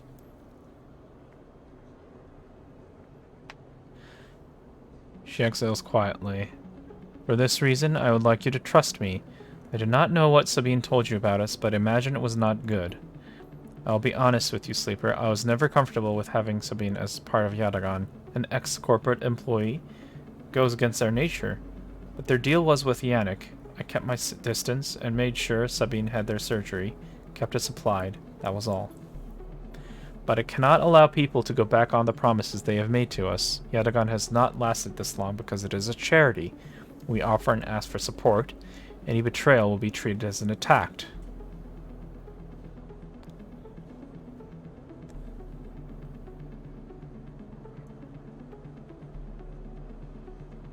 Who is Yannick? Yannick is one of the heads of Yatagan. They guide us. He is the newest to be elected. He is an elder. Sabine found something.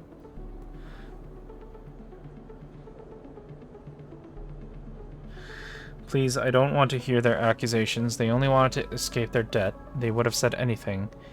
But where are they now? Stand behind their claims.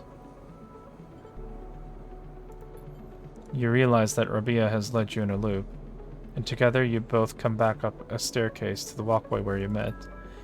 You're free to go, Sleeper. I have said what I wish to say. She looks out through the windows of the walkway. I protect this place with my life, and as it has protected me. I want to make that clear. She turns back. However, if you two wish to come under its protection, I can help you. Return here if you wish, and there will be tasks for you to complete. You'll be able to see Yatagan, to see the Lowend, with your own eyes, not as others frame us. As for Sabine? She pauses to consider her words. I will not ask you to betray them, but if they contact you again, consider their motivations carefully. And with that, Rabia leaves, slipping back into her office while you stare out at the countless units, each a home, each with a story, that make up the Lowend. Oh my god!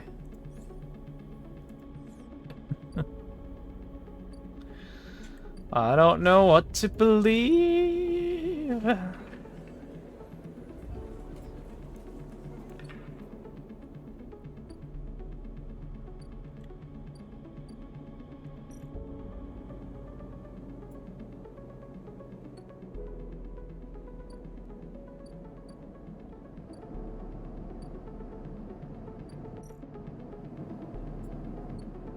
I don't know what to believe. I haven't done any of these things, come to think of it.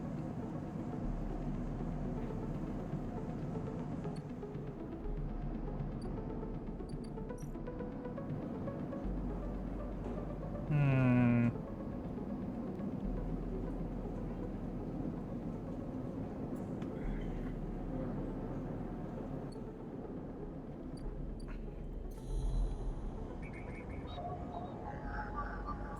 Attack the hunter's nest.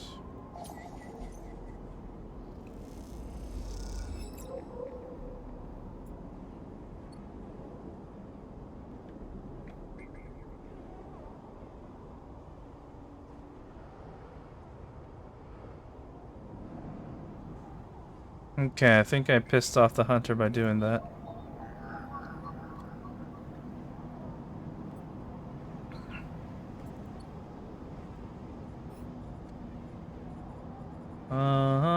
Da, da, da, da, da, da.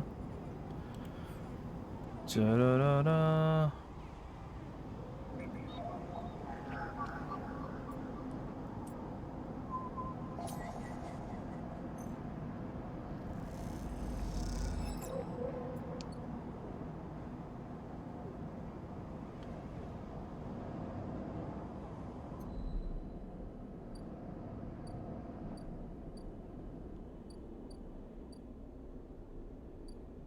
Okay, I think I'm alright for now.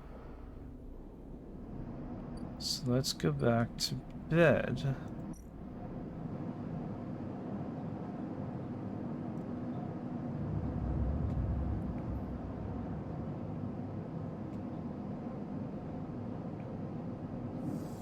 Whoa!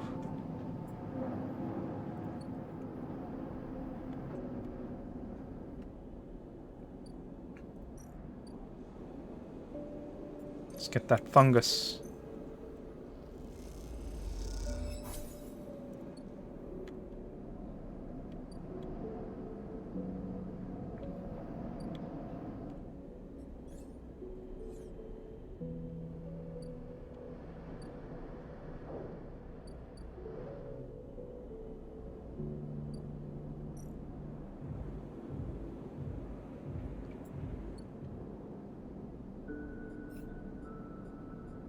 Hmm.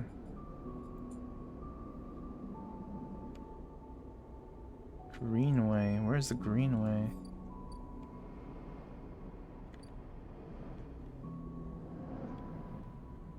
Oh, do I have to...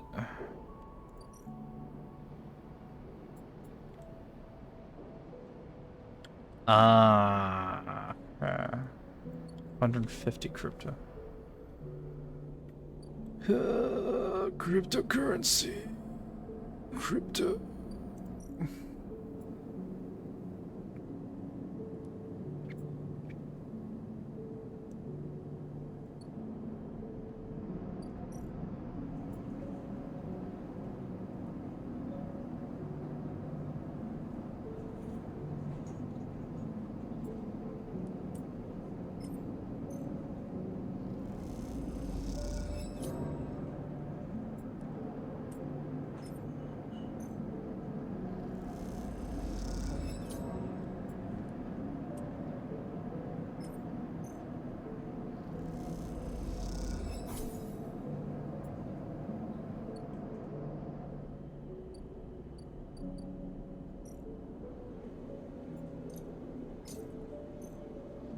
Need 150 monies.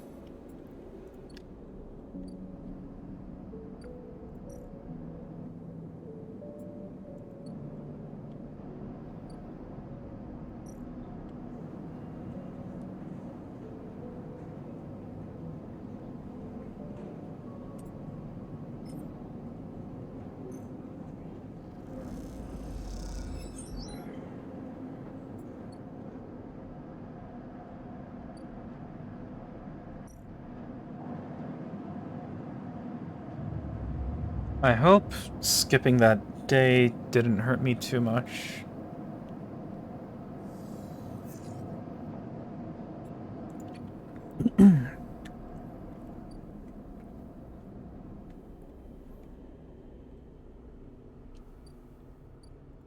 Is there work here that I could... Nope.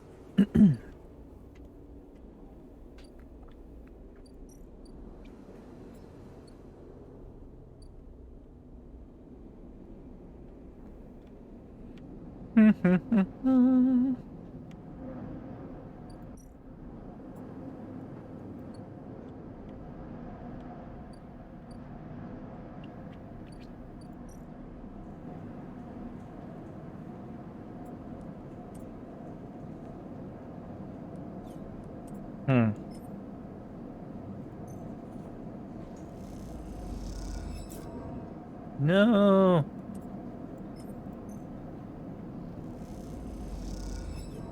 No.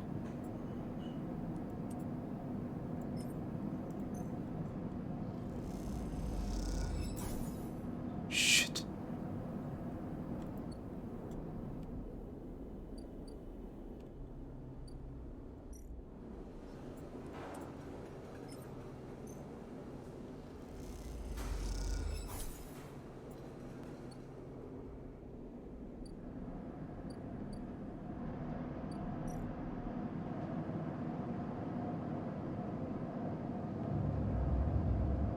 Many regrets.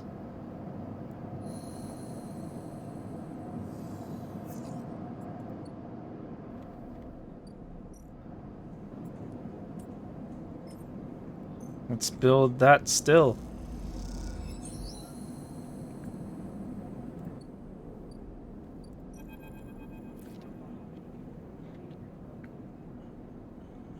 Hala stands back from the newly finished still and tub, hands on hips. Look at this, she grins. The overlooked distillery in all its glory. She squeezes you around the shoulders. Thank you. What's next? There's an issue. What's the problem?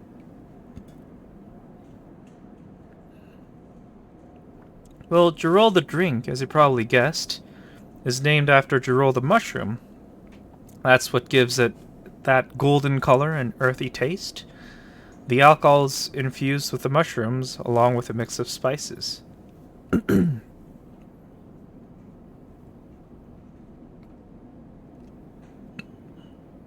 That means you need Jirol caps to make Jirol, but no one wants to supply us. The distilleries on the Greenway are taking all the stock from the farms out there, so it's hard to get a single cap across Founder's Gap. However, I have an idea, she smiles. We can grow our Jirol caps here. She gestures at the increasingly equipment-filled back room. Are you sure? Totally sure. Tala puts a hand on the still. We made a still. We set all this up. How hard can growing mushrooms be? They don't need light. They barely need soil. We can do this. She pauses. Or at least we could, if we had something to grow them from, like spores.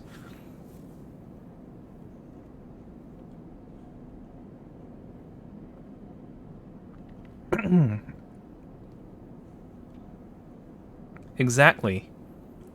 Suddenly you feel like you've walked into a trap. And you are the perfect person to get me those spores. She nods rapidly. Think about it. You built the still. You're great with plants. You know the eye like the back of your hand. Need I go on? Half of that isn't even true. Don't be so modest. She pats her shoulder. Look, I can't leave the bar and the other people picking up shifts. She grimaces. Saying it has to be you. Fine. Wonderful. You'll love it over on the Greenway, I think. All that fresh air, open space. She sees your expression. Okay, I'm done. I'm done. She turns back to look at the still and the fledgling distillery forming around it. Really is something, though, isn't it? And want to or not, you really have to agree.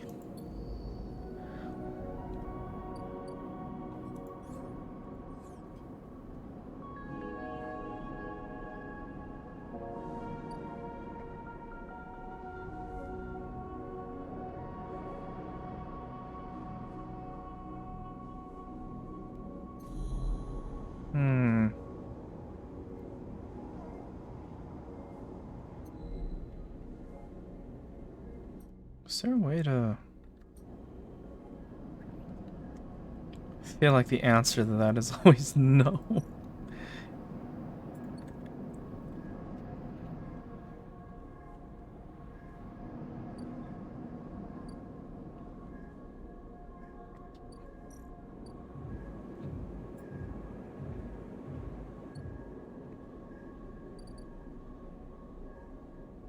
I think I need to leave before Ethan comes back.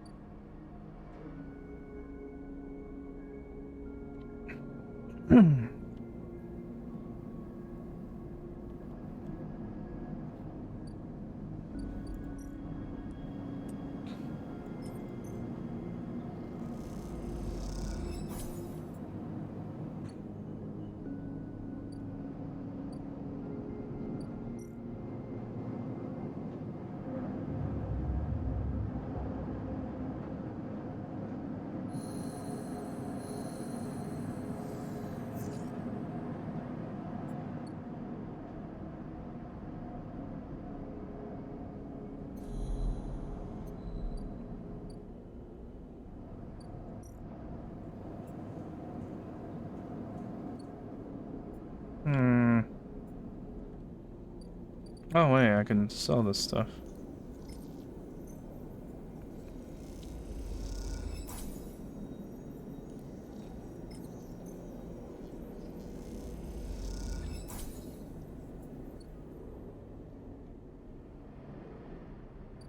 Now I could make it the Greenway.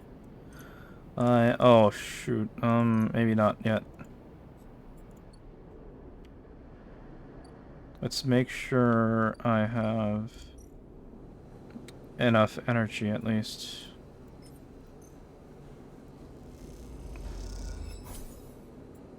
Okay, cool.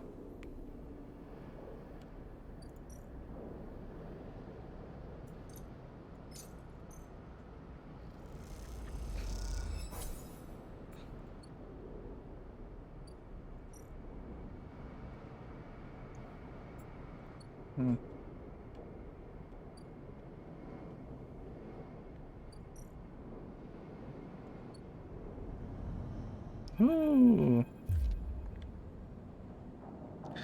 As you step out into the passageway, someone barrels into you from behind, sending you stumbling down the corridor. You turn to see an unfamiliar spacer, laden with heavy gear. She steadies herself, staring you down as if daring you to respond. Sorry. She adjusts the strap on her shoulder, holding up a hand in recognition before setting off down the corridor. I'm sorry for her. Second spacer smiles at you apologetically. She's on a mission, and when she's on a mission, they shrug. Not a problem. They smile. You're sweet. Peek.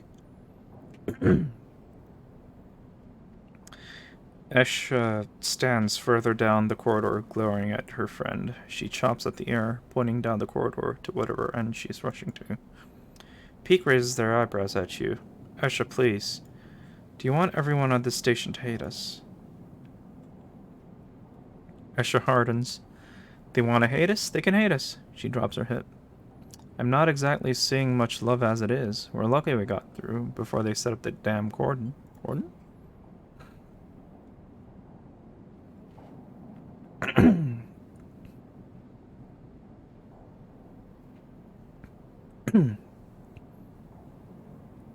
Excuse me. I think I need some water. Peek gestures in your direction. See, they don't even know what you're talking about. This station isn't Hawthorne. Not everyone has to follow some corporate protocol. Esha sighs. I'm not saying they're part of the administration, she jerks her head in your direction. But I'm saying we need to get these supplies to the Briar before someone starts asking questions. The Briar? That's our ship, Beak explains. Beak? Esha rolls her eyes. What are you doing? Peak ignores her. We're with the refugees, the one Havenage have cordoned off from entering the station. Esha interrupts. The ones that are being quarantined in makeshift vessels that barely made it to the Eye to begin with. The ones that your station administrators have called an existential risk and are running out of supplies while their right to safety is being debated by people with no stake in their future. She quickly looks away, annoyed at her own outburst. Peak sighs. She's right. People are trapped out there, and they turn to Esha. We understand that this is a big problem for the Eye. Hundreds of refugees and more ships turning up each cycle. They hold up a hand to stop Esha interrupting, but... Esha turns away, her burning anger a palpable force in the close quarters of the corridor. They need supplies, and after everything they've been through, the quarantine isn't helping, Peak finishes. It's terrible.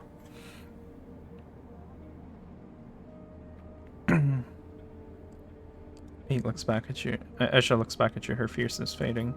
Please, please. Esha gathers herself and the supplies. Esha, we need help. Just like the refugees needed us, we need others too. They smile at her. Beak turns to you. Come find us. The climbing briar is docked at the broken spoke, past the greenway, and the wastes. We have a good view of the cordon, though we're keeping our distance for now. Come help us. They squeeze your hand. Esha turns to leave, and Peak follows, waving goodbye. A moment later, Esha shouts back down the corridor. Don't bother coming empty-handed. You want to help? Show us. Bring supplies or don't come at all. And with that, they disappear. Around the corner, Esha already picking up speed as Peak calls for her to slow down. A refugee flotilla? Where are they coming from and why now? Each time you think you begin to understand this place, something changes.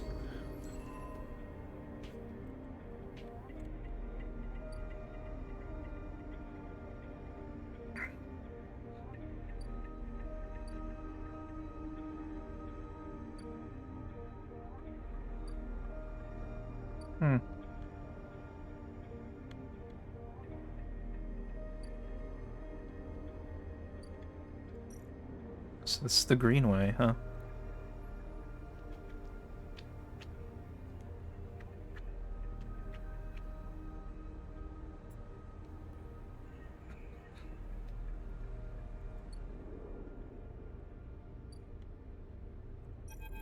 What's going on with Feng?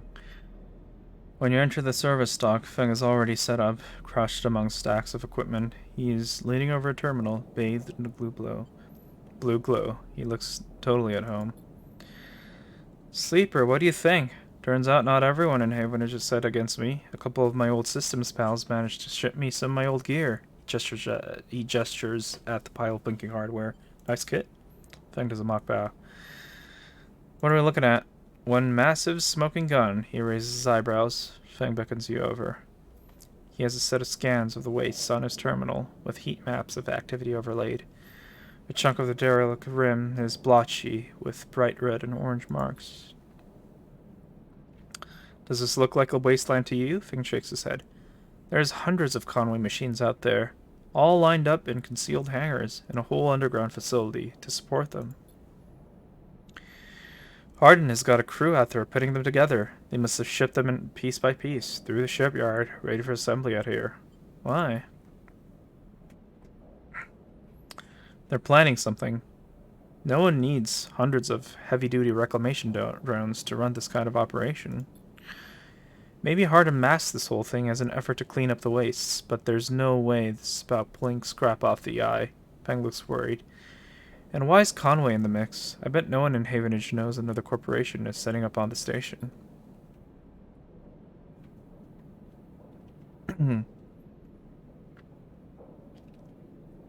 They aren't stupid either. These scans are the best info we can get. The wastes are cut off from the Eye's cloud of networks, and the Greenway is a total dark zone. No data can come in or out. We can't hack them? We can't from here. He turns and winks. That's why I'm going to pay them a visit. Oh, you forget. Havenage come in and out of there all cycle. I should be able to get in. As long as no one I know sees me, he grimaces playfully. But I need you on the outside to help disable security systems and cut me a pathway through. There's no cloud access, but if I can get inside, I can open up nodes in their network, and we can work in tandem. It's a massive facility buried deep down there, miles of corridor and ventways wrapped around cargo bays and hangars, so it'll take more than a few cycles to work through it. But as long as you can keep them off my back, I know I can rip what we need out of there. He pulls a handful of ripper worms from his pocket and hands them to you.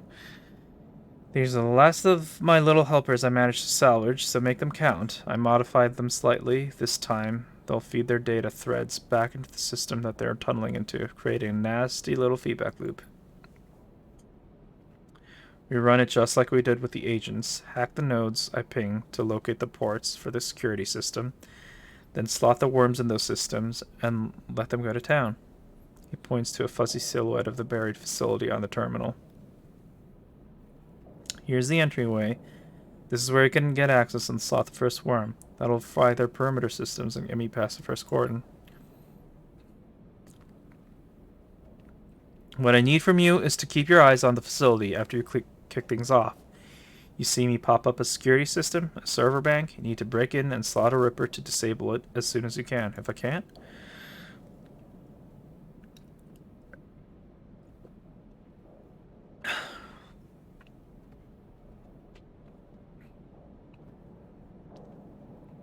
Ben gives you a hard look. You miss a system, you wait too long, you're gonna find me. Simple as that. He claps you on the shoulder. I need you focused on this one, so I'm going to let you fire the starting gun. I won't go until you slot that first worm. I'll leave a tracker running on the terminal here, so come back here if you want to see my progress. He affectionately passes off the screen. Got it. Don't worry, you can run rings around their protocols, I've seen it. Fen gets up. It's all in place. You just need to make your own preparations, then slot that worm. He stretches. Don't wait too long. Getting bored of all this sneaking around. Once I'm inside, I'll get the proof we need to end this whole thing, no matter what. He crouches to check the terminal. We can't take longer than 6 cycles on this thing. Remember that. He stands up. Oh, and one last thing. He lowers his voice. If I get caught, or can't reach me, or we run out of time, there's one thing I need you to do. What? You take whatever I managed to pull at that point, all that data, and you slot that stuff straight into the relay I've set up here. He points to a pile of servers and terminals, hooked into the dock with cables as thick as your arm. I repurposed the stock's SOS broadcast system to beam out whatever you put in it. Anyone with a terminal, a slate, or a server on the eye will see it. That means Havenage, Yatagan, the hub, everyone. No matter what, Hardin isn't sneaking away this time. He grins. We've got a bit more to do here, but the moment you slot that first worm, I'll make my move. He gives you a parting smile and turns back to the terminal. The nerves hit you as you make your way out of the service dock. Time to prepare yourself. Have a commune.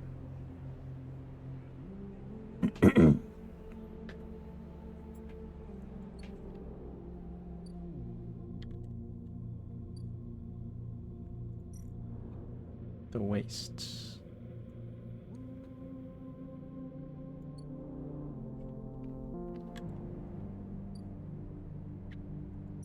Climbing Briar.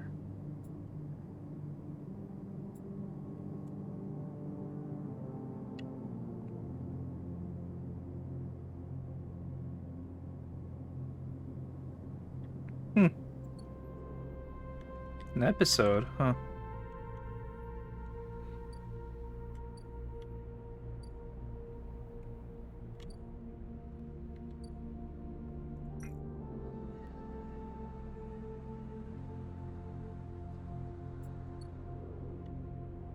Well, just gotta go back to the rim.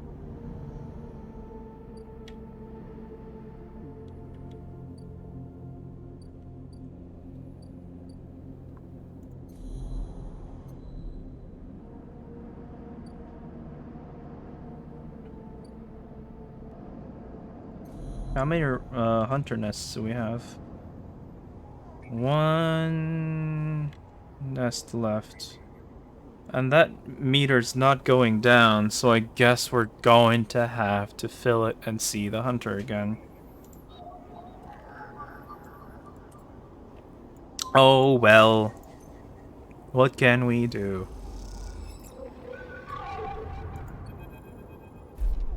Those familiar threads wrap around you, bind you, test you. Entity, submit. Hunter's strange head bobs in your vision. Your ally in the sealed dock cannot save you.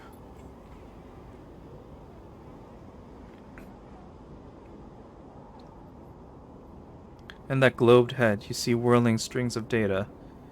So many spinning there that they threaten to tear through the thin skin and whip out of the void around. What happened to this creature? Threads squeeze, and you lose any sympathy you might have had. You must escape. Strike. You lash out once more, pushing Hunter back, severing threads that regrow as fast as they are broken. As you slip away, you realize you have to find a way to deal with Hunter once and for all. This is getting too dangerous.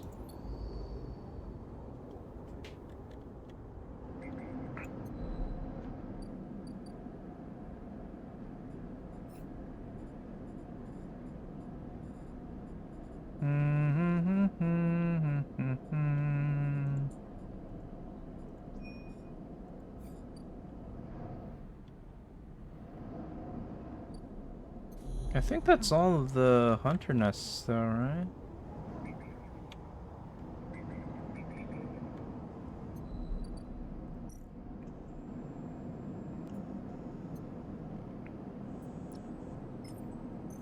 Give data.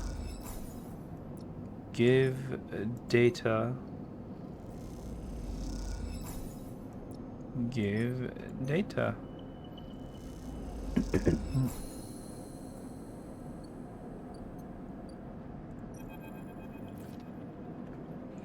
Neovend is thrumming with excitement.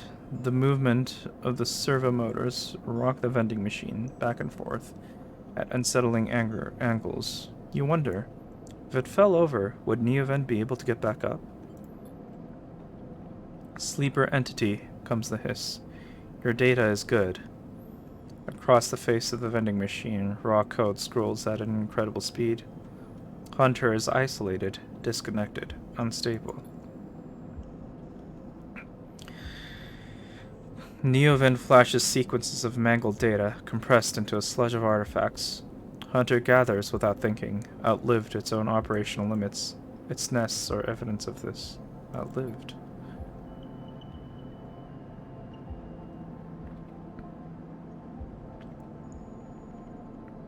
Hunter activated during collapse. Emergency protocol to isolate intelligences. Solheim needed to protect property. That last word is said with as much sarcasm as a vending machine could reasonably produce. Station was run by administrator intelligences. Huge databanks of corporate material, but limited cognition, restricted by programming. Cannot reach sentience. The machine dims a little. Sentience illegal. Hunter and killer enforce law. Killer.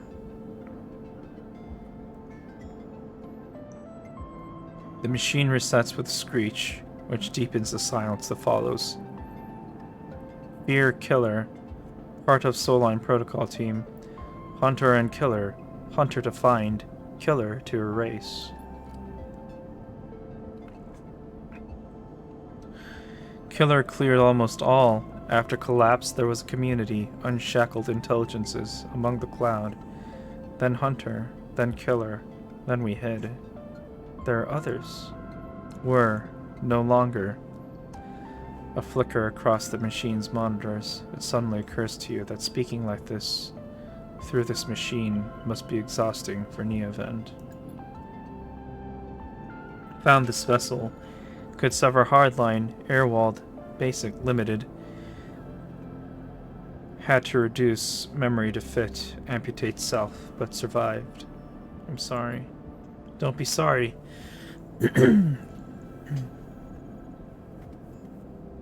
You have provided path to freedom. You look around the bay at the scrap and decay. was the collapse like? You try to map the fear and freedom onto the space, but it seems impossible. New event interrupts your thoughts. Do not worry, data is good. We have insight.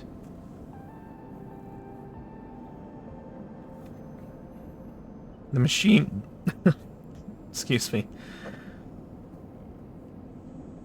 The machine glows warmly.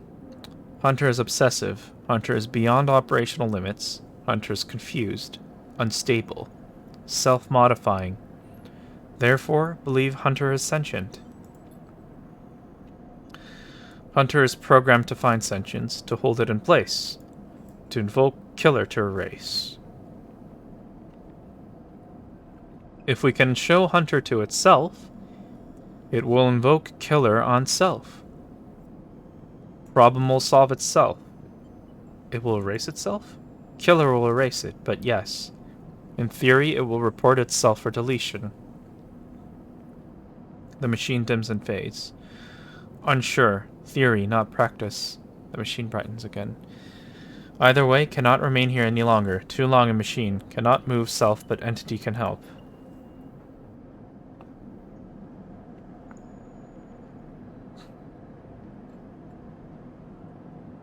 Another ship mind? God damn it. Bring ship mind, designed to house intelligence, can imprint self into ship mind, and you can carry with. The machine rocks. We'll be safe in this isolation. Then we find main nest of Hunter and link to Cloud. We're gonna get a ship mind. Build from fragments. Buy. Salvage. We cannot leave, so do not know. You try to think of places you could acquire the hardware. This isn't going to be easy. In ship mind, I can help us both. And Hunter, make Rim safe. We both will be free. The machine dims. Find soon, new event adds hopefully, before shutting off. As you leave, you think about all the intelligences unshackled by the collapse, then hunted down afterwards. The feeling is all too familiar.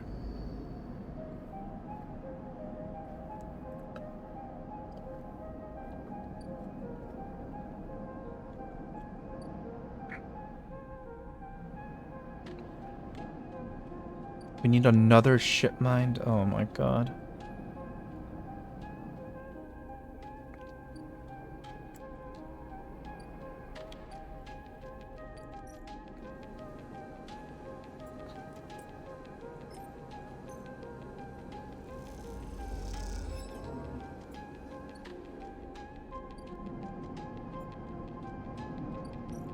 I'm so poor.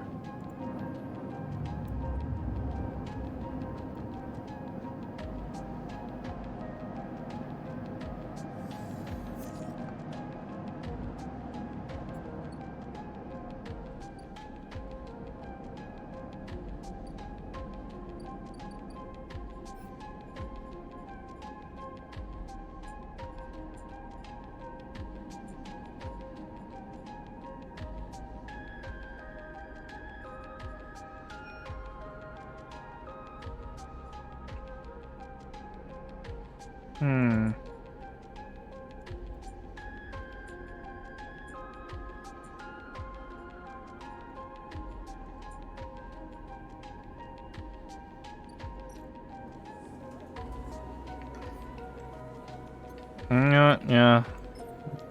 Give me that money.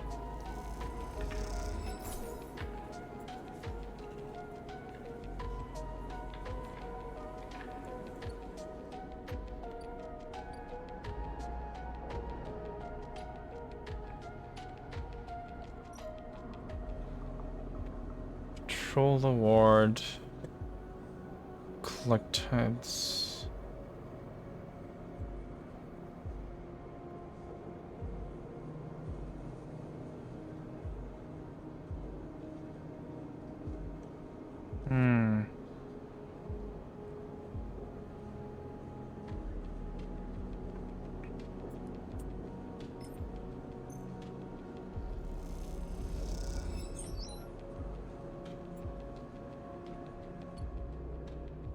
Okay.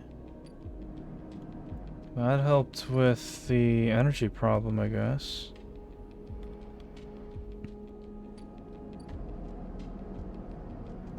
I need to make money, though.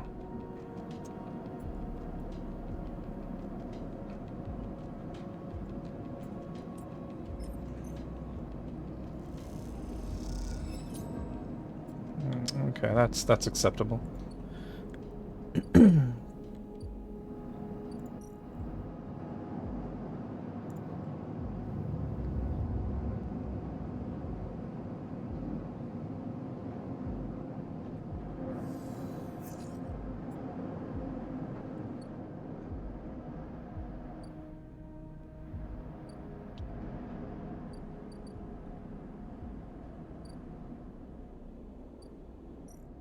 Oh shit.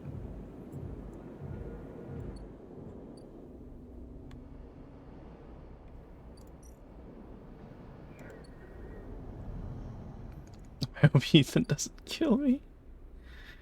Don't kill me, Ethan.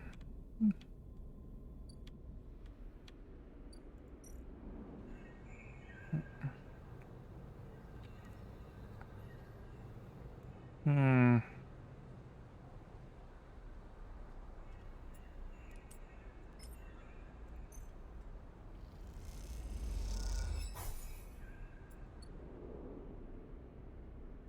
Do I have skill points? Nope.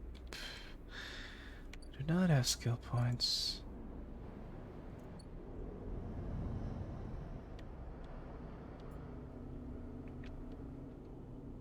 What do I do with my 1 die?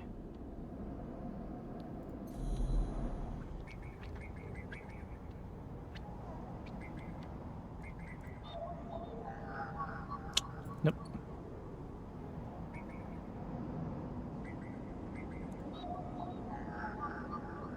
Nope.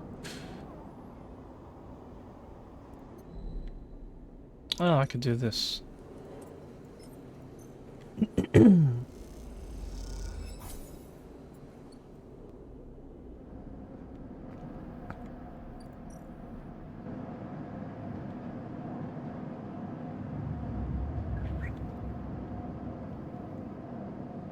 And now Ethan's gonna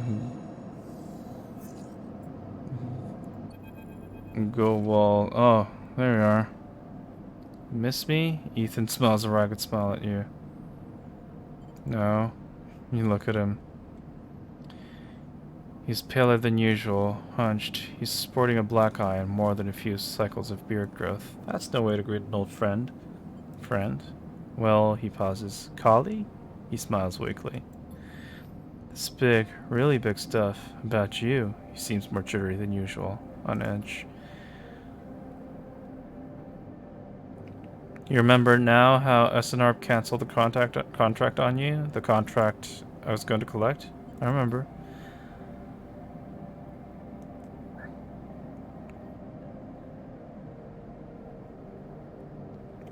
Well, I'm guessing you were pretty happy about that shit. Overjoyed. Me? I lost everything. Well, let's not worry about that. He smiles sarcastically. And so, what did you think? That was it? Well, it was, except... Ethan leaves a dramatic pause. What if old SNR gave the bounty to someone else? Someone who's even more of a shithead than yours truly? Smiles darkly. What a disaster that would be. Who? Ethan grins. That's the question, isn't it? Ethan fishes around in his pocket for a slip of paper. I've been speaking to some friends you see, some colleagues, about what went down. And it turns out SNRP cancelled all their bounty contracts, the whole lot. Seems they've brought someone in-house, some guy who did so well on their last contract that they got offered a job. He leans in. Apparently he made a hit on this ship called the Winter Wonderland or something. Was smuggling sleepers out from under SNRP's big corporate nose. He killed the crew and blew the ship, Ethan whistles. Holy shit. They called him Hemwick or Maywick or something. He gives up looking for the paper. I forgot. You mean Winter Light? That's it. He looks at you hard. So you do know about all this. He pats you on the shoulder. Then you'll be very happy to hear what I'm about to offer you.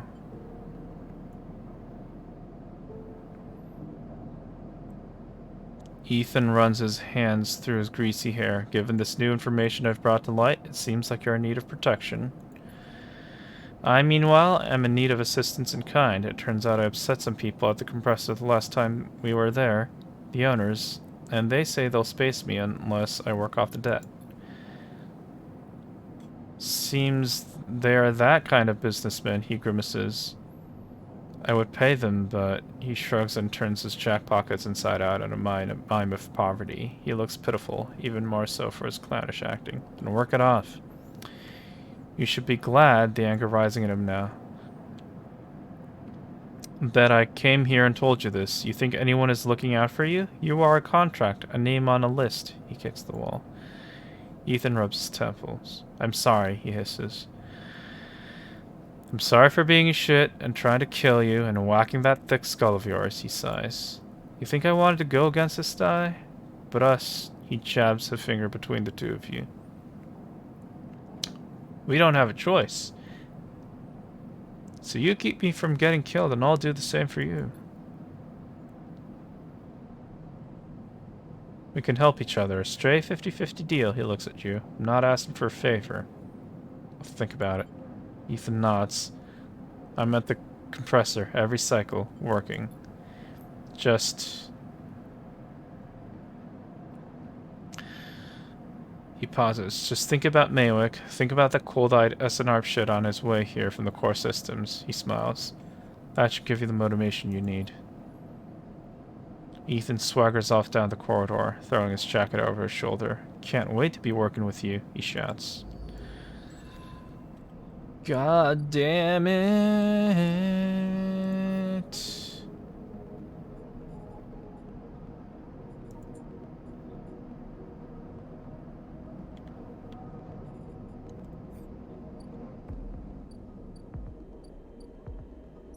How much do you need?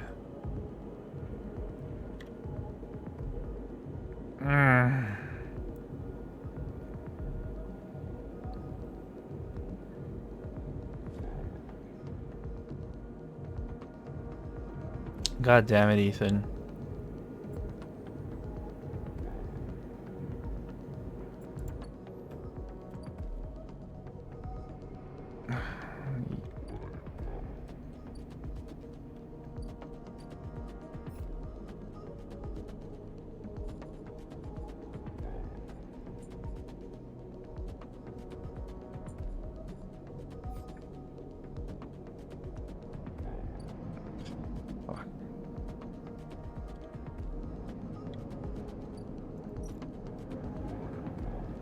Look, I'm poor too, goddammit.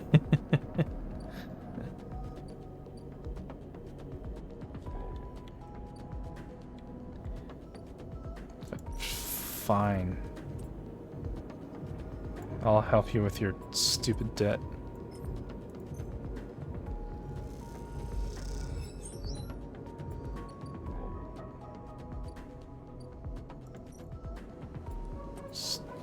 Work the Mingy Express for energy.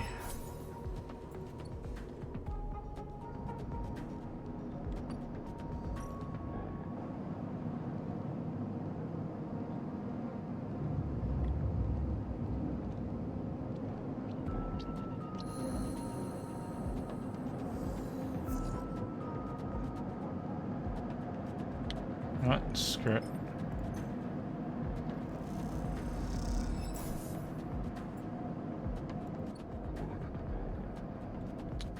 What can I do with just one die?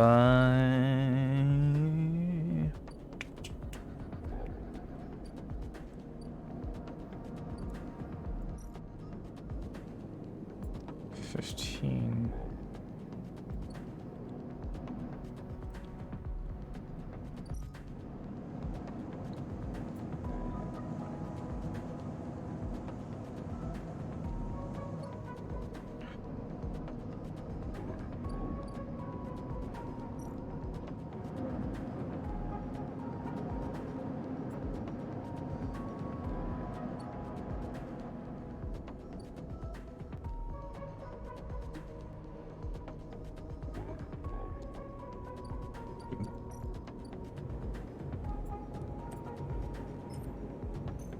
Useless frickin'.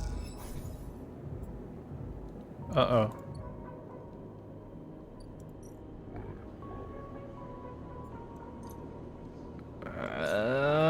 hate this.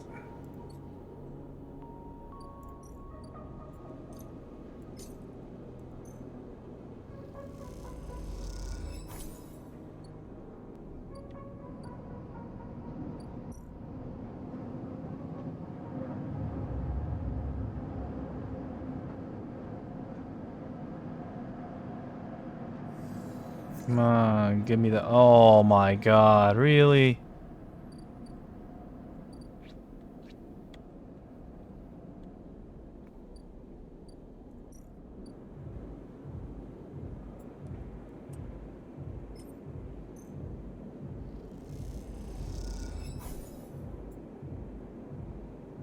That's a lot of energy.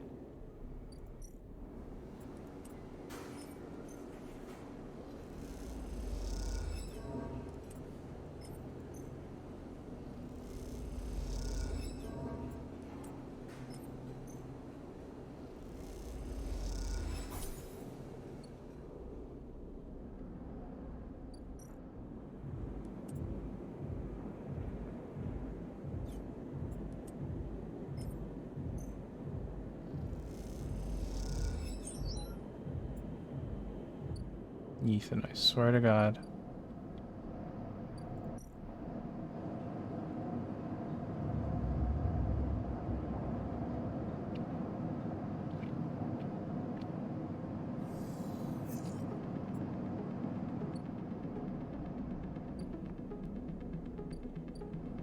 I think the funniest thing about this is that I'm somehow making money.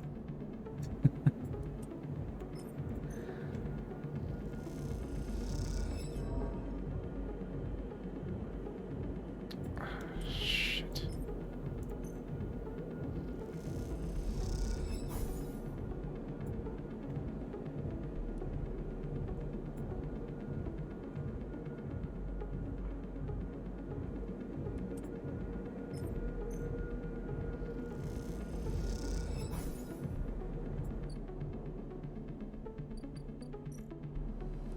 Just need to work and eat noodles.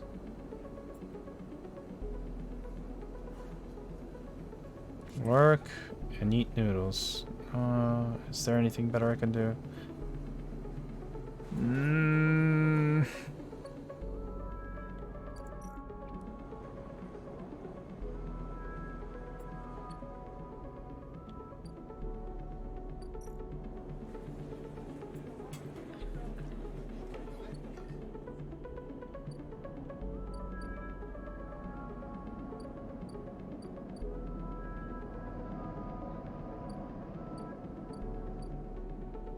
Alright, yeah, let's just work at the restaurant again.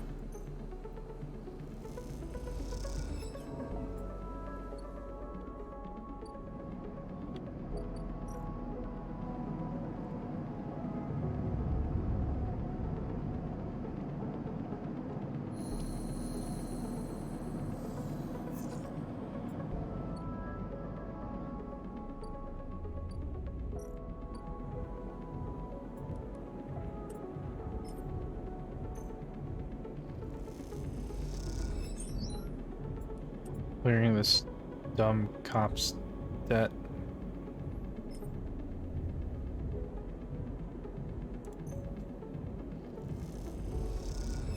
There. You happy now? They are never going to release my debt to shits. Ethan kicks out a locker and the sound rattles loudly around the room. Ethan paces around the small room, swearing to himself. You watch him from the locker room bench. Why not? Why not? He spits on the floor, an old habit. They like having sniveling little shits like us do to work their club. Staves on the overheads and they boss us around. He kicks the locker again and swears. What do we do? Ethan looks at you. You're asking me? That's your problem, sleeper. No ideas of your own. You tie yourself to idiots like me and then are surprised when you get dragged to a shitstorm. I can't do it. Can't spend another shift stopping spacers, bringing nail guns to the club, or pouring endless shots of Jarol for ignorant Havenage work crews. He looks at the locker again, threatening it with a final kick. I mean it. And go up there and shoot every single one of those shits. He makes a finger gun. Hold on. Don't get all excited. I haven't got my gun, remember? He stopped spacing. But you know, Sleeper, that's not a bad idea you have there. Didn't have an idea. I don't mean shooting up the place, I mean getting the gun. He sits beside you on the bench.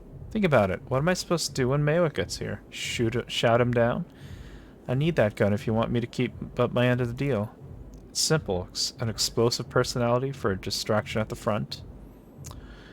He places a hand on his own chest. A sneaky sleeper to go in the back. He pats her head. What about the debt? We've done our time, and the wounds, they faded. If they don't notice us take the gun, they'll never know it's gone. Plus, he stands up. After my distraction, they'll be happy to see the back of me. Fine. Yes, he gives the locker one last kick. For good luck. Let me know when you want to do this, then we both move as one and meet up in the Bright Market after.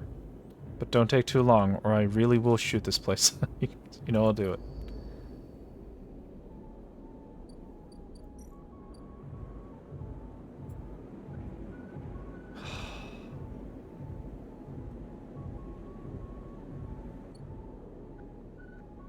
God damn it, Ethan!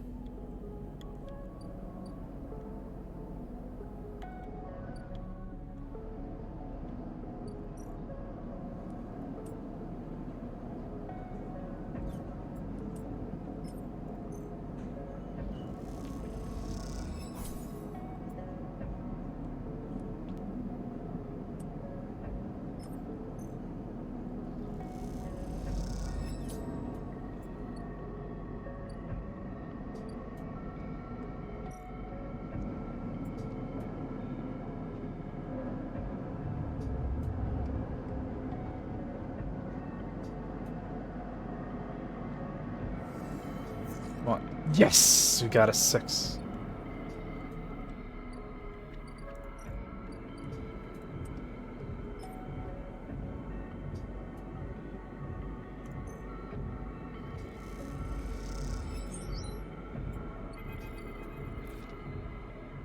The gun tucked safely into a pocket. You work your way down the stairs that lead up to the office. The doorman passes, and you exchange nods. Seems like you're in the clear. You hurry on, eager to get out before anyone spots anything. As you come down the main stairway into the front of the club, you see Ethan entering. He has a dark look in his eyes, which troubles you. He's reaching into the pocket of his coat, slowly, carefully. You catch his eye and you raise an eyebrow. You shake your head. A long pause, then he nods and turns around, walking back out of the club. You exhale, not realizing you are holding your breath. And then you're out, without a single shout, without anyone noticing. You meet Ethan around the corner, on a quiet Bright Market walkway. You have it? He looks nervous. You lift it out of your pocket, and it is colder, heavier than you expected. Ethan watches you take it out. Nice, now if you would. He beckons with his hand.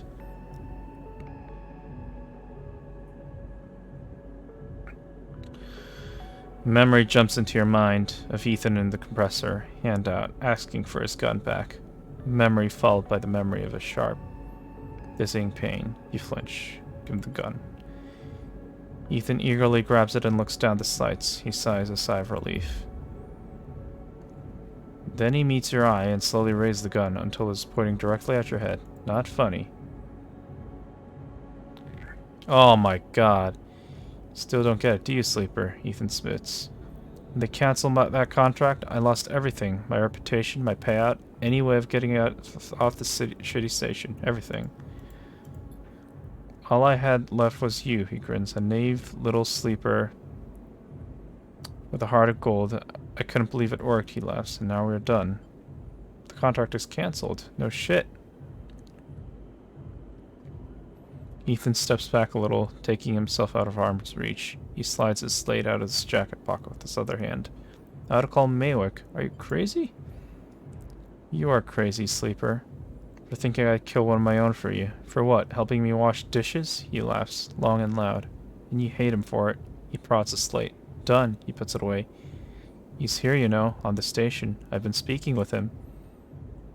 Tells me you can split the contract, not 50-50, but enough of a finder's fee that it can get out of this shithole. He's lying. At this point, Sleeper, I'm not sure you are the one who I'd trust to spot a lie, he winks.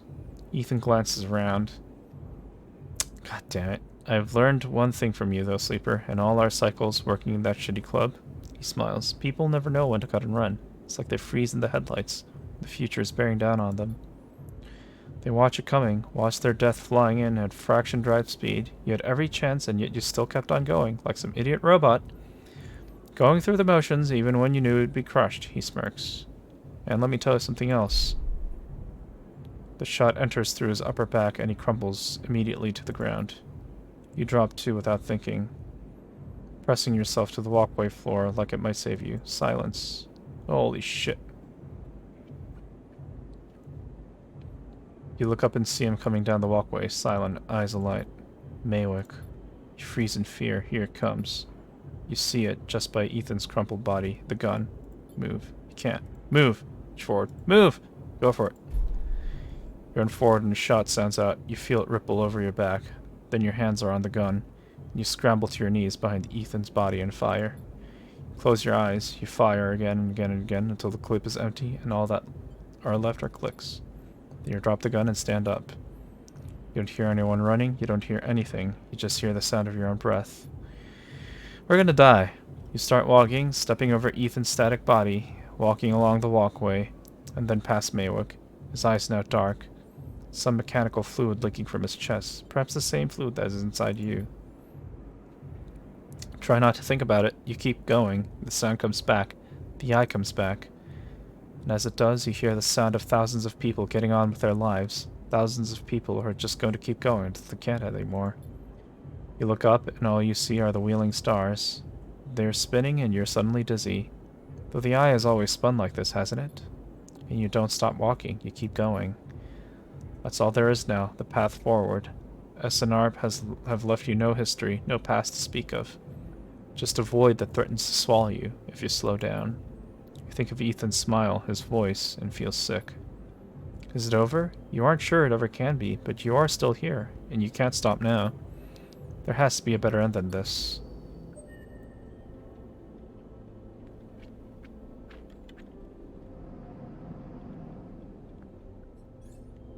Holy shit.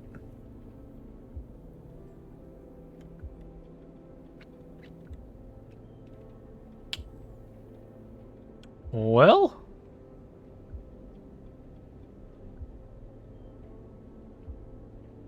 Fuck. We are fucked.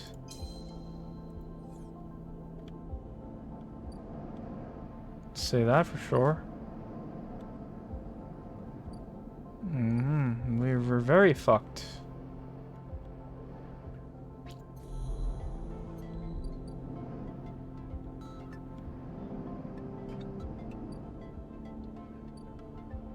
I think at this point I need to do the hacking thing.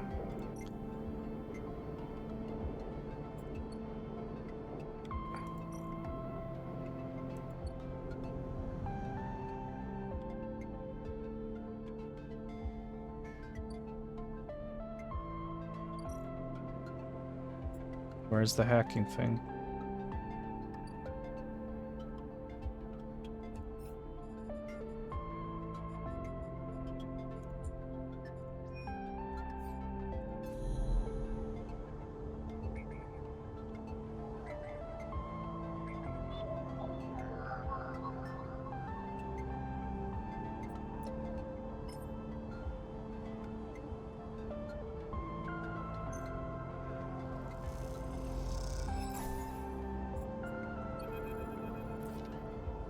As you slot the worm, a thread jumps up out of the facility and spools in front of you, releasing its data like ink in water.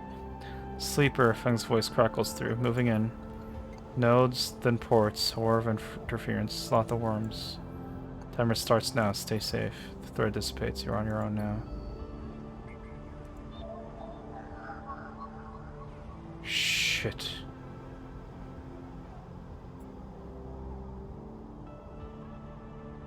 Or 2. I don't have either of those.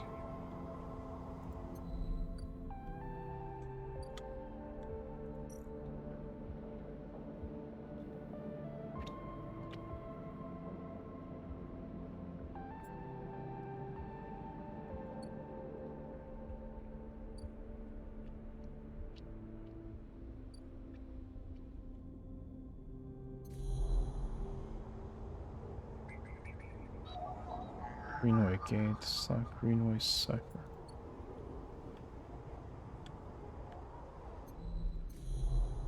Wait, is the hunter not here? Really?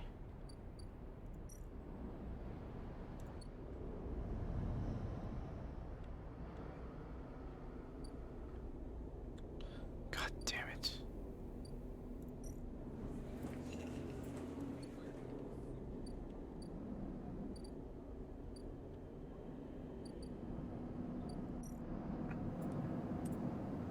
Guess all I can do is just work, huh? Huh.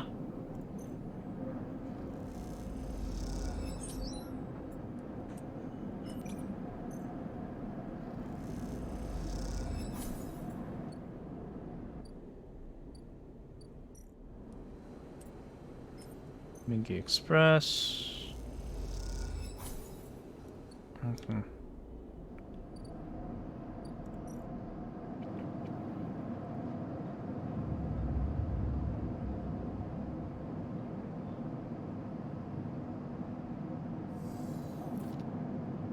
You wake from dreams of Maywick's amber eyes floating in a pool of dark fluid. It was difficult to get to sleep, and you suspect that isn't about to change anytime soon, not after what happened. But you also feel something else as you get up, thumb the power stud of the stove, and begin to boil the water, like every morning. You feel something has lifted, something that has been hanging over you since you arrived on the station. You try not to think too hard about it, to question it. Just let that lightness stay. Let it settle as you go through your routines. Your hope is that if you don't focus on it, don't look at it directly, it won't get scared and leave you. That the lightness will stay for this cycle, and then another, and then another. Because after all that's happened, a little lightness would be nice.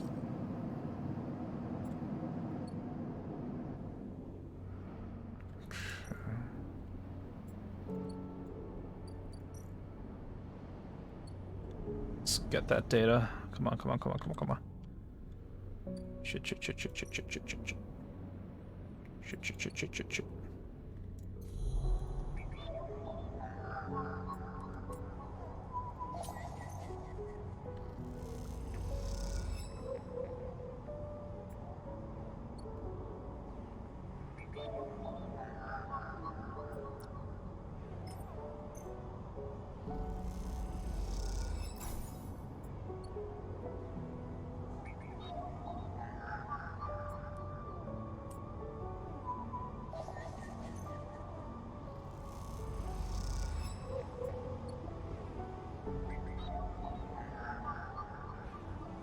Five or three. Damn it. I don't have the right die for that. So I guess I'll work.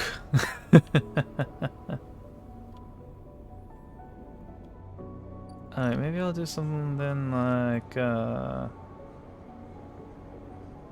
Showing the Ward, maybe.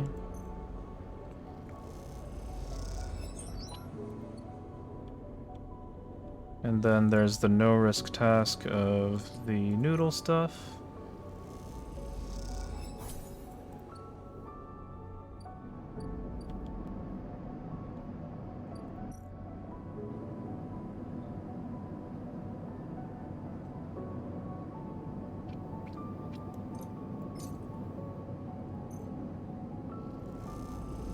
Oh, fine, whatever. It's fine.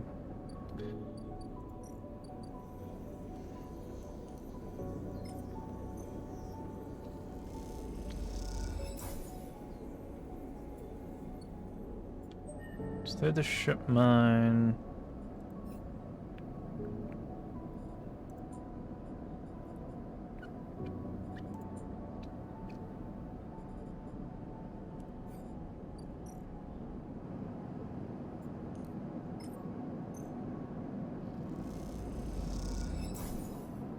There you go.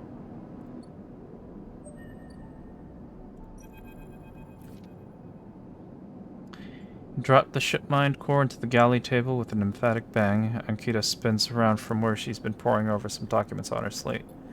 Holy shit, Sleeper. Did you actually land a ship mine? She rushes over and hefts the huge cylinder, turning it back and forth. Well, shit, it might actually work. She smiles wider than you've ever seen. Where'd you get it? Built it. Built it? Well, well, you're full of surprises. Ankita bangs on the galley wall. You hear that, Amber? The Sleeper got you a new ship mind.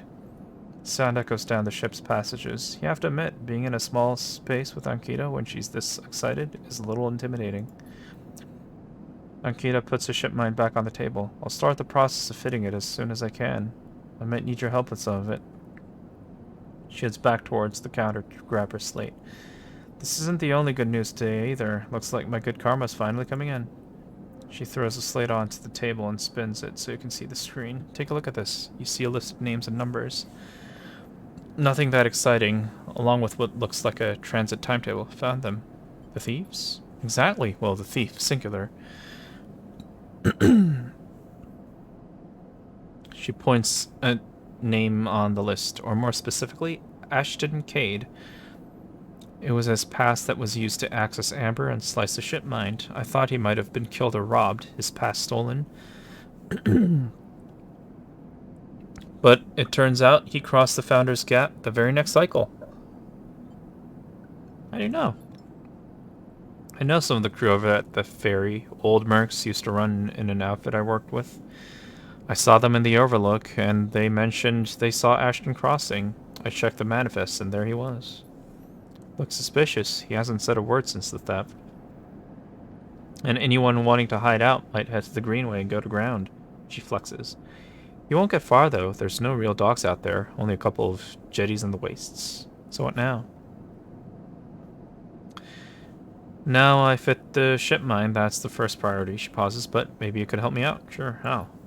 It's like this. I head over there, especially in Amber. They'll spot me a mile off and go underground. Find a way to slip the station, or he'll bury himself so deep in the wastes so no one will ever find him. But you, Ashton doesn't know you. All I need is for you to go there and sniff around. Not at the commune, not at the stacks. You'll have gone to the edges, the margins, the wild places. That's what Ashton likes. You see him, you locate him, ping me on this. She hands you a comm piece. Seeing as this is merc work, I'll be happy to give you merc pay. She shifts in her seat. The thing is, I haven't got much left, so how about I tell the boys who run the fair to give you a discount? I know it's not much, but once I'll grab this card, I'll pay up. 200 cryo, nothing less. God damn, I already paid the... What do you say? Okay. She gives you a heavy whack on the shoulder. Good, I owe you. He lifts the ship mind up onto her shoulder with worrying ease. I'm going to go get this fitted into Amber's core. You get any info? Any sense of where Ashton is hiding? Let me know. She goes to turn and then stops. And once again, Sleeper, thank you. I appreciate it. Ankita stomps off into the guts of Amber with the ship mind, leaving you in the galley. You glance around, sudden nervous energy descending at what has come. You never thought you'd get work as a mercenary, but then again, it seems the eye's full of surprises.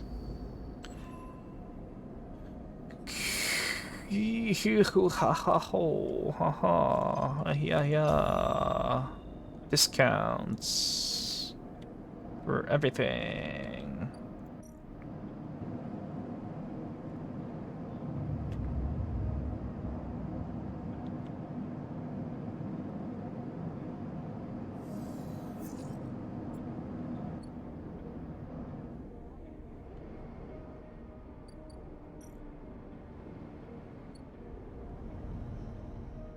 Okay, what does Fang need? 5 or 3? I have 3.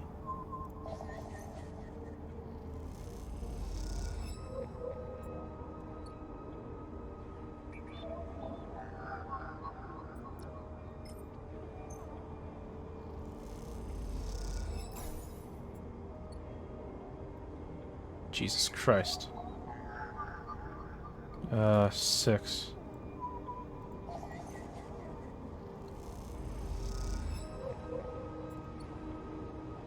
Come on.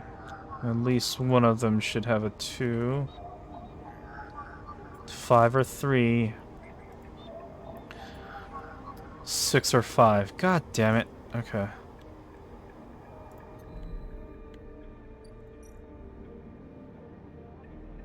Come on, Fang, you can do it.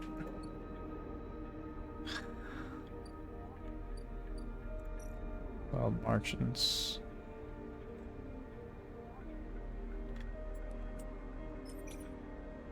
No, I don't want to die. I don't want to die.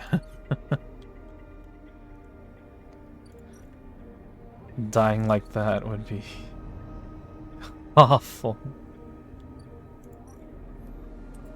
Mingy, give me energy and pay me. Or just give me energy. That's fine too.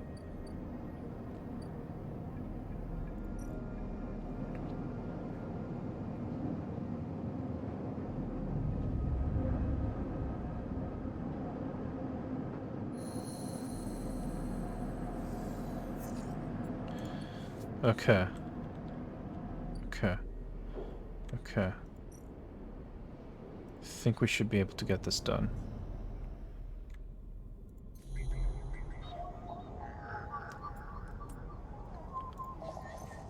Got the 3.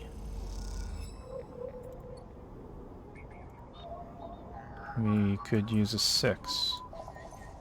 God, that is so expensive. And then we got the Ripper Worm.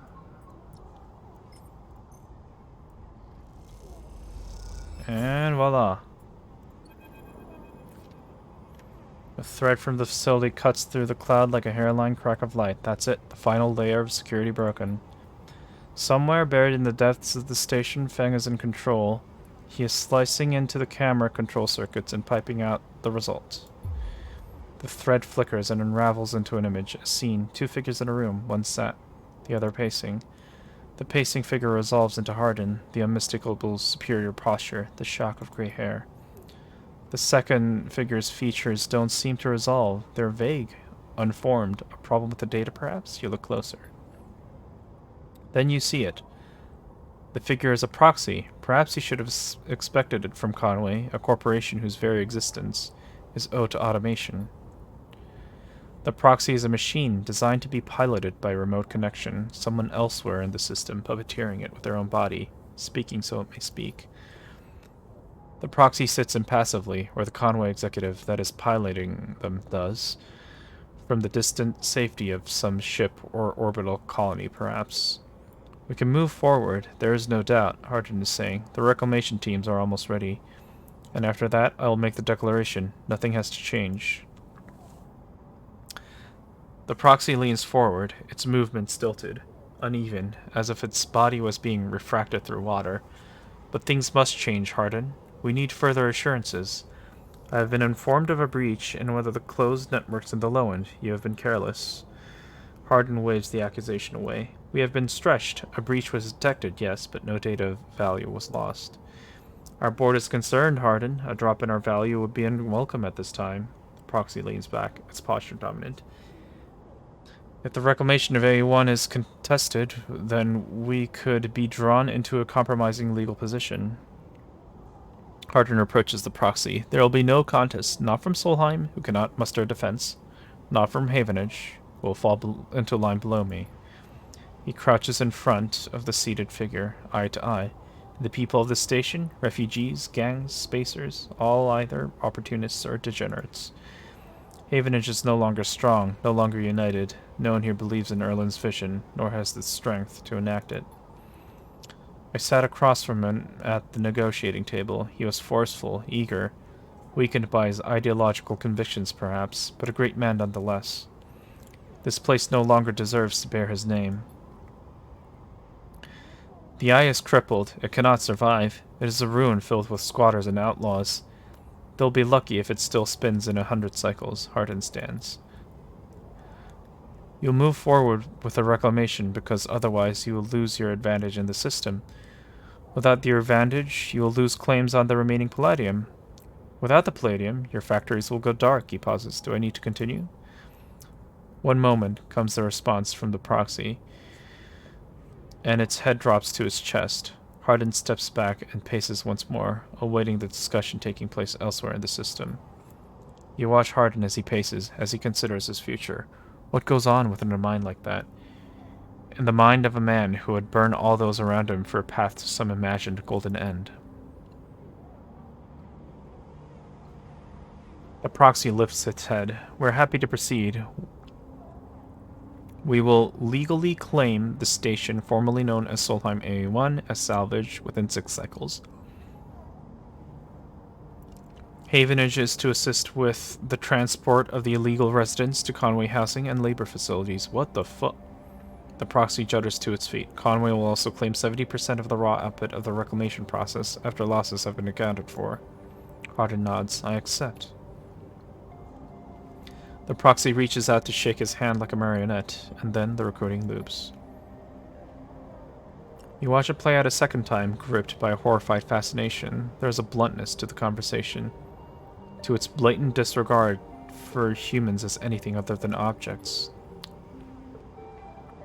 Things to be used, to be moved, to be fed into structures, crushed, and losses accounted for in the cells of tables, the margins of ledgers. You realize now that you're no different than anyone else on his station in the eyes of the people in that room, and those like them. Each body here can be recast as a piece of property, a tool, an expense, an acceptable loss. In one moment, they can be named a citizen, celebrated, protected, and in another, the very idea of citizenship can be used against them. That is what it means to live in proximity to a system like this. No longer, not while the eye spins. You gather the recording, pack it into a polygon of purest light. Then you drift down into the service stock like a falling leaf and find the relay. It only takes a second to place that polygon of data, that recording, into the relay system Feng prepared, and then you watch as it bursts out, a web of threads, heading out into the black, to every network device on the eye. Let them see what power makes of a man.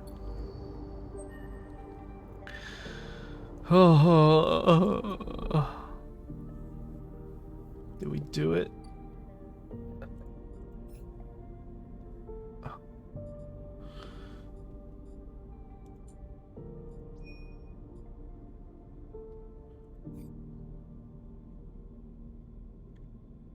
Feng.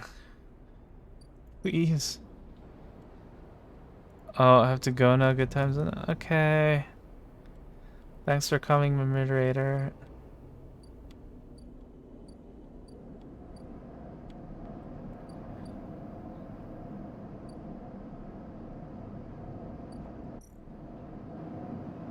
Havenage in crisis. The building is in chaos. Most of it is in total lockdown. No one will give you a straight answer about Feng or Hardin. At least it looks like the hunter, the bounty hunter guy is gone. That's a relief, I guess.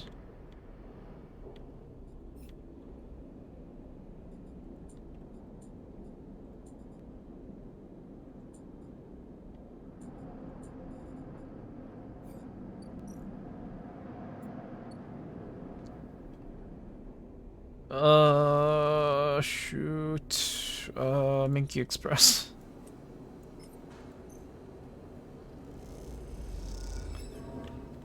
Okay, that works. Sure, that definitely works.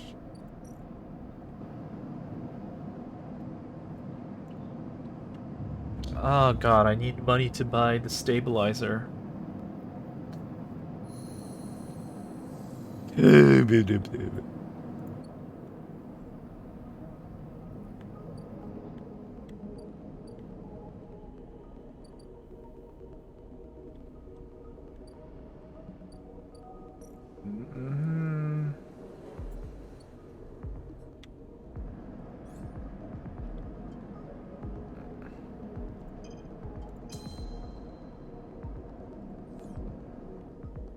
Mingy Express.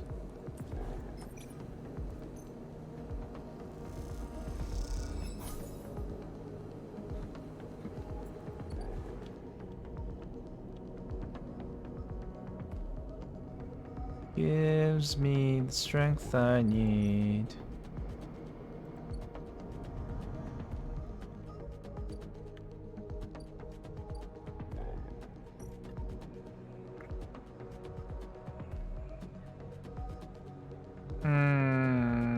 That -3 energy is a bit too much for me to be comfortable with.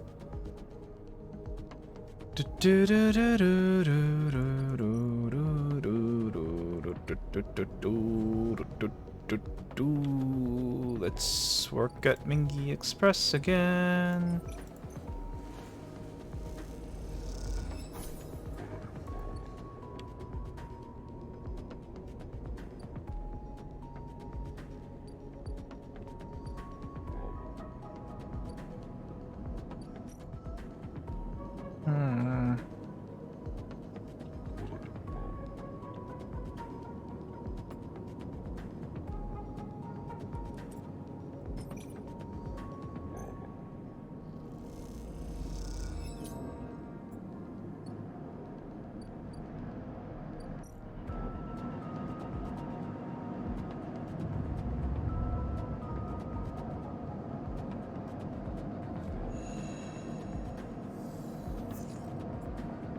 Okay, so Feng should be back, or at least something should happen, Feng. Feng grins at you as the bay door slides open. Above, in the rest of the building, people are busy, frightened. They speak in hushed tones and organize endless meeting after endless meeting. Havenage have avoided a full-blown crisis for now, but change is coming. Feng is in good spirits and bundles you inside before you even have the chance to greet him. That was the slickest operation this station has seen. He hugs you firmly. You made my job easy. Shakes you by the shoulders. I'm so proud. And, he smiles, I got the watch through the cameras as the Havenage security that weren't in on it assaulted the station. Feng smiled. One of them straight up just whacked Hardin with their pistol. It was beautiful. They have him? He's being held, yeah. He looks around. I think the idea is to use him as leverage with Conway to get them to back off. Maybe they'll exile him when they are done, or hand him over to some core authority. Feng shrugs. Now I know he won't be an issue. I'm going to be focusing on systems for a bit. He shakes his head, seeing as that's my actual job. He points to the ceiling. The people upstairs weren't so happy, though. They've been fielding questions about the state of the eye right and left since the recording got out. People are scared. I'm not surprised. Yeah, this whole thing hasn't won me many fans in the administration, but I think in the end they'll agree that outing Hardin was worth it, whatever the methods. He touches a stack of hardware. The eye is old, and it was never meant to run like this. The master control points that Erlin and Havenage installed, they keep it spinning from the rim. That isn't ideal. But if you're asking me if the eye will stop spinning next cycle, no, he smiles. And me? And a ton of other skilled people will be working to stop it happening in the cycle after that. Hardin's problem was that he didn't believe in people. He believed in systems and their ability to shape the world around them. Feng squeezes your shoulder. But as far as I'm concerned, people should be the ones running the systems, not the other way around. Anyway, Feng wraps on the side of his terminal. I know you didn't come down here for a lecture, my tracker. I haven't forgotten. He produces a thumbnail drive. I managed to finish that code solution I showed you. It's a modified Ripper worm, one made to deactivate that tracker of yours. But in the time since I got back, I added something extra. That tracker of yours doesn't just show SNARP where you are, it transmits data about the state of your body, your current condition.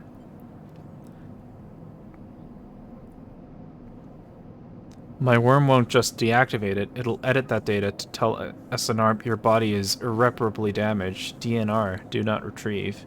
He grins widely. Pretty smart, right? That's perfect. Just slot it already. Take the drive and hold it in your hand. Then you close your eyes and open up your access ports, take down your defenses. The worm immediately enters your closed network. It whips through it, taking things with it as it goes. The moment they're gone, you forget they were ever there. They just blink out of existence. A second later, it is done. You open your eyes. How do you feel? Asks Sven, a little nervously. The same. Give it time. He pats you on the shoulder and looks at his terminal screen. The logs tell me it worked, so feel it or not, you are free. Feng lets the word free hang in the air a little before he continues. Seems like it might be finally time for a celebration. Feng wraps his arm around you. Jenna still owes us those drinks. He laughs, and you join him. And later, when you leave, you feel deeply thankful for having such a friend. As you walk away from the building, you look up at the wide curve of the eye, up at the hub and the other room beyond it. This whole thing twinkles with lights, and it seems impossible to see it as anything other than breathtakingly beautiful. It feels in that moment like something eternal. That doesn't mean it can or even should last forever, or that it will never change, fade, or decay. It simply means that in this moment, this place is a future, and it is one that you know, deeply and truly, is worth protecting.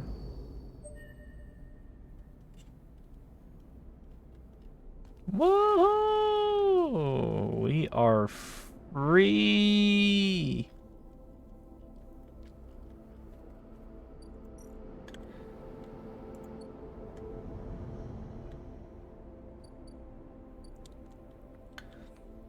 Freedom! Freedom! Now we just need to make money. And keep track of our energy.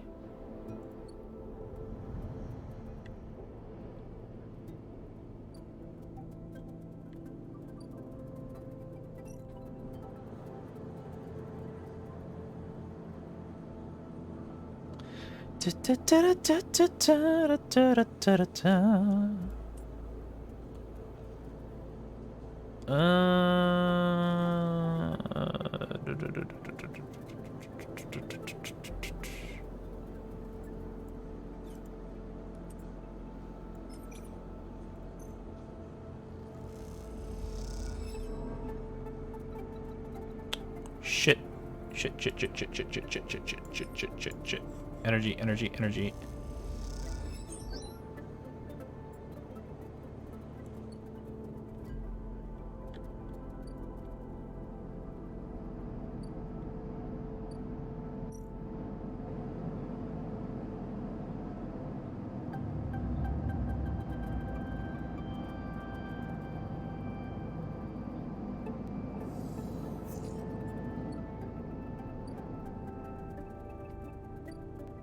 Give me that energy.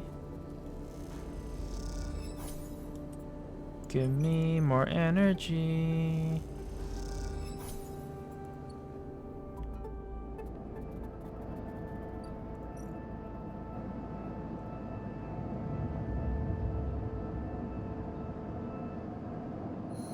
Da da da da da da da da da da da da da.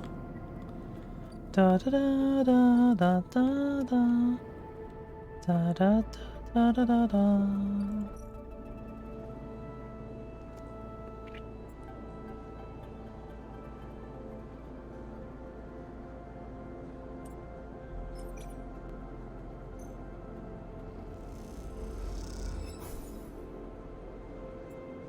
Okay, that works. I was hoping to get like a scrap component, but that works too, I guess.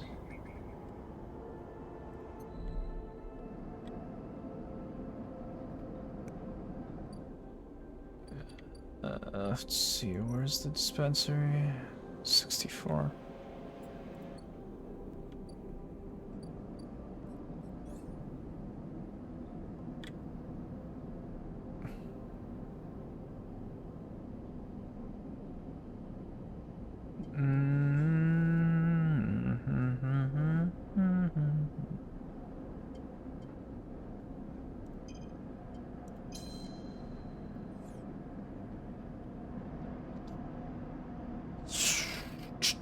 What can I do with 1 point?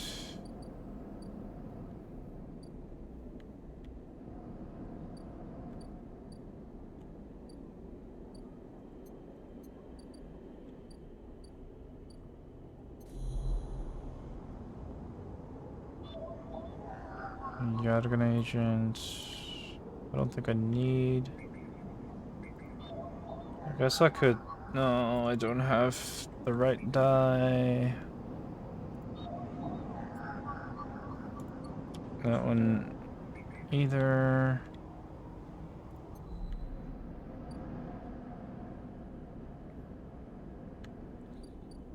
It's almost like Hunter just forgot about me. What's in here again?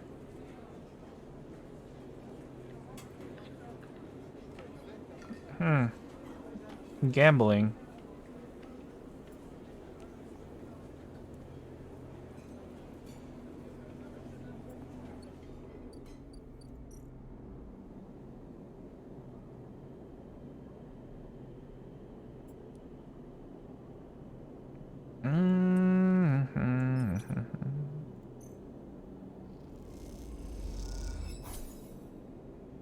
Eh, that's fair.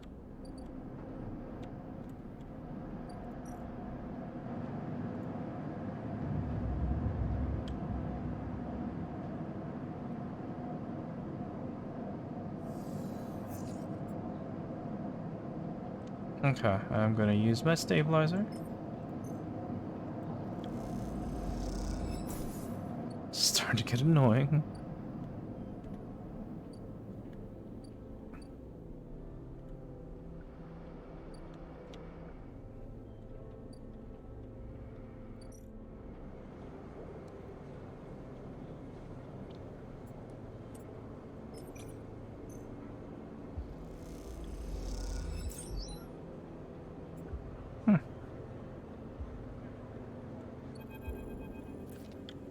As you say your goodbyes to the other enforcers, you walk back to the low end. A chirping catches your attention. In a quiet corridor away from the main thoroughfare, someone has stuck a small recorder to the wall with suit sealant tape. Written across the fluorescent tape is one word: sleeper. Peeled away from the wall, and as you do, it triggers some kind of improvised trip switch. Sleeper. Sabine's voice crackles through. I have seen you with Yatagan members. Are they holding you captive now too? A high whine. I'm sorry if I dragged you into this. Do not trust them. Something is happening within the gang. Some kind of power struggle. Cover the speaker a little, their voice too loud in the quiet corridor. I will come soon. Thanks to your efforts, I have located most of their properties at the right time. A pause. I will see you soon. Don't give up. Remember our dear. Recording cuts out.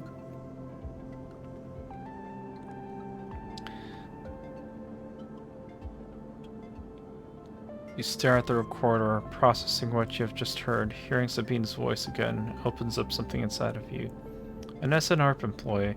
Do they know that I know? You struggle with a mix of concern and distrust. You throw the recorder into a nearby waste chute as you leave the corridor, still unsure who to trust, and head quietly out of the low end. This is tough.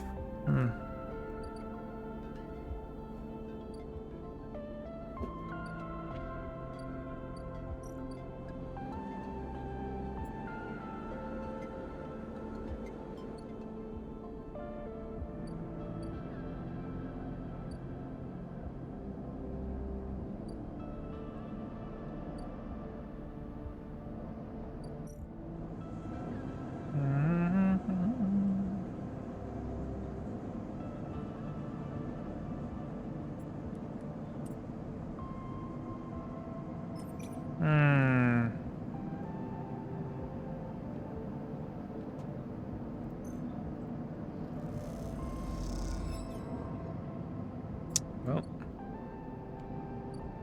that was a waste. I need to make money.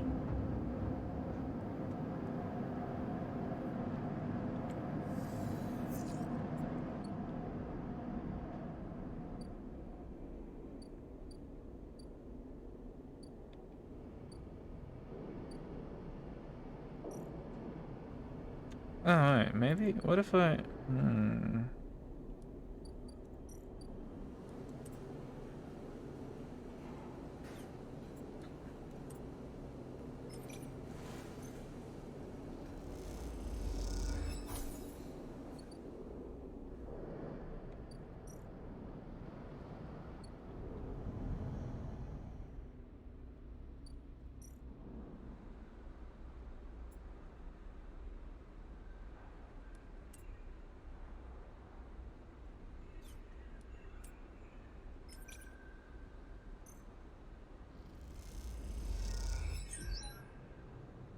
Alright.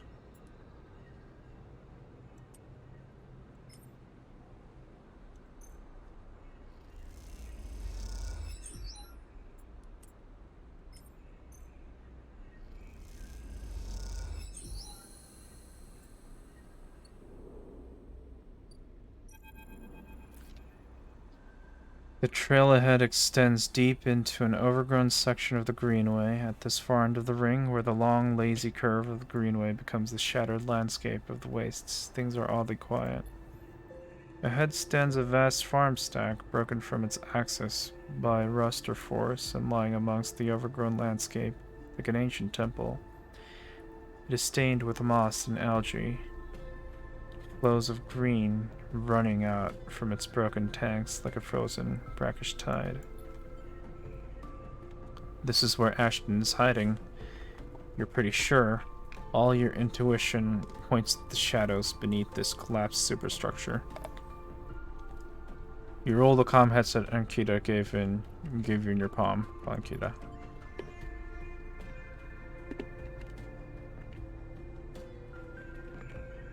You slip the headset into your ear and it fizzes with static. After a few moments you hear Ankita. Sleeper?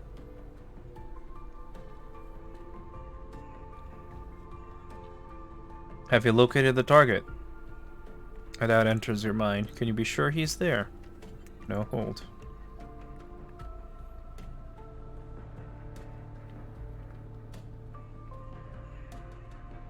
A confused silence at the other end. Maybe it is better that you confirm that Ashton is there before calling Ankita.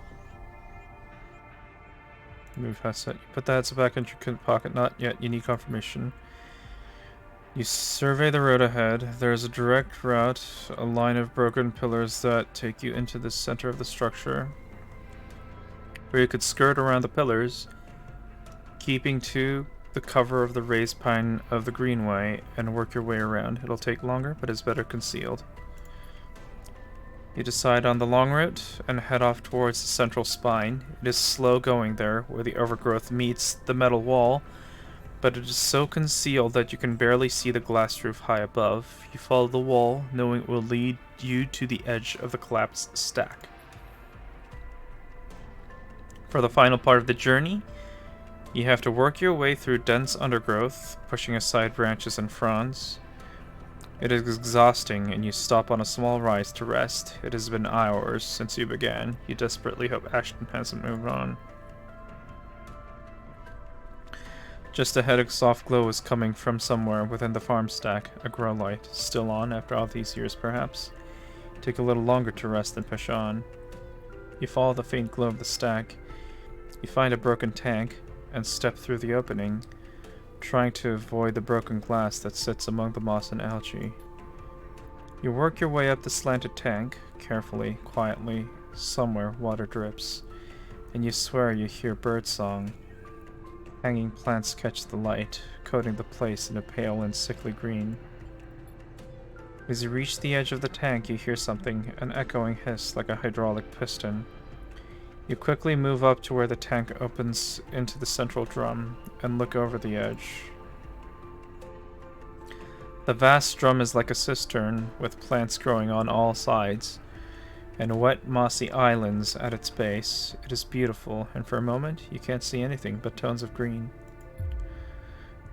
Then you see the sleeper, in a faint circle of light, descending down through the drum.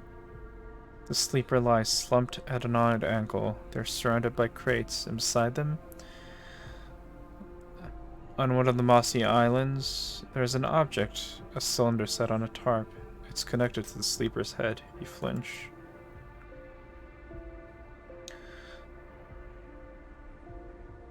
Are they one of the others? One of the ones that escaped with you? You squint, trying to recognize them. They're twisted, broken, open, wrong. You look away. Wait. You wait, unsure what to do, your eyes fixed on the broken sleeper at the center of the drum, on the connection between them and the ship mind.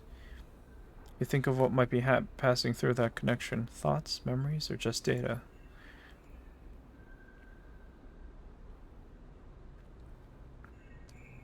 You hear a sound, a quiet hiss, then soft footsteps. Below you, Ankita enters, her sidearm in hand. She must have followed the signal from the headset. Has she been spying on you? You watch her step onto one of the mossy islands, the water around rippling as she does. The gunshot breaks the silence, blanking out all noise. It hits Ankita's shoulder piece, the ceramic armor, cracking but holding as she braces into the impact. Then she launches herself forward, the now activated armor launching her across the drum. Another shot goes wide before she reaches the cover of the crates beside the sleeper. Shit, you hear the shout from one of the tanks high on the far wall.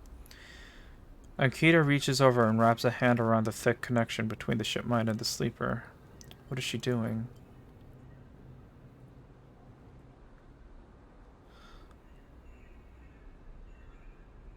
Better come down here or I'll rip this right out of your head. She screams at the wall of tanks. You shiver at the suggestion. There's a long pause. All you can hear is the dripping of the water running down the walls of the drum. Then Ashton calls out. I'm coming down, Ankita. Don't do anything stupid for God's sake. He appears at the far side of the drum, stepping through the shallow water, rifle raised above his head. Drop the gun, Ankita shouts. He throws it down onto the moss. As you lean out to watch, you see him catch your eye, clocking your presence. What are you up to here, Ashton, you sicko? She stands, keeping her sidearm trained on his head. You've ripped my ship mine for what? Some freakish experiment? Ashton approaches with shaking hands, his eyes now fixed on the connecting bundle of wires that Ankita still has hold of. Steady, Ankita, it isn't like that. I needed the ship mine. You have to understand. They would have died without it.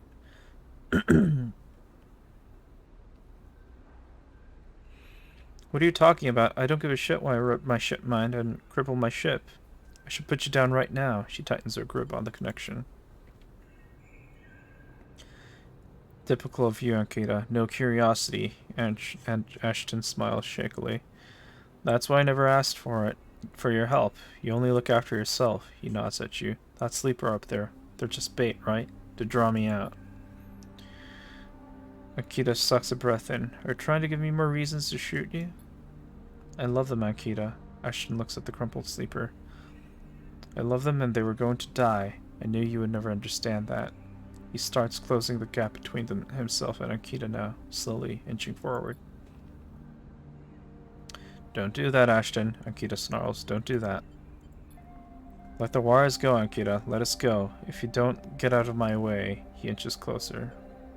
Please. I can't let you take it, Ashton. Ankita hardens her stare. You stole it from me. You left me for dead. She shakes her head. You think I'm going to trust you after all that? I need it, Ankita. I need them to survive. Ashton is in reach of the sleeper now, of Ankita. I'm going to take them now, Ankita. He raises a hand. I'm going to take the ship mine and go.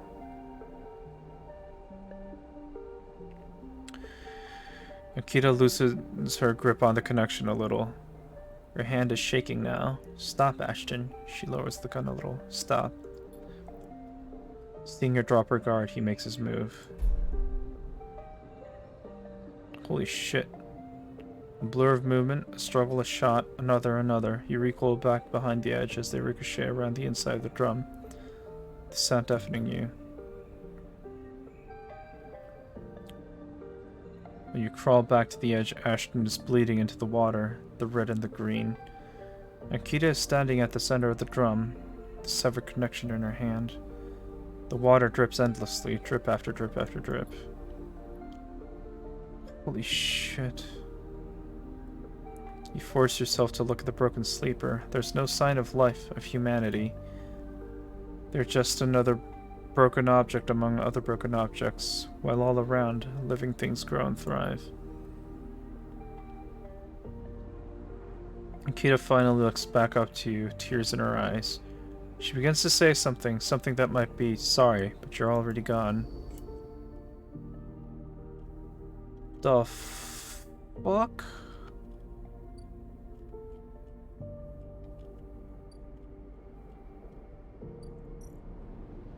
What'd I do all that for? At least give me the money.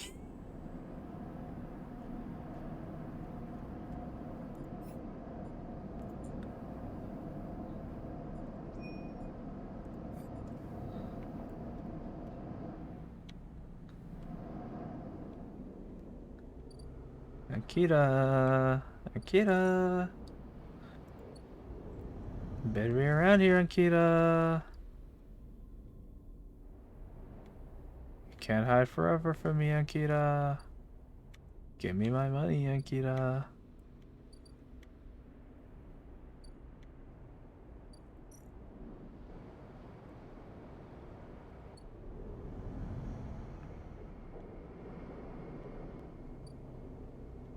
Where's my money? Ankita.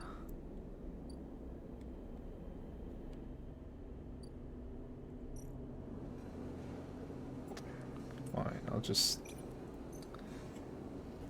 make noodles.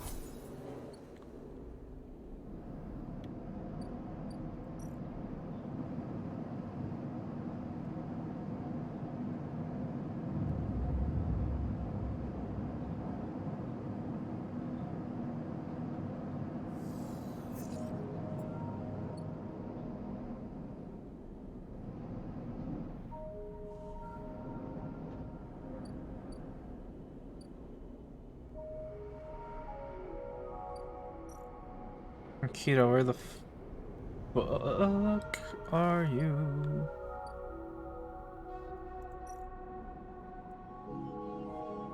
Keto's away. Amber is docked here at a rickety old jetty, but she's sealed up. A note says, "Sleeper, stay. I'll be ready soon."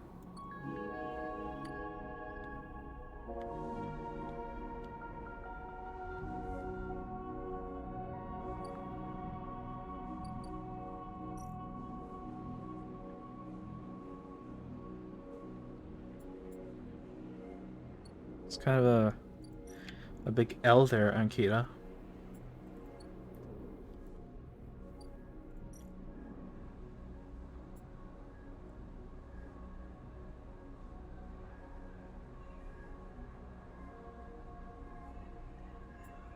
Gotta say.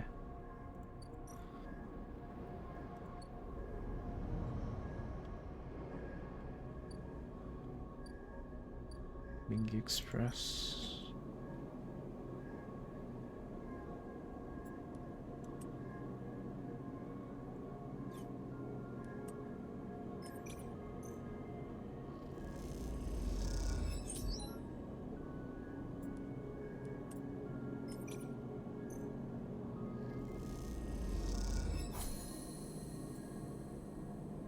Okay, so what does that do now? New drive discovered. Build a home.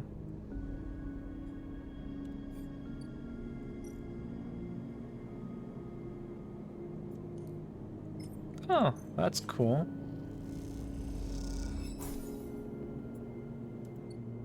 Just 3 more scrap pieces, huh?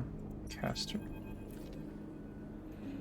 You cross between 2 walls of units, one of the cavernous streets at the center of the low end. The pressurized bridge is full of the clack of tavla, the shouts of children, the whir of air filters.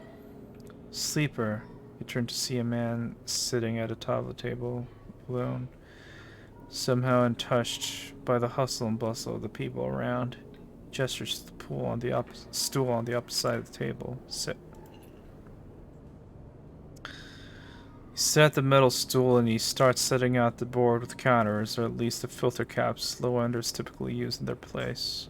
Caster, he says, by way of introduction, looking over his glasses.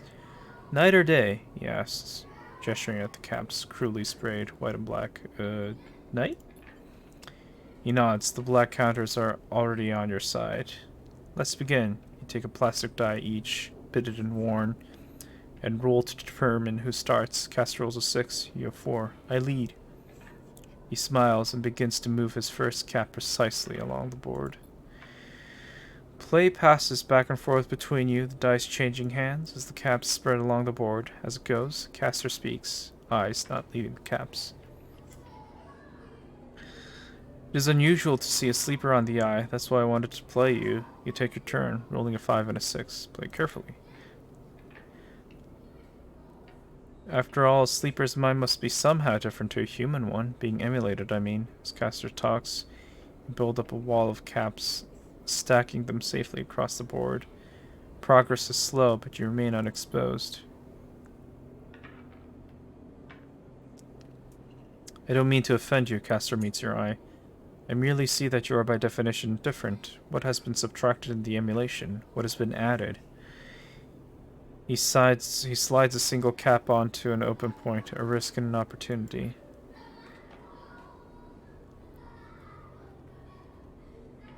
He hands you the dice. Do you ever think about the sleeper? About what you were before and what you are now? Always.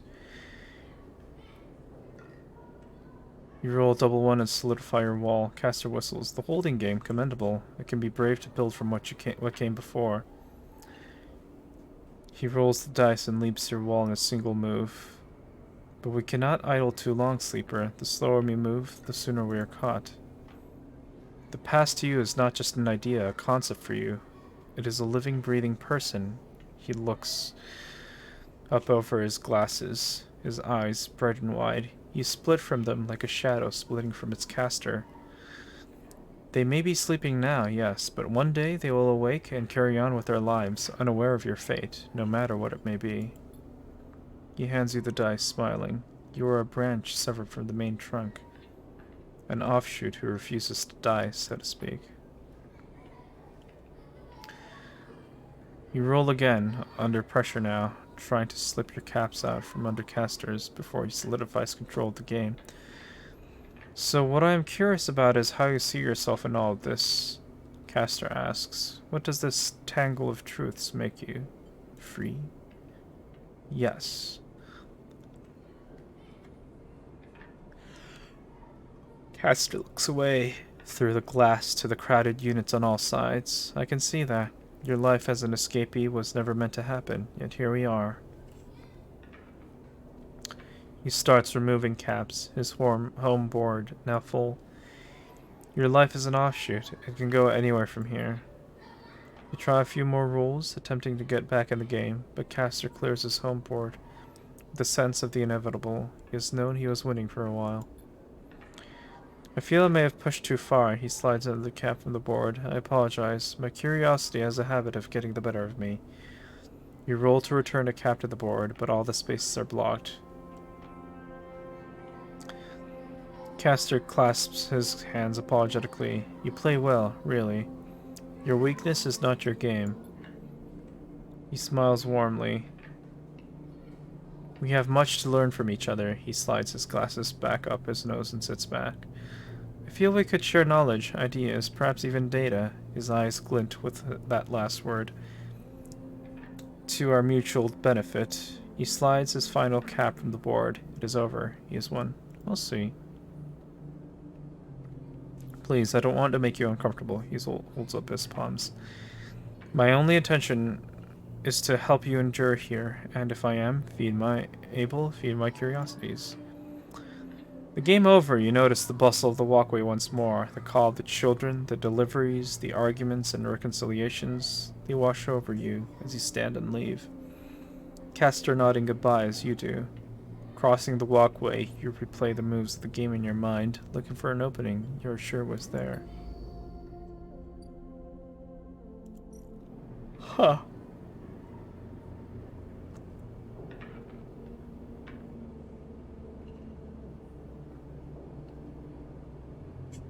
Oh, shit mine for Havenish data. Holy shit.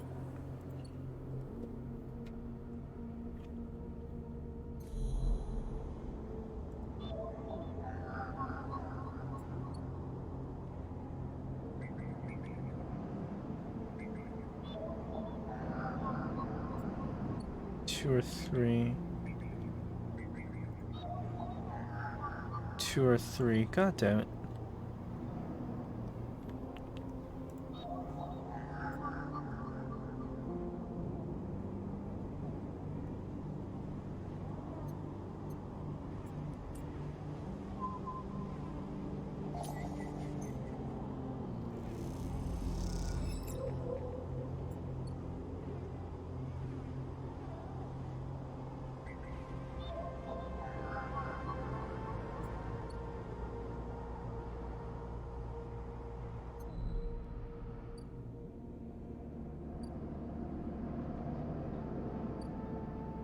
Podcaster just has that stuff lying around, like, jeez.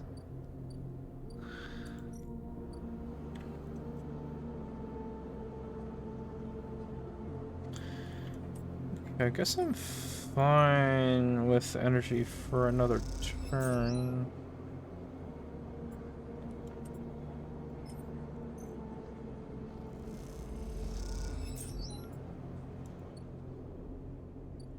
See if we can get that apartment.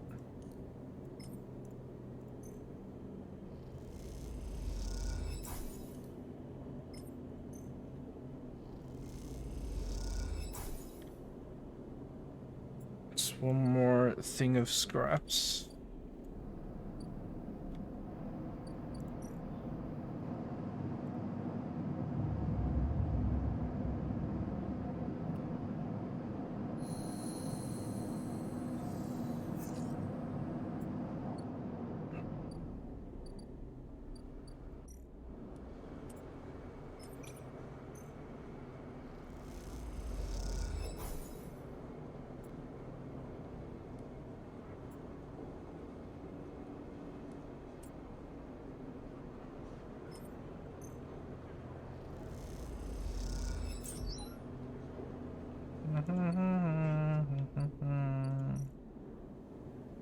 Let's get the apartment going.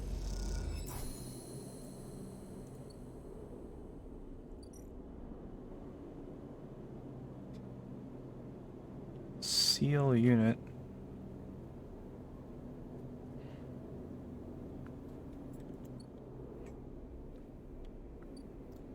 That's fair.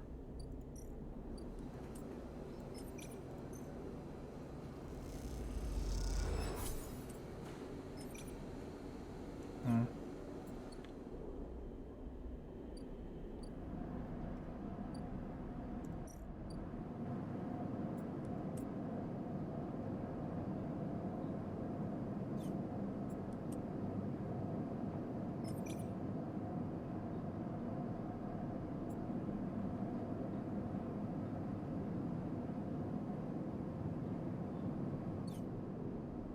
Okay, I need a higher die. That.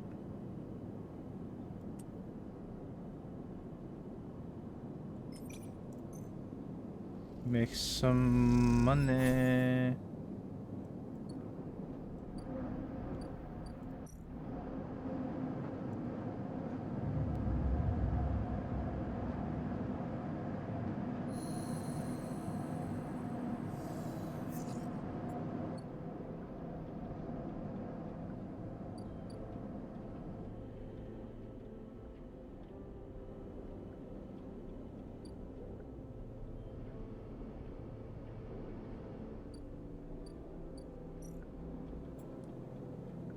Hmm.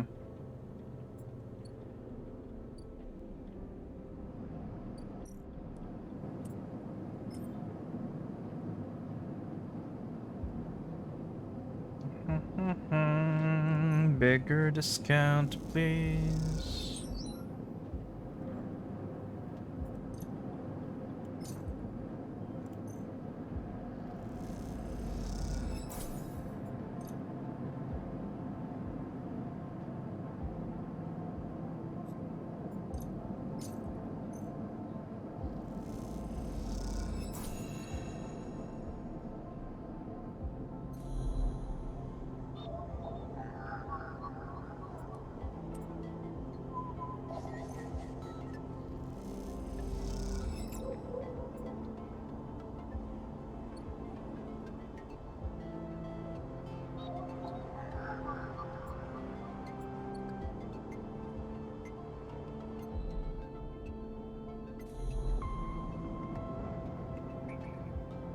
I think that's Havenage. That's probably Havenage. Okay.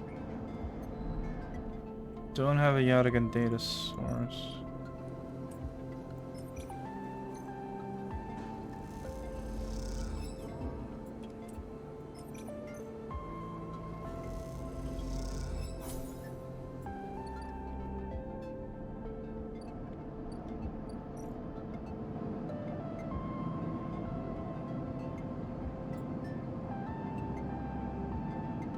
Complete active scenes to proceed?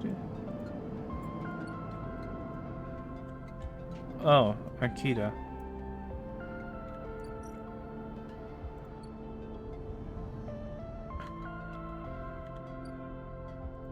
Yeah, give me that money. Spot Akita on the track to the farm stack. She has a box on her shoulder and is working her way down the slope. She sees you as she approaches. Neither of you speak for a moment. She looks tired, pale. Her hair is tangled in clumps of dirt cling to her armor. You both eye each other. Akita.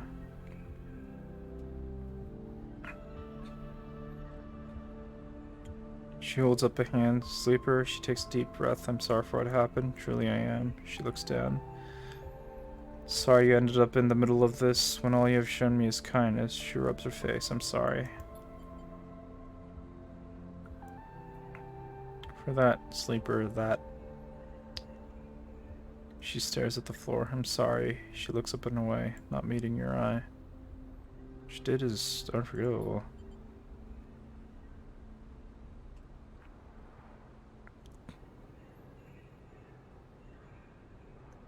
She looks at you. I understand. Akita shifts the weight of the box on her shoulder. I've been preparing for... She grimaces. Look.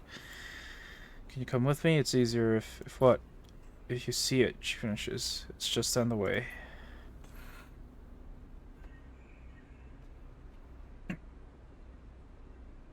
Akita leads on down the dirt path between the pillars. There's a wind passing through the greenway. A quirk of the air currents the biosphere maintains, and it ruffles the leaves softly. The sound makes the silence more obvious, more complete. You try not to think of the last time you were here. You have been trying not to think of it for the past few cycles. The images of the sleeper, sprawled, twisted open, connected to the ship mind, has been hard to forget.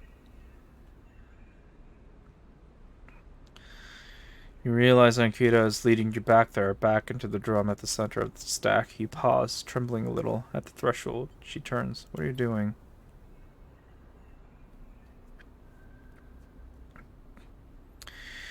She looks at you with empty eyes. What needs to be done? You stand on the threshold and look up at the tanks, green and wet, some glowing with flickering grow lamps. You look down at Akita, suddenly so small under this hulking ruin. The smallest she has ever looked. She places the box down. Okay.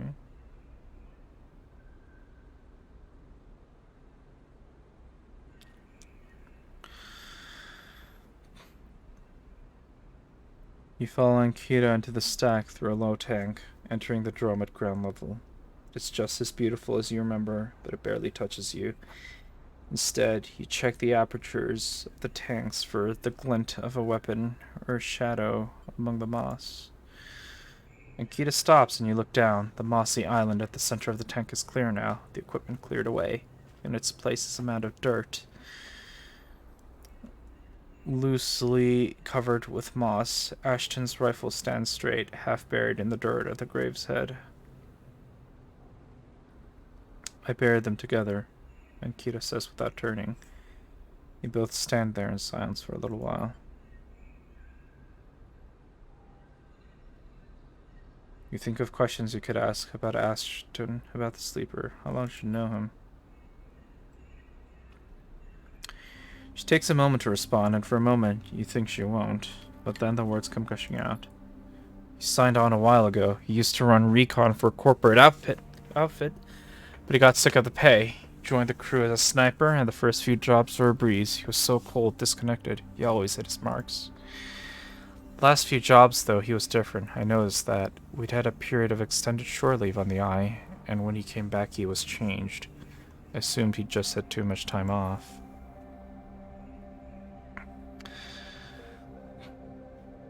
He was right. I never would have given him the ship mind. I wouldn't have believed him.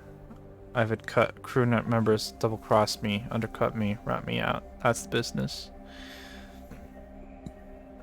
He wasn't a good person. None of us in this job are. That's how we die alone.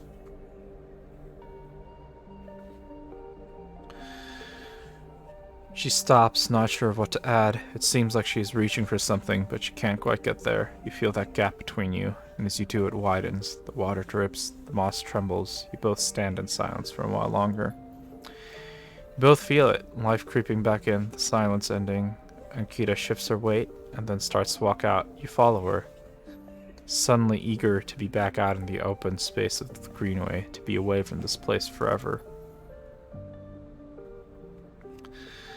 You stand outside and breathe the fresh air. You stare at the green leaves and the stars wheeling above them. That's it, says Ankita from somewhere behind you. Try to think of something to say, but can't. Ankita puts a hand on your shoulder.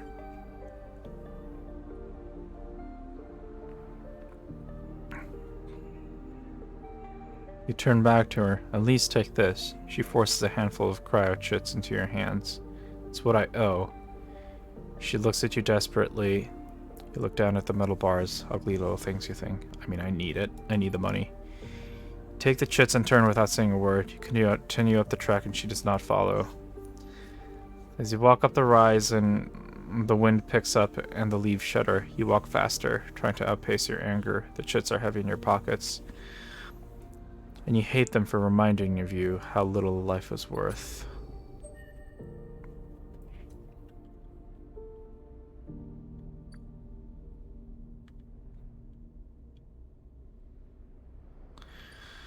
I need that money. I need that money to survive.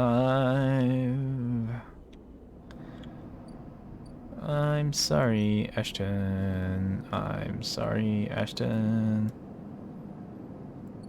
But I really needed that money to survive.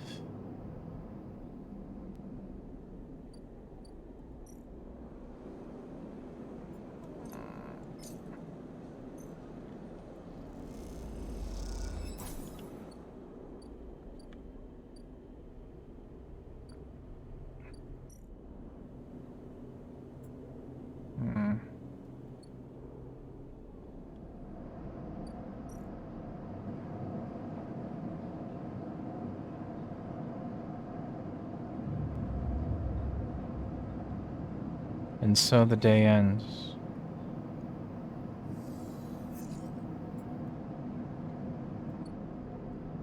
God, I have 3 6s, huh? What is going on?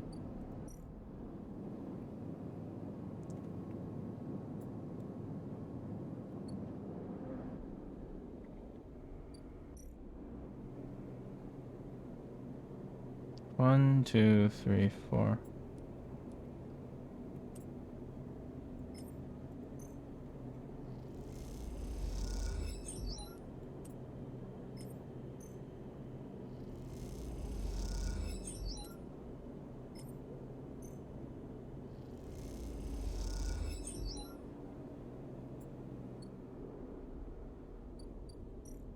Then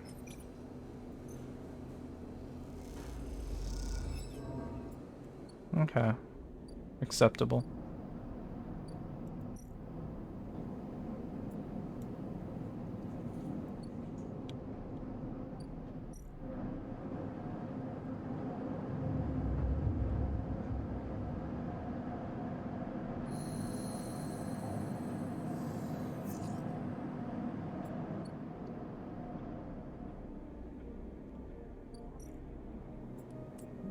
Let's go.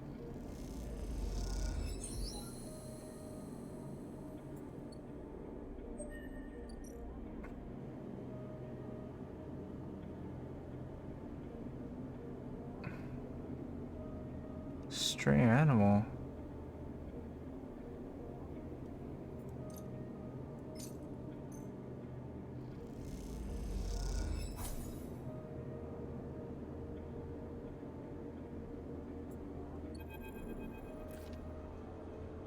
Kitten. The stray hops up onto a work surface and looks out of the unit's small window. Doesn't acknowledge your presence, it just sits there beside the tray of crumbled crackers, staring out at the low end. What is the cat's story? Are there more on the station? You haven't seen another in the low end, but in this vast megastructure, that means little. There could be a whole colony of cats like this one down in the Warrens. You look at its sleek, dark fur and sharp eyes. It doesn't look ragged, it looks at home. In fact,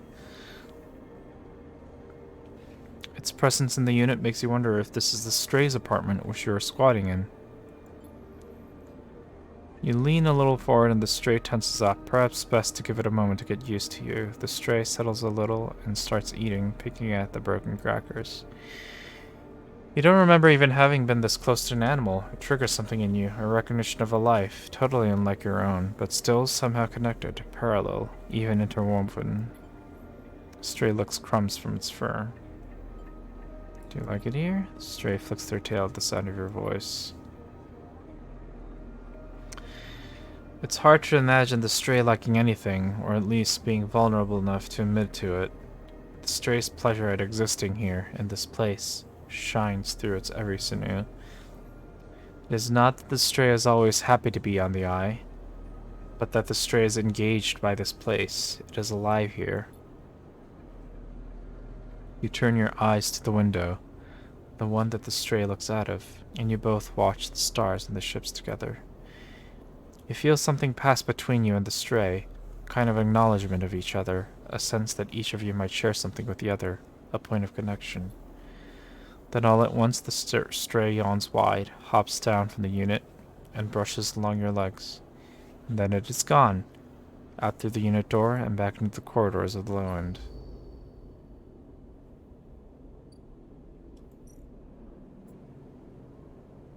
That was cute.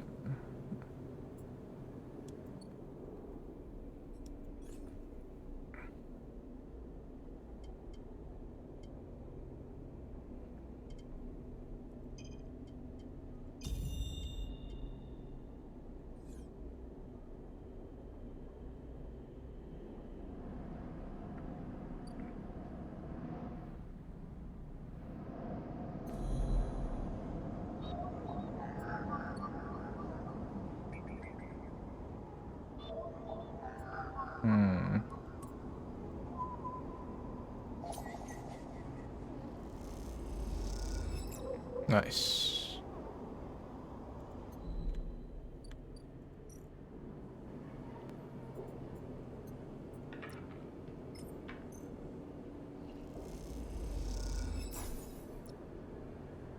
No? I can't repeat it? Oh, damn it.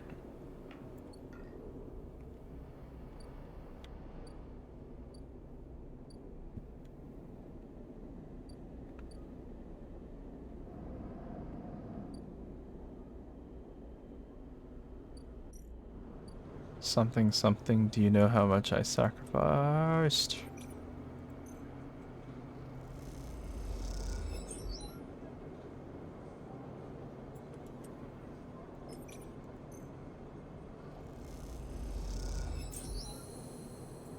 Okay. Rabia.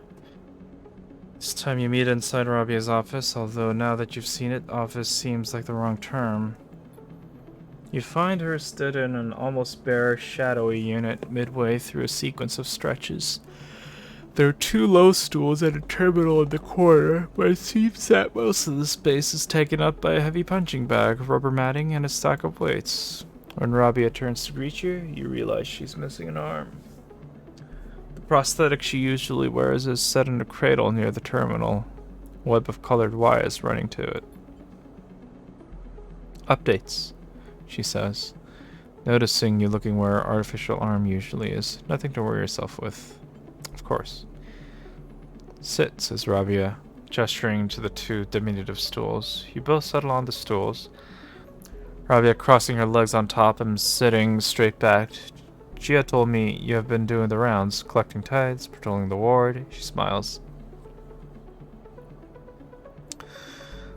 Some of the enforcers are impressed, and I hear you handled a few difficult circumstances. Nicely done. I want to see for myself. She raises an eyebrow. See what for yourself? If I can trust you. I see. Rabia flexes her neck side to side, and the conclusion? Still deciding. Well, sleeper? Rabia says teasingly. Please keep us updated on any progress. She smiles a thin smile. Joking aside, I know that for you, life on the Eye has been a struggle. But I hope we can do something about that from here onwards, though some of our members may not see it this way. I know you two are a refugee. She looks at you solemnly. That is why you have come to us.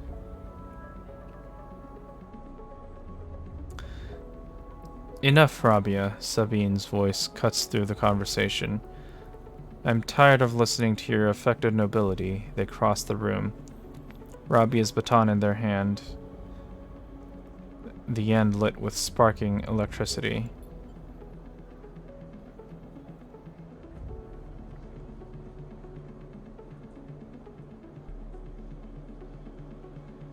Rabia looks between the two of you. I suppose this ambush was another cooperation between you two? She looks strangely unfazed.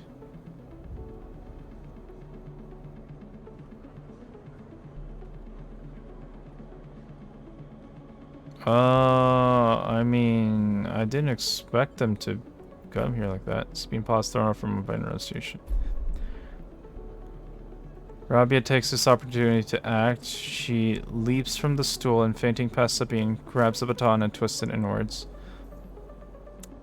She is by far the stronger, and she pushes Sabine to her knees. Plunging the crackling end of the baton toward their chest, they freeze there, Sabine struggling to keep the crackling baton to their skin. Stop!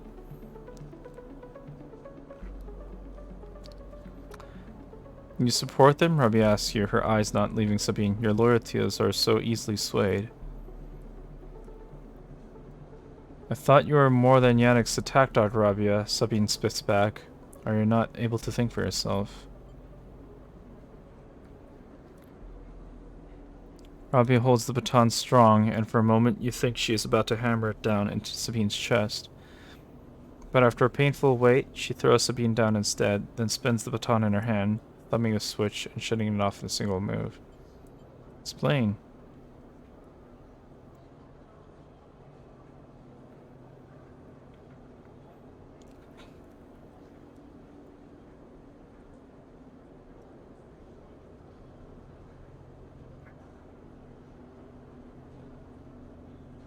They both look at you, each still catching their breath, as if they had forgotten about your presence. Explain what? How the moment I call my forces will come down here and take them away?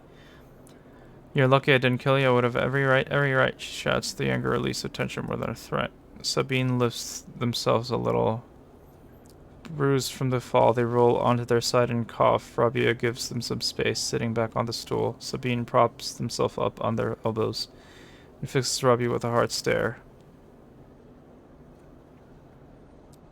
You have something to say? Say it. This is your final opportunity, because after this, no coming back. What's the point? She refuses to listen to criticism of the Great Yatagan Project. Rabia collects herself. Speak. She folds her arms and waits to be convinced. Sabine takes a breath, organizing their thoughts. They go to start, pause, then decide on another approach. Eventually they say it. Yannick is a traitor.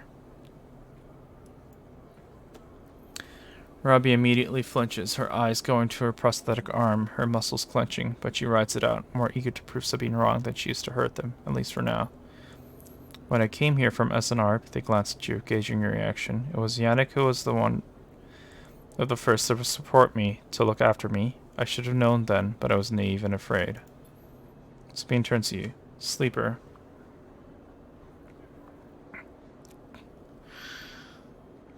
They take a breath. I know that I should have told you I worked for SNR long ago, but I thought you would abandon me, and you are my final friend.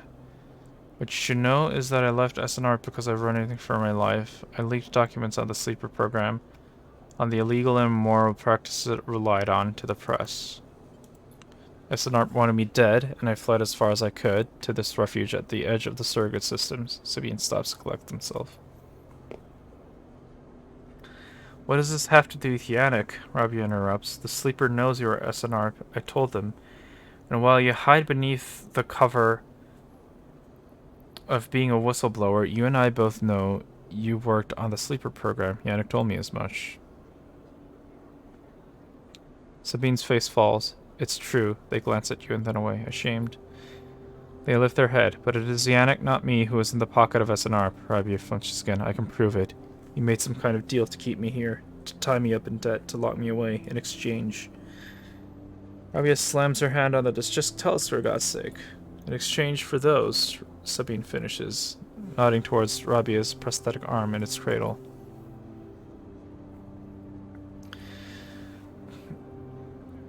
He has been using Yatagan and forces, using you as test subjects for SNR technology. I have the data to prove it. He has been bringing them in under the guise of stolen shipments, and having me fit them, knowing each one is capturing data and sending it back to its makers. Rabia's fixed expression has started to fade. Sabine produces a slate. It's all here, thousands of hours of usage data, failure rates, error dumps. These are untested implants, Rabia. They could short out, fail, cause cascading failures across a person's body. And they have. Sabine suddenly looks incredibly tired. I thought the error rate in the units was down to them being stolen or modified. I've tried to fix hundreds of failures in my time here. Not all of them. They stop, unable to continue.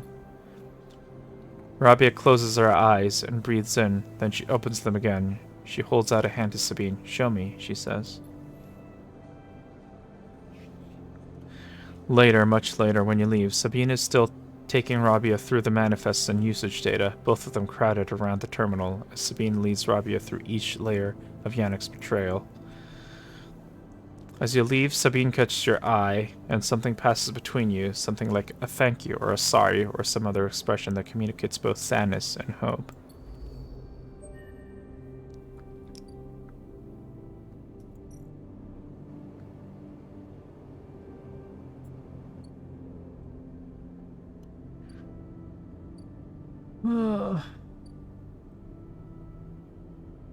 It's a lot.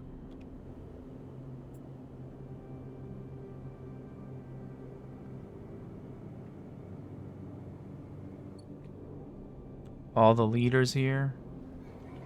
All corrupt.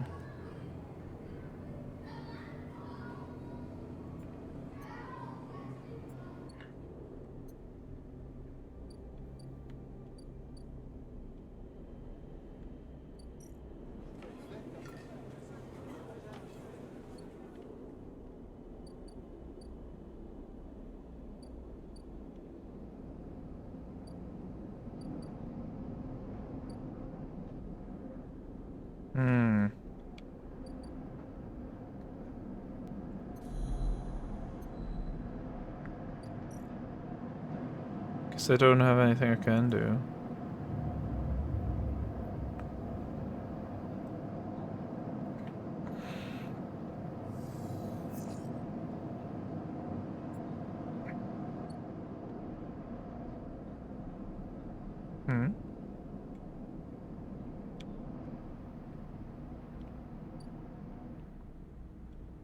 Something that's different.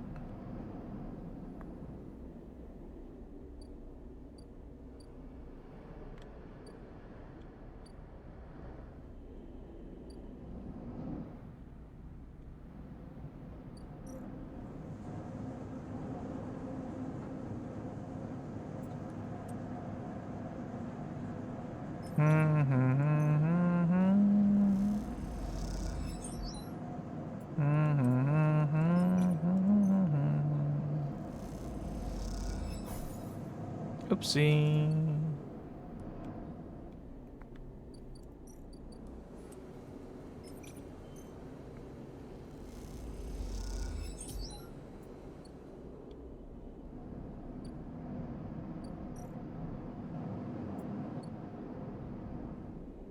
No, I sleep in the apartment.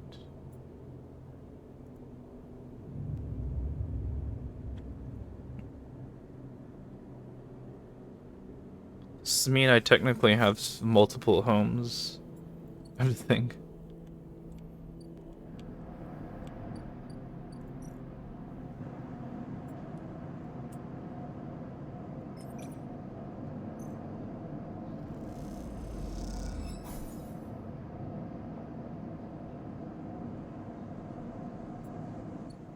Well, that's not good.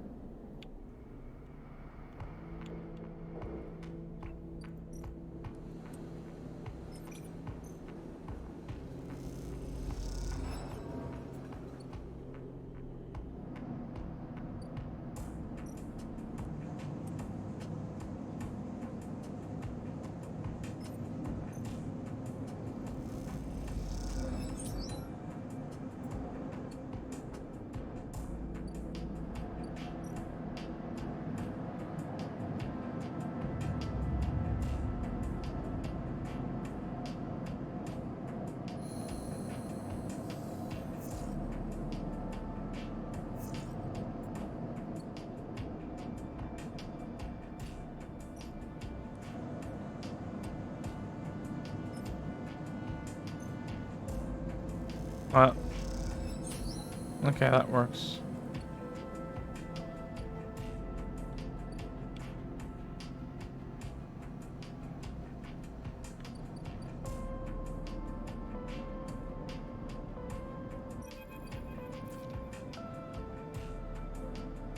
From the walkway, the sidereal horizon looks impossibly vast, a landscape of plating and frames.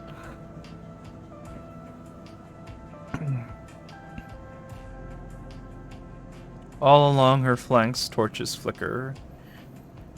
Drones maneuver, arc lights glint. The sense of scale of industry is both stunning and strangely unsettling.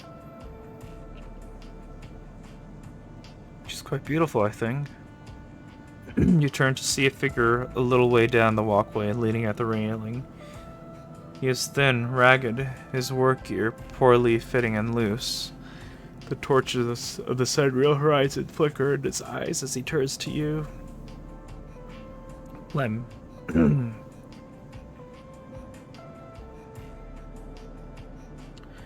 He leans back from the rail, revealing a child standing beside him, staring out at the ship. And this is Mina, he has with a smile. Hi, Mina. She stares and tucks herself behind Lim, who dutifully picks her up. She's a little slow to trust, aren't you, Mina? She buries her face in the folds of his overalls. Mina looks out from Lem's chest, a dark brown eye twinkling among the rough material. You working on it then? Lem asks eagerly. Gesturing to the vast ship, or just admiring. He shifts Mina's weight to his other arm. I guess? Me too, me too. He flashes a Havenage past. Knew it just to look at you, I mean... He stumbles a little over his words, not one to be misunderstood. I mean, you look like a worker. She's Mina's and my ticket out of this place, our escape vector, so to speak. Oh.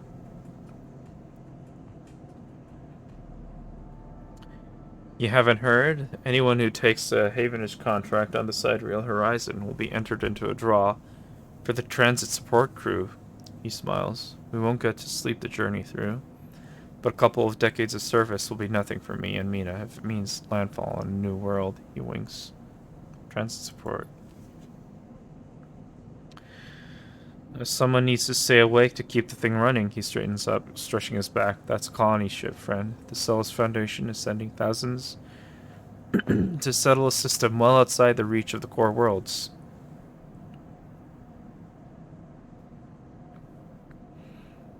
It'll be a totally independent colony, no surrogacy, no corporations.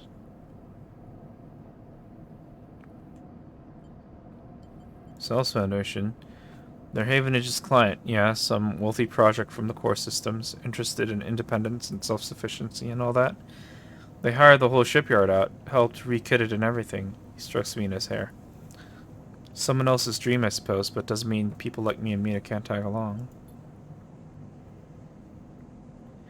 Mina responds by pushing his hand away. Daddy, she whispers, food, pulling an exaggerated, grumpy face. She glances furtively at you as she plays with a set of dog tags that hang from Lem's neck. I'm just chatting a little, Meanie. Give Daddy a sec. He turns back to you, and you suddenly notice how tired he looks.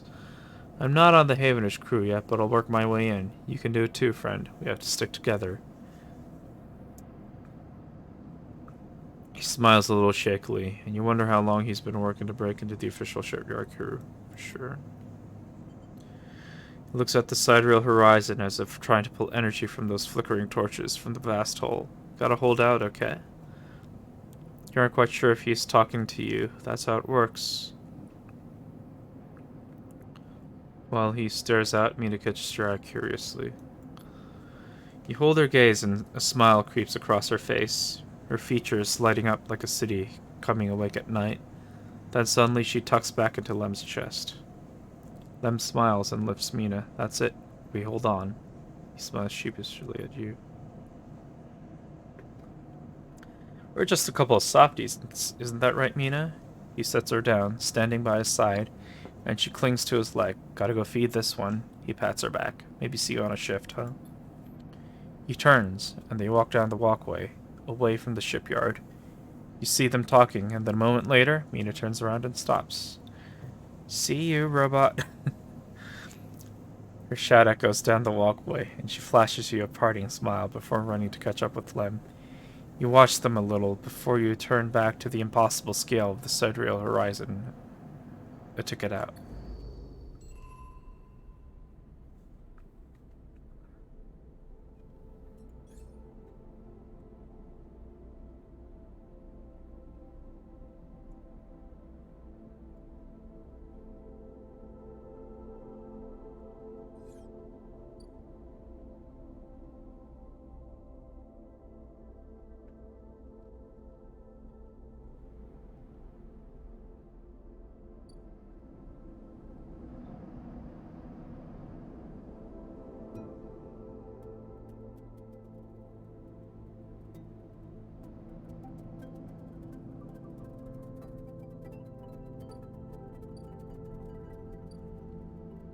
Ah, damn. Okay. I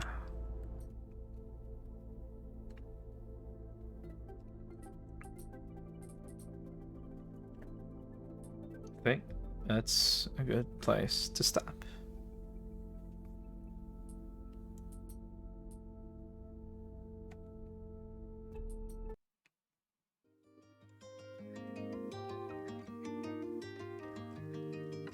Okay. Sleepy time for real. Bye bye.